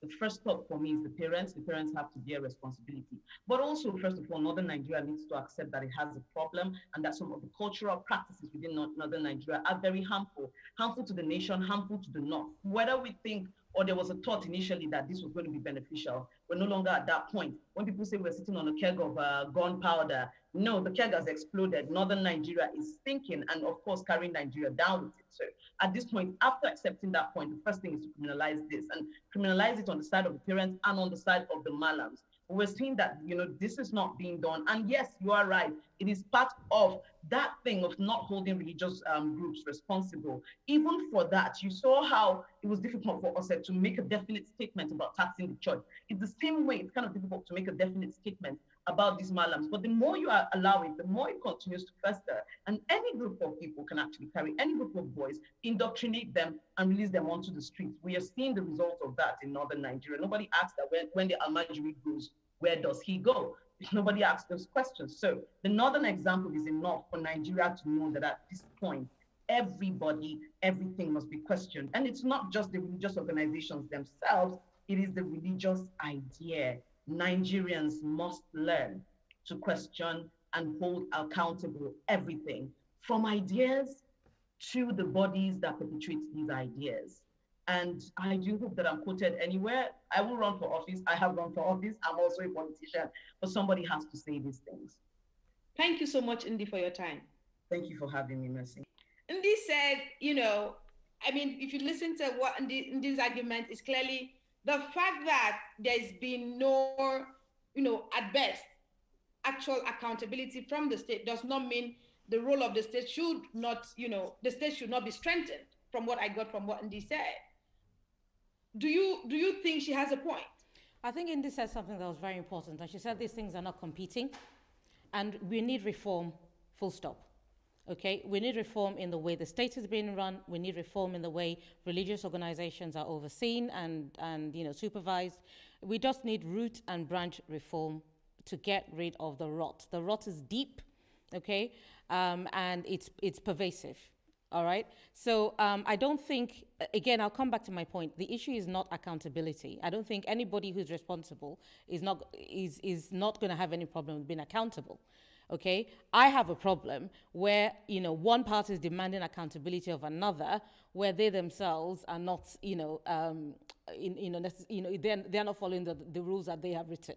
Do you understand what I'm trying to say? So I think you can do more harm than good if you don't find a balance. And the problem in Nigeria is that there's so many chicken and egg situations. It's difficult to work out where to break that cycle. Do you understand? But I think asking questions is important, and that's something else Ndidi was saying, and I totally agree with her. You have to ask questions. Ask questions of your religious leaders, ask questions of your politicians, ask questions of, you know, the guys in power. Anybody that wields power should not be inscrutable. You have to be able to ask questions. They have to be able to give account for their actions. And I think when the whole Sorosoke movement started, I think it was an awakening of the fact that we have a civic responsibility as Nigerians to ask questions of those in authority and to hold them to account.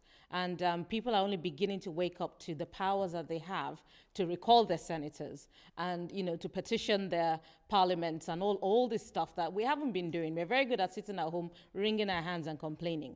And we're very good at going on Twitter and shouting. But, you know, to use the powers that we already have to hold our politicians and our religious leaders to account. We're not doing it. And I think we need to start doing so. And in the process of doing that, we need to have, you know, the reforms we're looking for. Yeah. Thank you so much. I noticed Ose raised his hand. Ose, are you with us? I am. Yes. I just wanted to, you know, throw the fox into the hen coop. In northern Nigeria or in Nigerian politics, you know, and in democracies everywhere, it's supposed to be, you know, a game of numbers. The majority has their way. And, you know, one benefit the North, you know, enjoys over the rest of the country is that as a voting bloc, they are the largest, almost homogeneous voting bloc, almost to the point where the North decides who becomes the president of Nigeria, and any other section can only, or the impression is that you can only get it if the North cedes it to you. You know, so there appears to be a strategic, you know, argument behind, you know, the population, you know, drive that we see happening in the North, because those little kids you see are voters. So whilst, you know, the South might be more prosperous, the North is more powerful politically at this point in time. And, you know, asking them to give up that power is something I don't see them doing. Perhaps can I just get a reaction from Tolulope before we get back to Ndi? Because I noticed Ndi is raising her hands as well. Tolu? Okay, what I have to say about this is we should ask ourselves who is normally responsible for economic development in the country. It's the government. And another question is, have they really done their role in this as well? The problem is the corruption rate in Nigeria is too much, and we see that the religious organization is developed more, they are more active than the government. They provide for their people and all that. I think that is why they are so active in matters that concerns the state. I know that they have indirectly a role to play, but at the same time, we need a state that is able to develop the country, and there should be uniform laws that govern the north and the south. Contradictions with what you said. Okay. At some point, I find you know, agreeing within yourself about the same issue. Okay, but maybe I don't understand your question. I'll go to Ndi. Okay. Ndi wanted to say something. Thank you, Tolulope. Okay. Okay, I'll get to Tolulope's point, but I don't want to lose the point which I'm trying to make. Just throwing in another fox with Ose's fox in the fire at this point is that, these complaints or this conversation we're having is that one part of the nation actually operates that decentralized system that we're talking about, but does not come out to say it. So, for example, Northern Nigeria has the penal code. As gender activists, when we're pushing for women's rights, you do know that in Northern Nigeria, the penal code permits that women can be beaten. Your husband can be, and that law is different from what obtains in the South. So the North has laws that are for it. The North has the police. We talked about the Hisba police, and it's just now like Yoruba land, for example, is trying to catch on with Amotekun. The North has specific things that they put to ensure that this region runs differently. We're looking at the Zamfara issue with the gold. They have the rules. What we are aiming for as a nation is happening there. The restructuring we're talking about, we have a part of the nation that has restructured to benefit the monolith it wants to exist as, which is primarily 2 tribes and 1 religion, right?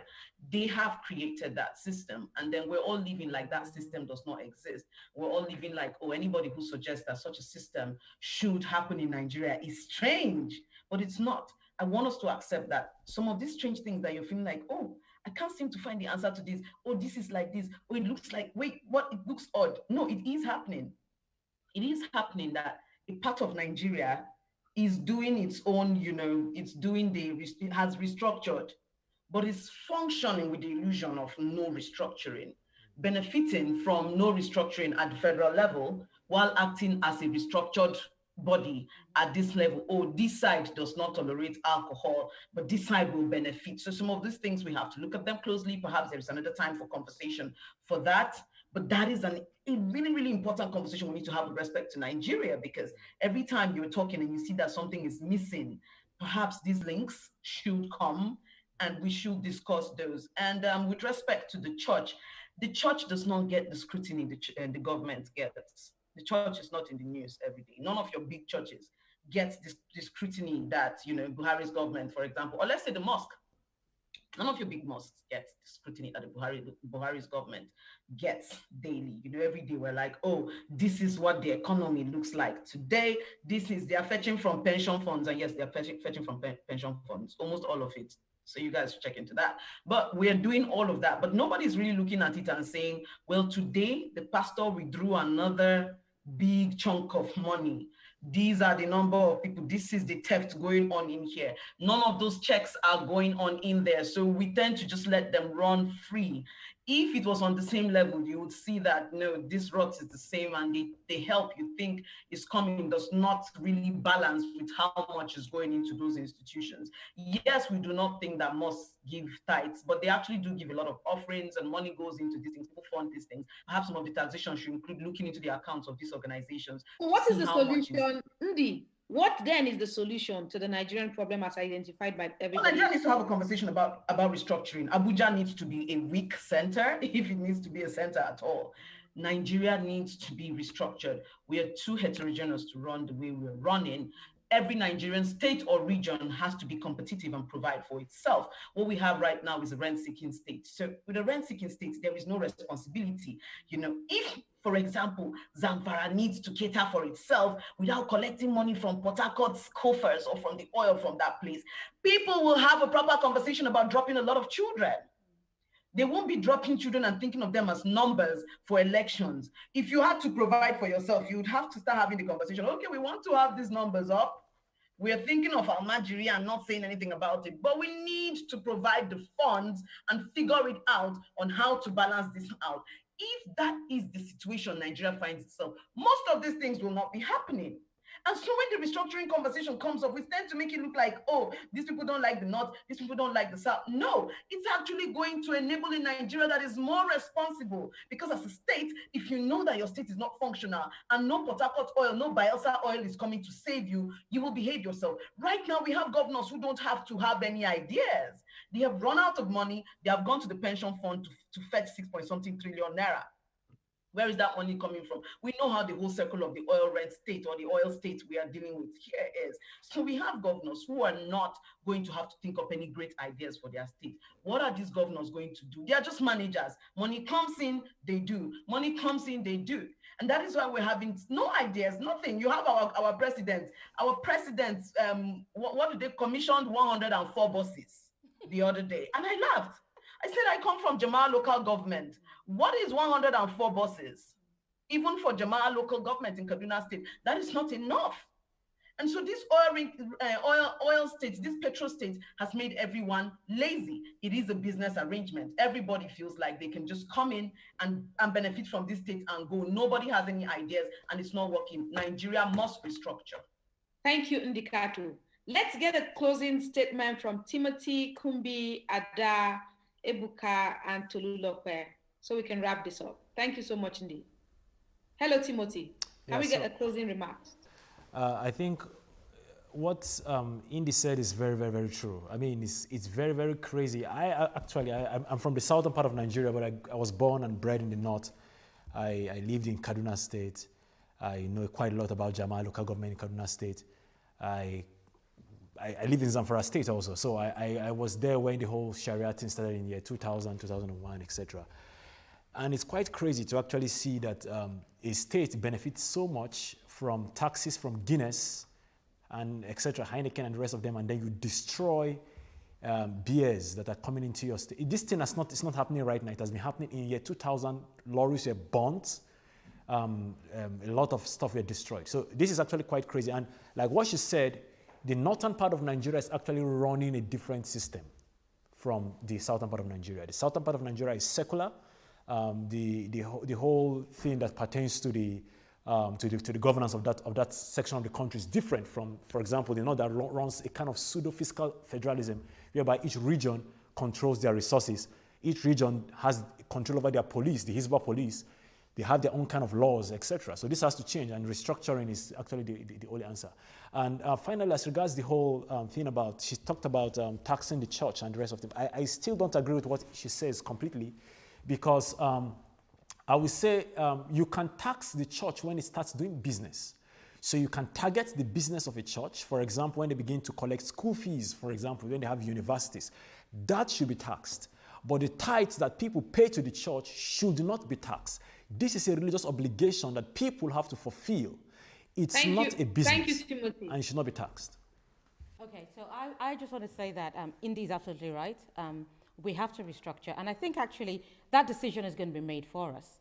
Because the one thing that we have been relying on and all these years, oil, the demand for it all over the world is rapidly declining. In 10 years' time, nobody's going to be manufacturing cars that are driven by petrol.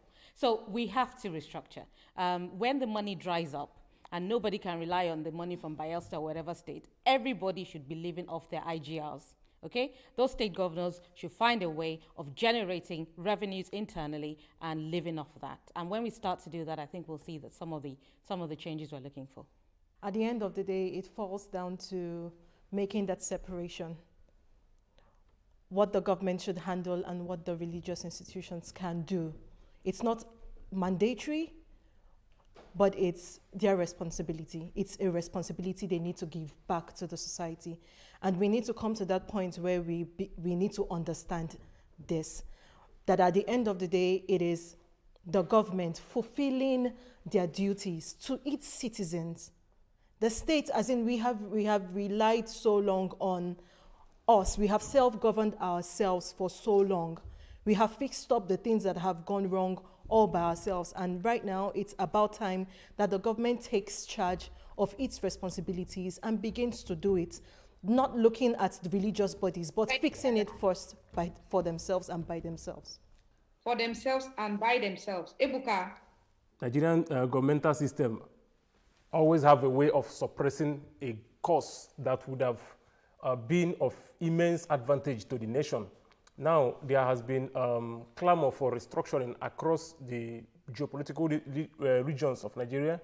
And you see the system and the people that run the system, especially the politicians, they do all they could to suppress that national urgent need. And as far as Nigeria is concerned, restructuring remains the basic solution to Nigerian problem. Because when we restructure, we need to come to the drawing board. We need to have serious renegotiation. We need to have a lot of national discussions. Thank you. Thank you so much. Tolulope. Okay. Finally. I think I also support restructuring because this will ensure competitiveness as well among the states.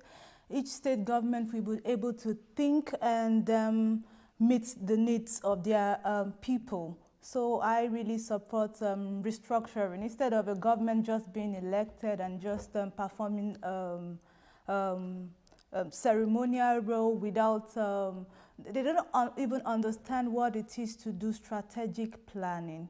So when there is decentralization, each state will be able to, think of a very good strategic plan that will favor their states and implementation and evaluation, because then each state would be getting resources according to their productivity. So I think decentralization is very important. Then as regards churches paying tax, I think the question is, what has the government also done to support churches? It should be vice versa. Okay, so I don't think we are there yet where churches have to pay tax, because presently they are doing actually more for their people than the government, I will say. Who do the people run to when they have problem? Most times it's churches that help people get through their emotional needs and some of the needs that they have. Thank you, Tolu, for your input. I want to say thank you again to our guests. Ose Anene Ndikato, your inputs, brilliant inputs. Kumbi, Timothy, Ada, Ebuka, and Tolulope. Thank you to everyone watching and those that are going to watch much later. I want to say goodbye to our viewers from Berlin, Germany. See you next time. My name is Mercy Aban.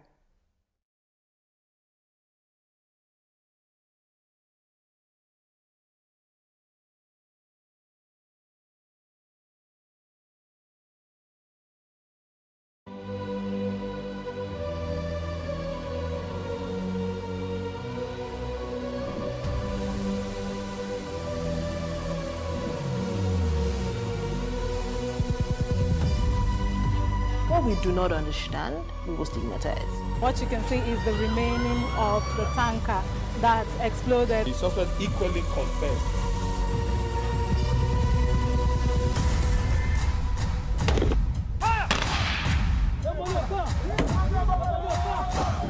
A 500 naira they collect them. If you no talk, then go beat you. Now 2,500 they pay.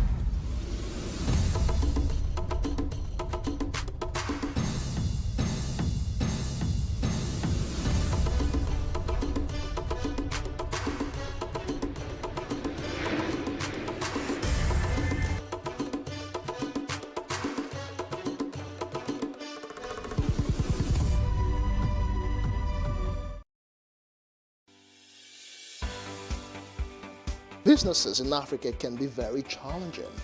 In Nigeria, it is particularly intimidating, and successful builders have learned how to navigate a hostile environment to unlock opportunities. But one major challenge businesses face is how to filter through the noise and identify where their ideal customers exist.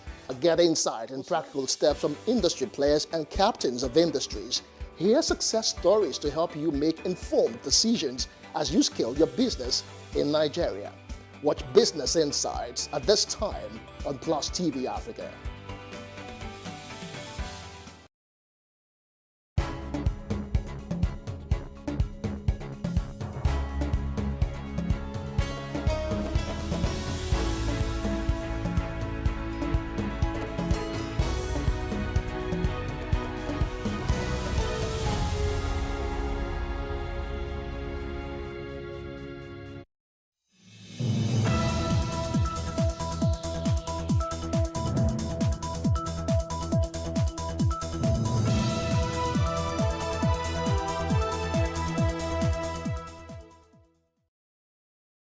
Hello and welcome to the Literary Bar, a special hangout for books, authors, and readers. Here, we serve up a combination of pleasure and fun as contained in prose and poetry. So grab yourself a cup of tea a glass of wine or two, and let's get comfortable reading. In the immortal words of C.S. Lewis, you can never have a cup of tea too big or a book too long to satisfy me. So let's talk books. A good book is a tapestry of ideas, inspiration, sweat, and dedication, woven together to bring you stories that'll make you laugh, think, wonder, and even cry. Books are filled with fantasies, discoveries, history, science, philosophy, and politics. Books have preserved our faith and have provided a moral compass for people for thousands of years, like your Bible, the Quran, the Bhagavad Gita. Fundamentally, books are filled with our stories collectively and individually, serving as silent curators for mankind. Have you heard the expression, readers are leaders? Let me rephrase this. The thinking, that's the reading minority, rule over the unthinking majority, because a lot of people cannot be bothered with reading. The more words you know, the richer your life will be, because words add color to your expressions and experiences. Lack of appropriate words to describe a situation leads to breakdown in communication, which ultimately leads to conflict. People use between 2,000 and 10,000 words in their lifetime out of over 170,000 words used in English language. The amount of words you use is reflective of your reading habits or lack of it. Shakespeare used about 24,000 words in his lifetime, inventing about 5,000 of those words, such as thought-provoking, zany, eventful, amazement. So if you don't have the words, you can create your own so long as it makes meaning. So you've guessed, I'm a bibliophile, meaning I'm a lover of books. So I can wax lyrical about my love for books for a long time. But the best part about loving books is having someone like you to share them with. So it's time to share my book pick and poetry for the program. With me here, I have How to Be a Nigerian by Peter Nahoro, also called Peter Pan. How to Be a Nigerian by Peter Nahoro is one of my favorite books of all times. If this book was a mirror, Nigerians will see their true reflection in it. It's a beautifully written piece of satire that pokes fun at our idiosyncrasies as Nigerians. Written in 1966, it still captures the essence of what it means to be a Nigerian. Peter Nahoro, aka Peter Pan, wrote the stories in this book on a whim and didn't think of publishing it until a fellow journalist and expatriate encouraged him to publish it. And it has been an amazing success since it was published. Let me share some excerpts from this brilliant masterpiece. I'd like to point out that Peter Nahoro passed away last year, 2023. But it's also important to know that authors do not die because the books that they've written live on with us. So I'll just share a few. There are 21 topics in this book. It's very short and is an easy read. This copy I'm holding was published by Mosuro Books in Ibadan. Mosuro Publishers in Ibadan. And it was originally written in 1966, like I said, been published by a few people, but this copy is from Mosuro. And it was sent to me by my very good friend in Ibadan, Niyi. So you see why I chose this book, because as a Nigerian, it tells me who I am or who a Nigerian should be by a fellow Nigerian. And he says in his preamble, I did not set out to write a book when I began putting notes down about the Nigerian. It just struck me that one day, that with all the political acrimony that gripped the country, and in spite of the diversity of the country, a personality that was distinctly Nigerian had emerged, but few Nigerians realized it. So in talking about this book, you never know how much of a Nigerian you are until you're amongst foreigners. And then they start to sound a bit different. But you recognize yourself in your fellow Nigerian, in the way we carry on and in the way we do things. The first question he asked is, who are the Nigerians? Let me start by telling you about myself as a Nigerian. Everything about me is 100% Nigerian. I'm born, bred, and educated in Nigeria. I've received my education from the north, the east, the west, and the south. So everything about me, as you're saying, has no real foreign influence. It's all about Nigerians. But who are we generally? Nigerians are loud. And he mentions that portion in this book. Nigerians are loud. You will see us. You will hear us from where you are.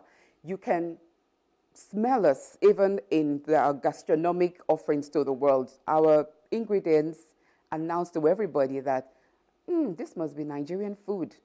And because we're so full of life and very effervescent, you will feel us everywhere that we are. Our music is all over the place. So, like I said, I'll read you some excerpts from this very charming book. It's simply written, and so it is easy for anyone to pick up, and it's such a quick read. Way back in 1966, he mentioned our Asoebi culture when he was talking about the things we have to go through in doing some of our societal work, be it a wedding or be it a funeral, how we are as Nigerians. So let me quickly get to the part of the Nigerian in the mourning game in Nigeria. When a death occurs in Nigeria, the mourning that follows is usually a game of conventional grief played between the bereaved and the sympathizers. With the dead laid to rest, the social event now begins proper. The widow picks a special print of cloth with her, which her relatives and friends purchase from her. This uniform is called Asoebi, sewn to the exact style by more than 300 mourners or attendees, which will be worn on the night or the day of the event. And this is a culture that has permeated all through Nigeria till date. The Asoebi culture has remained with us, and it is still very, very loud. He talks about the art of grumbling. He says the Nigerians are a nation of good grumblers. Nobody can capture the way Nigerians like to moan. The right to moan is taken quite seriously, and even your employer who interrupts your grumble has committed an offense worse than the original object of discontent. Right now, when we're talking about the grievance between labor and the people paying them, we can see that, thank God, it's been resolved, but you can't mention anything pertaining to emoluments without incurring the wrath of the Nigerians. Oh, how things are expensive, how things are not expensive. This is a culture that has remained with us ever since.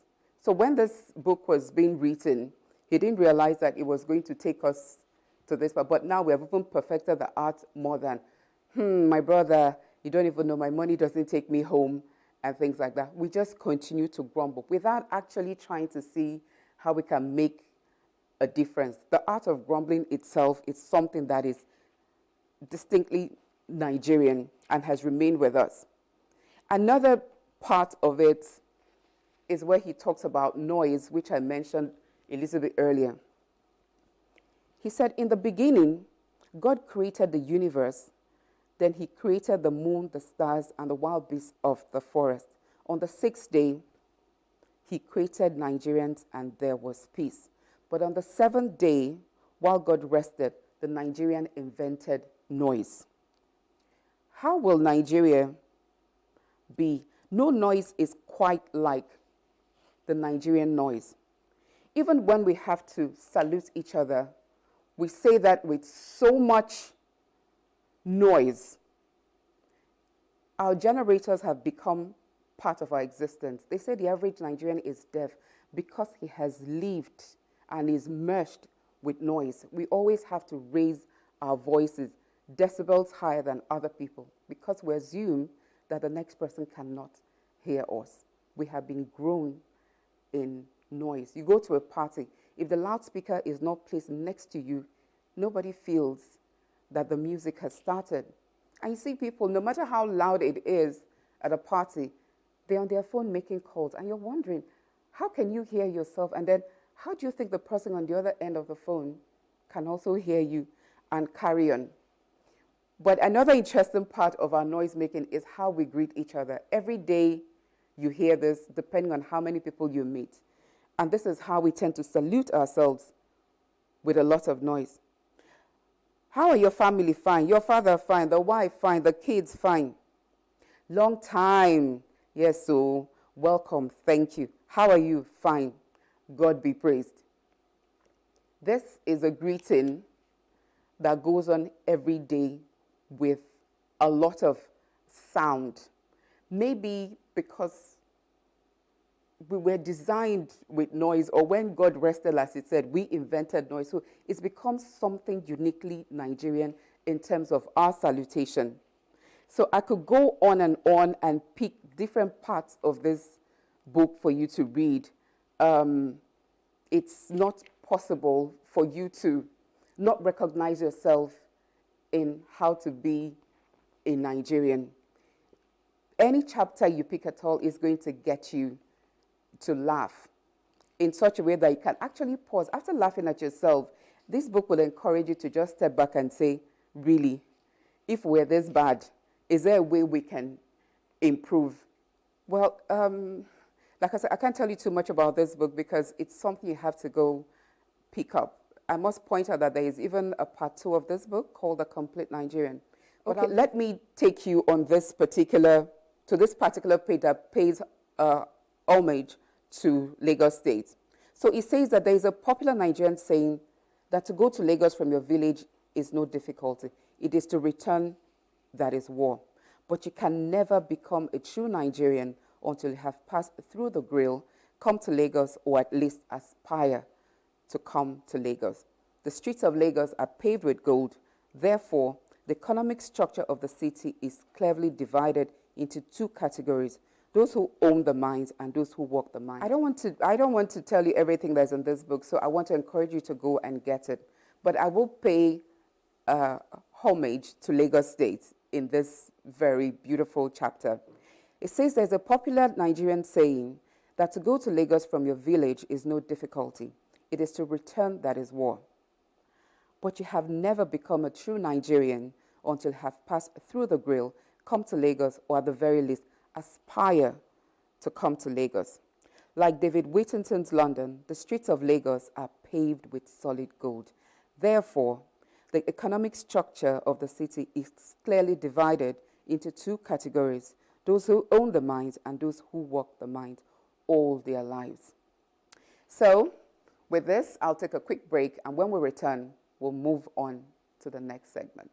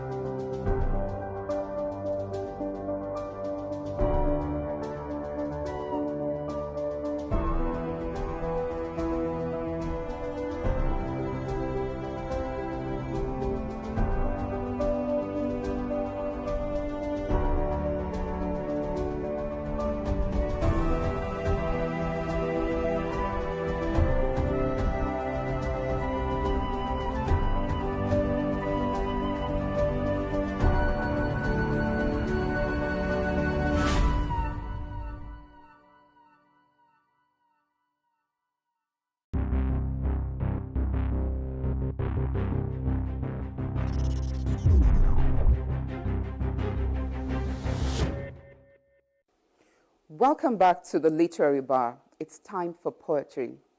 In the book How to Be a Nigerian, our old new anthem was quoted and inspired me to talk about the national anthem and give my take on it. So let me recite the national anthem. Nigeria, we hail thee, our own dear native land. Though tribe and tongue may differ, in brotherhood we stand. Nigerians all and proud to serve our sovereign motherland. Our flag shall be our symbol, that truth and justice reign, in peace or battle honored. And this we count as gain, to hand to our children a banner without stain. O God of creation, grant this, our one request. Help us build a nation where no man is oppressed, and so with peace and plenty, Nigeria may be blessed. Every time I hear it rendered by school children on the assembly ground or at official events, I pause and listen, and certain keywords keep jumping at me. And these words are tribe, motherland, our flag, and brotherhood. A tribe typically describes a nation, a group of people that have common interests, that share the same languages and the same culture. Every time I hear it rendered by school children on the assembly ground at official events, I pause and listen, and certain keywords keep jumping at me. Tribe, and that is a traditional social group sharing ethnicity, language, history, and a nation. Some people assume that tribe connotes a group of preliterate people that are just running helter-skelter. It doesn't really matter. A tribe is just people who share certain things in common. Then, motherland, the country of your birth, where you are nurtured and where you live, the origin. I think about motherland as a place where that you get life from, the source of your existence. The thing that gives us hope is a land that we own and which is entrusted to us by God, the creator of the universe. So when you think of motherland, you think of the land that your mother has given you. Everybody thinks of their mother as the most important, if not one of the most important persons in their lives. So I'm asking my fellow Nigerians, how are we treating our motherland? How do we take care of the land that's been bequeathed, that's been given to us by our mother? If your mother is precious to you, why are we killing ourselves? Why are we aiding and abetting corruption in such a way that the land that we're given has been desecrated by the violence, the insurgents? We cannot nurture this land with blood. We can only nurture it with the things we do that is proper. When we talk about our environment, what are you doing? The rains are here. The flood is everywhere. Why? Because we're blocking the drainage. We're dropping things where we're not supposed to do it. Is this a way we honor mother? So if our mothers are most important to us, that means the earth that we're given is also one of the most important things we'll ever have. The brotherhood is a belief in unity and cooperation amongst men. So I'm asking our politicians, how are you treating your brothers in your neighborhood? Brother, how is your hood? That is what I'm asking you. How are you treating your fellow man? That is a brotherhood, the unity that this anthem signifies. So I'm asking you, politician, businessman, how is your hood? How are you taking care of your brothers? And then our flag. A flag is a symbol that unites a group of people and serves as part of the national identity. So the flag that we're given that says green, white, green, a land of peace, a land of unity, and a land of plenty. It is how we take care of our environments that will make our land fertile. So we need to honor this land that we have been, that we've been given, that this flag signifies. So I am urging everybody to honor the flag, this green, white, green that we have. When we have peace, we will have plenty to eat. The trouble we have today is that insurgents have taken over the land. And so we do not have the peace to make up, to enjoy the fertile land that we have been given by God, which our flag signifies. The peace and fertility, food and peace. It goes hand in hand. Your life is your story. Until I come your way next time, make your life a great story. That's it on Literary Bar. For new episodes, please follow us on Facebook, X, and Instagram. And do subscribe to our YouTube channel at Plus TV Africa and Plus TV Africa Lifestyle. You can also view us from Limex on Limex TV and Glow TV apps anywhere in the world. I'm Chinedu. Many thanks.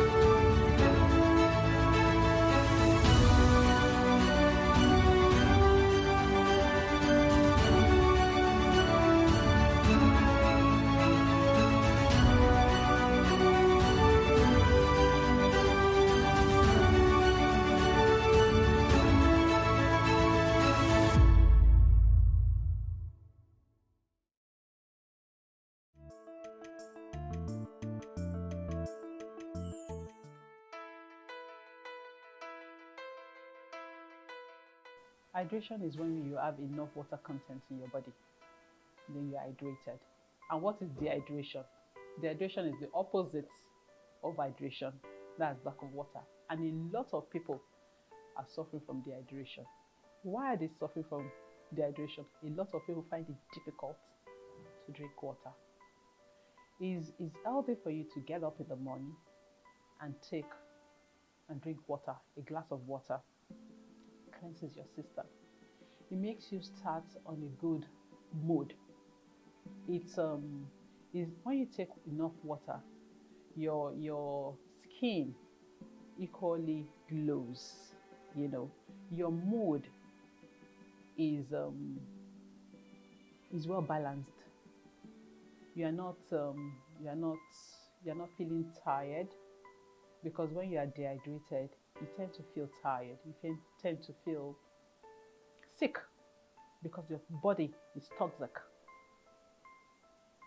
You understand? So your body is toxic, and things that are not supposed to be in your body are being retained in your body instead of it being flushed out. When you are properly hydrated, then you pee, you go to the toilet, you urinate, you sweat well, which is very, very healthy. In doing that, the excess things you do not require, the toxins you do not require are passed out from the body. So it makes you healthy.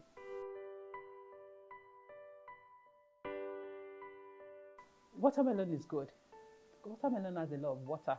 Pineapple is good. You know, you can take this fruit like cucumber. If you okay, let me just give you these little tips. You can do your mix your cucumber, blend your cucumber with watermelon, blend it with a bit of beetroot, add a bit of ginger to it. It will keep you very, very energized.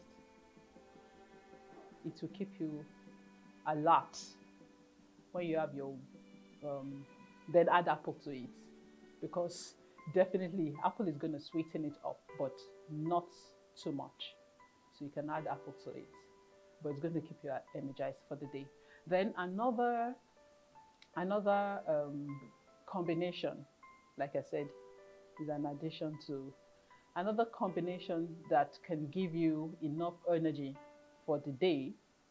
You can have your kale, you can have a bit of pineapple, you can have a bit of, so when I say a bit, it is now for you to come to us and ask us what the bit is. But so you have your banana, you have your kale, you have your pineapple, you can add a bit of chai seed to it. Blend is energy giving. Kale on its own is powerful. Is a power bank of veggies. Then banana is another. So you have your banana there, you have your pineapple, you have your kale, you have your chai seed. If you want, you can add a bit of ginger to it, depending on. But you're beautiful with that. Then you water, you're fine.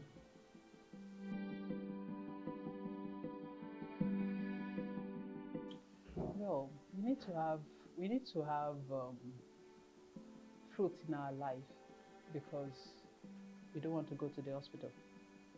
They help fight, they help combat diseases in the body. So you derive vitamins from fruits.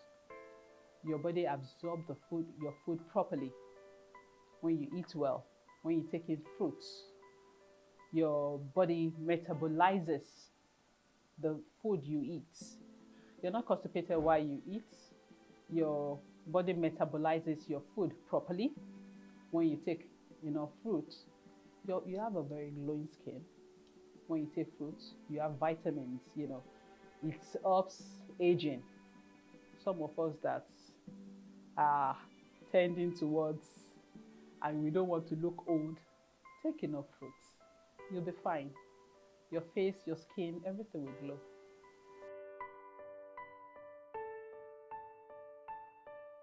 You have to find out what that child likes. All children are not the same, so you need to know what that child likes. When you find out what the child likes, then you start mixing food together. Most children, not all of them anyway, they have sweet tooth. So it could be a combination of banana with some other things, you know. But the first thing is to find out what the child likes. When you get what the child likes, then day in, day out, you introduce it into their meals. You can make it into smoothies. You can make it into juice for them, because it's easier to take, when you make juices or you make smoothies, it's easier for them to take a whole lot of nutrients into their body within a short time.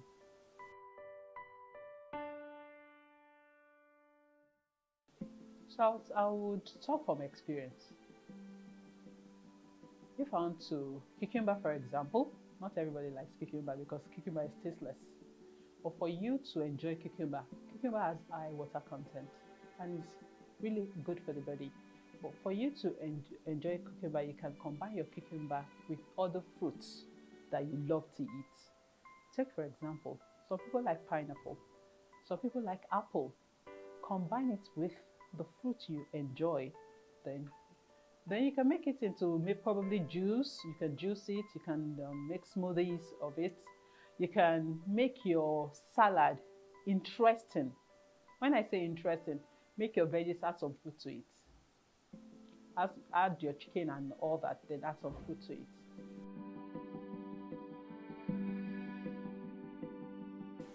Most fruit gives your normal vitamins. So I'm going to start with apple. Apple will help you with your digestion. The beetroot will help you with metabolism. Citrus fruits, lemon for example, cleanses your system.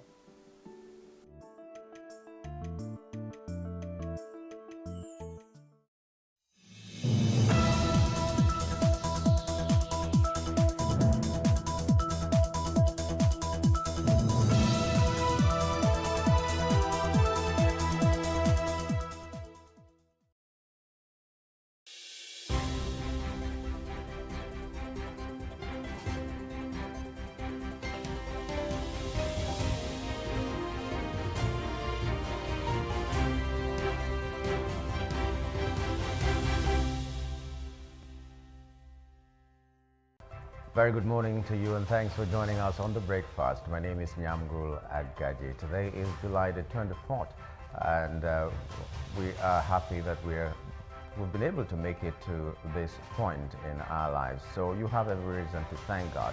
Today we're going to be looking at some issues as usual. CBN raises interest rate to 26.75% amid inflation. And then we're also going to look at some universities may admit 10 years old according to JAMB registrar. Okay, those are our top trend. Those are our hot topics that we are going to be taking this morning. We also are going to have top trending issues that caught our fancy in the last 24 hours. And then we will be looking at the newspapers to see what headlines they are in our national dailies. What are those stories that made it to the front pages of our national dailies or some of our national dailies? We'll find out on the Off the Press segment of the program, as we call it. First of all, let's take the quote of the day.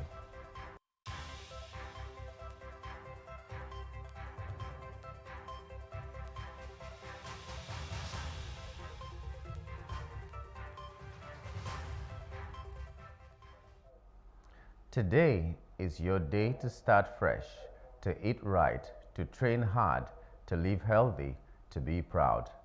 Today is your day to start fresh, to eat right, to train hard, to live healthy, to be proud. That's according to Bonnie Feister. A wonderful day, wonderful quote there. Today is the beginning of the rest of your life, so you make the best of it. That is simply what it is.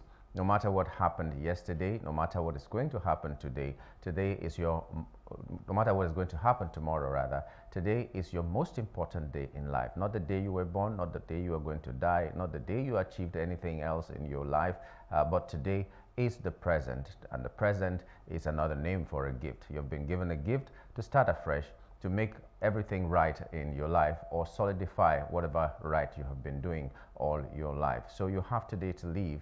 Don't worry about what happened yesterday, or don't even rejoice about what happened yesterday. Don't think about what is going to happen tomorrow, because even the good book says, why worry about tomorrow when you have today? So you have today to live your life, start afresh, do everything that you're supposed to do, and above all, try to make yourself happy, healthy, and knowing that it's an opportunity to start afresh. So we hope that whoever is there now watching us has made that commitment to make today the best of his or her entire life. That's what it is. If you make the best of today, tomorrow will take care of itself. Yesterday will just be put in its own place, and that's the end of the story. So let's go very quickly now to our top trending issues this morning. The Senate and House of Representatives swiftly passed the National Minimum Wage Act 2019 Amendment Bill. The bill, which went through second and third reading in both legislative chambers of the National Assembly within minutes of being transmitted by President Bola Tinubu, was approved separately by the Senate and the House of Representatives on Tuesday. Following a unanimous vote after a clause-by-clause consideration in the Committee of the Whole, the National Minimum Wage Bill passed its third reading and was approved by the Senate. The House of Representatives also passed the bill immediately, mirroring the Senate's actions. President Tinubu is expected to sign the bill into law. Earlier, the bill transmitted the National Minimum Wage Bill to the National Assembly for consideration and passage. He separately wrote to the Senate and the House of Representatives requesting prompt consideration of the bill to amend the National Minimum Wage Act 2019, increasing the national minimum wage from 30,000 naira to 70,000 naira. Additionally, the President requested lawmakers to reduce the period of periodic review of the national minimum wage from 5 years to 3 years, addressing related matters in the process. I kind of liked the fact that the Senate and the House of Representatives ensured the National Assembly was swift about this. But my hope is that this will put to rest all the issues about minimum wage. We do hope that all the states will be disciplined enough to pay the national minimum wage of 70,000 naira. I hear that some states have even offered to pay 80,000. That is 10,000 above what the National Assembly has just passed into law as at yesterday. Before now, Edo was the one who set the pace and said that they were going to pay their workers 70,000 naira. I'm sure that also played a significant role in the decision of the tripartite committee and the labor to arrive at a figure that was going to be paid to all workers everywhere in Nigeria. We've always been talking about federating units of Nigeria, and if they cannot pay because they are tied to the apron strings of the federal government, we should be thinking seriously about federalism, true federalism, which the present administration was crying that we need in Nigeria before they came into power. So if we were talking about separation of powers, we're talking about true federalism, where states will be required to manage whatever they have in that state and just pay a percentage to the federal government, then so be it. Let's see what states will collapse themselves into one another. Every geopolitical zone right now is clamoring for a state. It's not just enough to have a state. What we're supposed to be looking at is how viable will a state be. For instance, the entire southeastern geopolitical zone has about 5 states. Well, they are saying that it is the smallest number of states. They have 5, while others have 6 states and so on. They want another state because it will bring more development to the people and all that. But the entire southeast is almost as big as only Oyo state, or some of the states in Nigeria are bigger than the entire southeast put together. Still, one would expect that with that small number of people or landmass, small geographical location that they are having, with 5 states, there should be development more than everywhere else in Nigeria. But that is not the case. I'm not saying that the southeastern governors are not trying, but I'm saying that creating states may not be the solution to the developmental problems that we have in Nigeria right now. We need good leaders that will take care of the needs of the people and not be thinking about white elephant projects that we may not even need in whatever state that we find ourselves. And we also need leaders that will be creative enough to make sure that we get the required IGR to finance the state, as it were. There are countries in this world that do not have the endowments that Nigeria has, for instance, and they are doing better than Nigeria. There are some countries that all they do is technology. There are some countries that sell some other things that are not gold, they are not oil, they are not the kind of things that we have in Nigeria, yet they are thriving. So it is thinking out of the box, and sometimes thinking as if there were not box at all. That is what brings a nation to where they should be, and we should start thinking like that in Nigeria, and we should have leaders that are upright enough to tell the truth to themselves and to the people that they govern. Well, we're hoping for a better Nigeria. That's what it is. And so whatever it is that we're praying for, let's just have it. Minimum wage, 70,000 naira. We hope that all the governors will be able to pay. And we hope that because of the 70,000 naira minimum wage, the inflation will not even go even worse. Now that the MPC is talking about tightening the belt on borrowing so that the inflation will go down. I don't know how that works. It doesn't seem to be working for the common man. I don't understand. A lot of people do not understand. But hey, the experts say that's the way to go. So, well, very good. We're hoping that inflation will come down. Let 70,000 naira be a breath of fresh air rather than what will cause us to even go further into despair.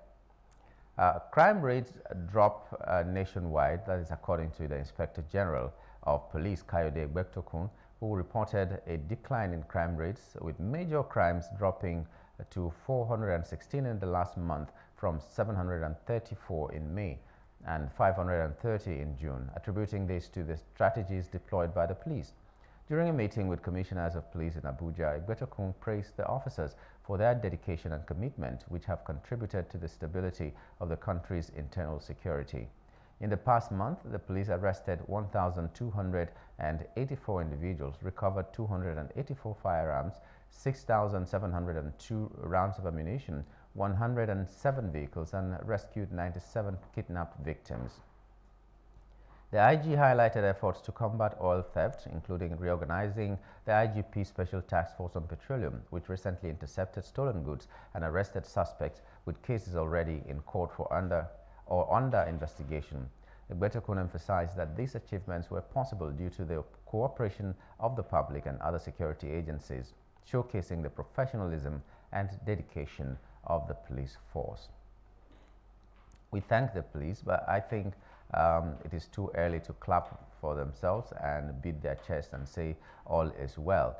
What if these bandits and whoever it is are just re-strategizing? We should keep a low profile and not beat our drums all the time. That's my own take. If the people who are arrested are above 500, and then the previous month it was like, okay, the crime rate, the cases were 700 and something, and that means it has dropped about 200, and then we're clapping for ourselves. Just a month's interval. I think it's too early. We're hoping that it stays that way and even goes further, so that we don't have any cases, or when we have, it should be below 100 cases. But it's quite early.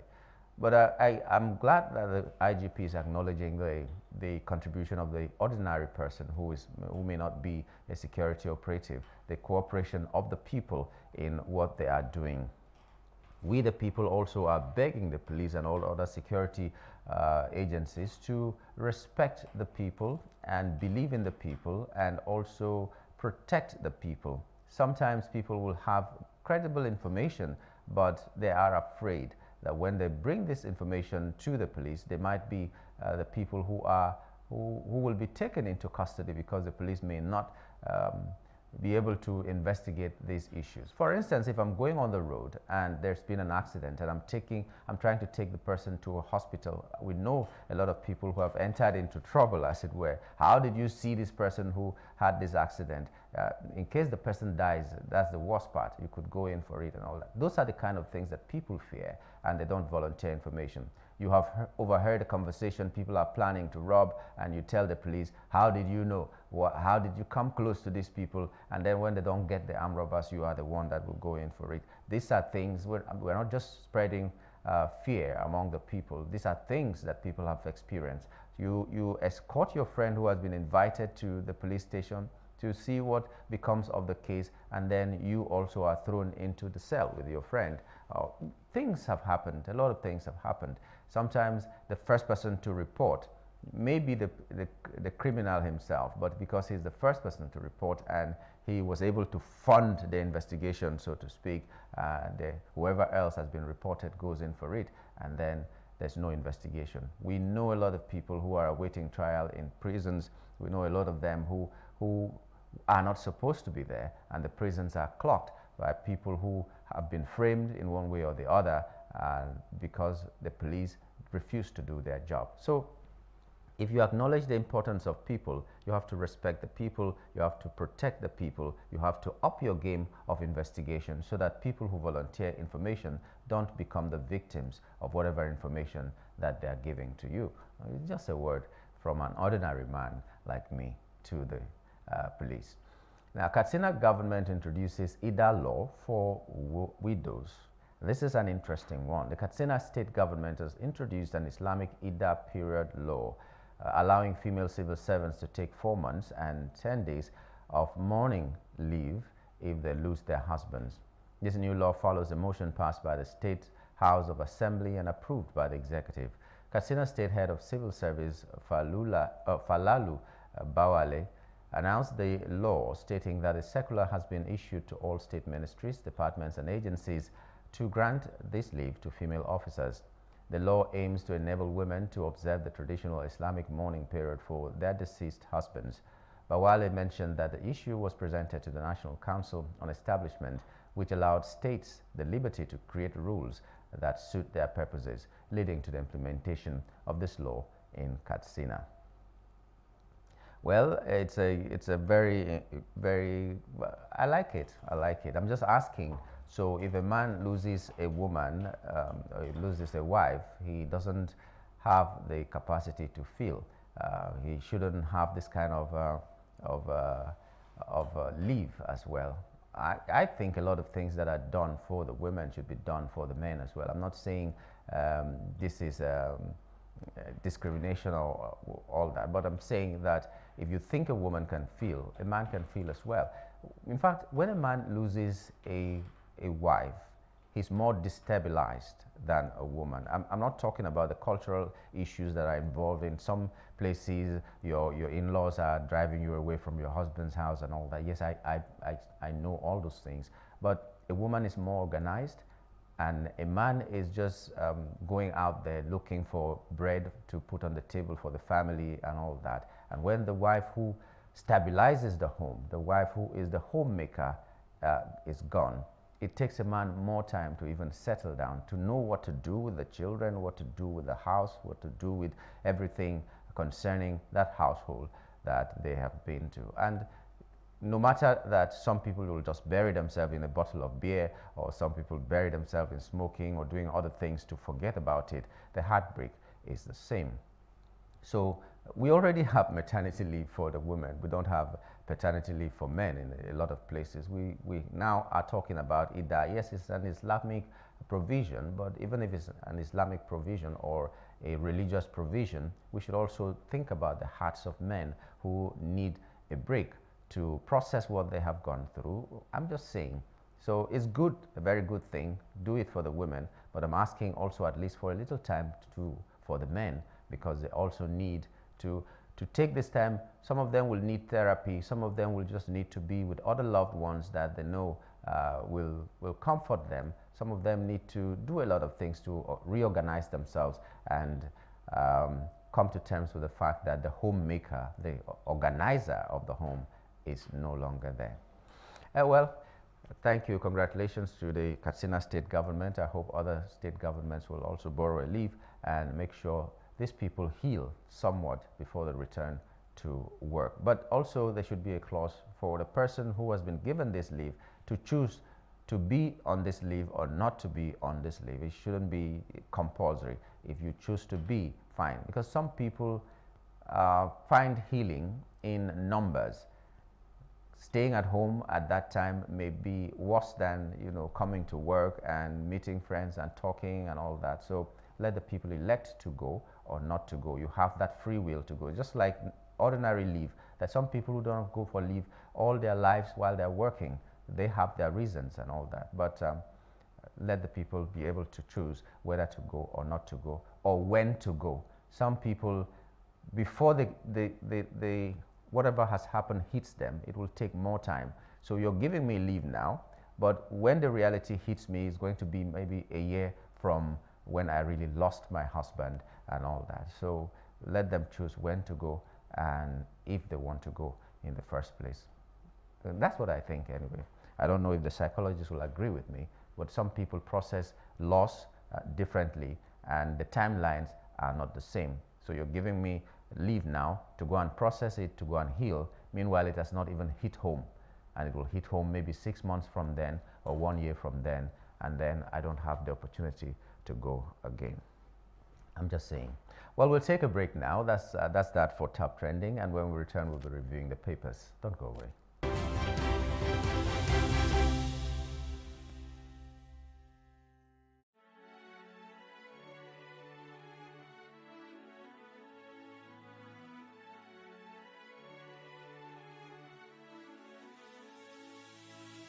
It is engagement we need to have. Those who suffer miscarriages are never taken into account. Members of the National Assembly are also influence peddlers. You are sitting on Nigerians' money. From the Babin, I pay my rent.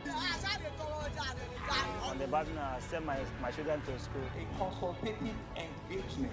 No any tangible notification before they ban us. It's one thing for people to be at your back and the heat of the moment, and another thing for them to still be with you when push comes to shove.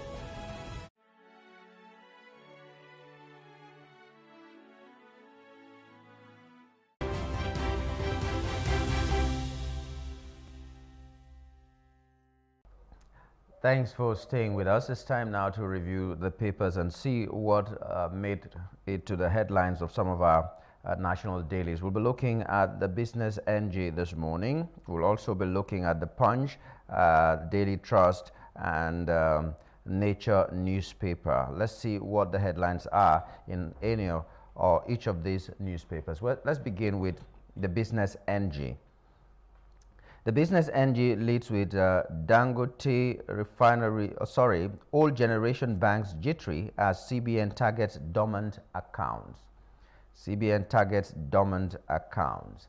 I don't know what makes an account dormant. Some people say it's an account that has not seen any activity for the last 6 months and all that. So we don't know whether some other things are done to find out why these accounts have not seen any activity in the last 6 months. Maybe you just have a little cover here and there and you want to leave it there and concentrate on other things that you're doing or something. Maybe you don't really have anything to add to it, but you don't want to remove whatever small amount of money you have inside there.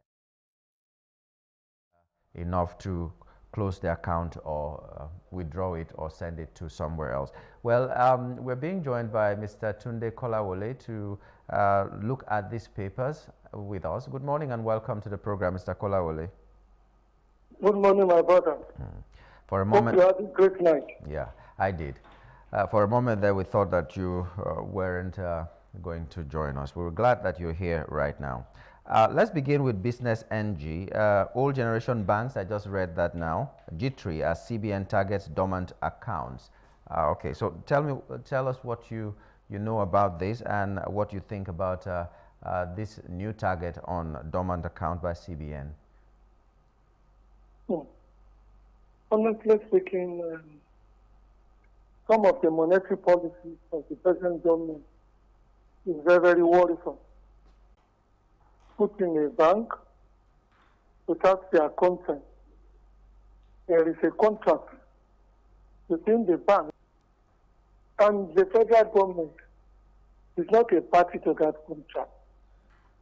If you are not a party to the contract, how will you now begin to take benefit of such a contract? This attempt to confiscate some money in so-called dormant account is not different from the move they have been making to start using pensioner funds to run the government. The pensioner fund is a contract between the government. Honestly speaking, the government should stay away from so-called dormant accounts and pensioners' funds. These are savings made by certain public. Sometimes they may need such savings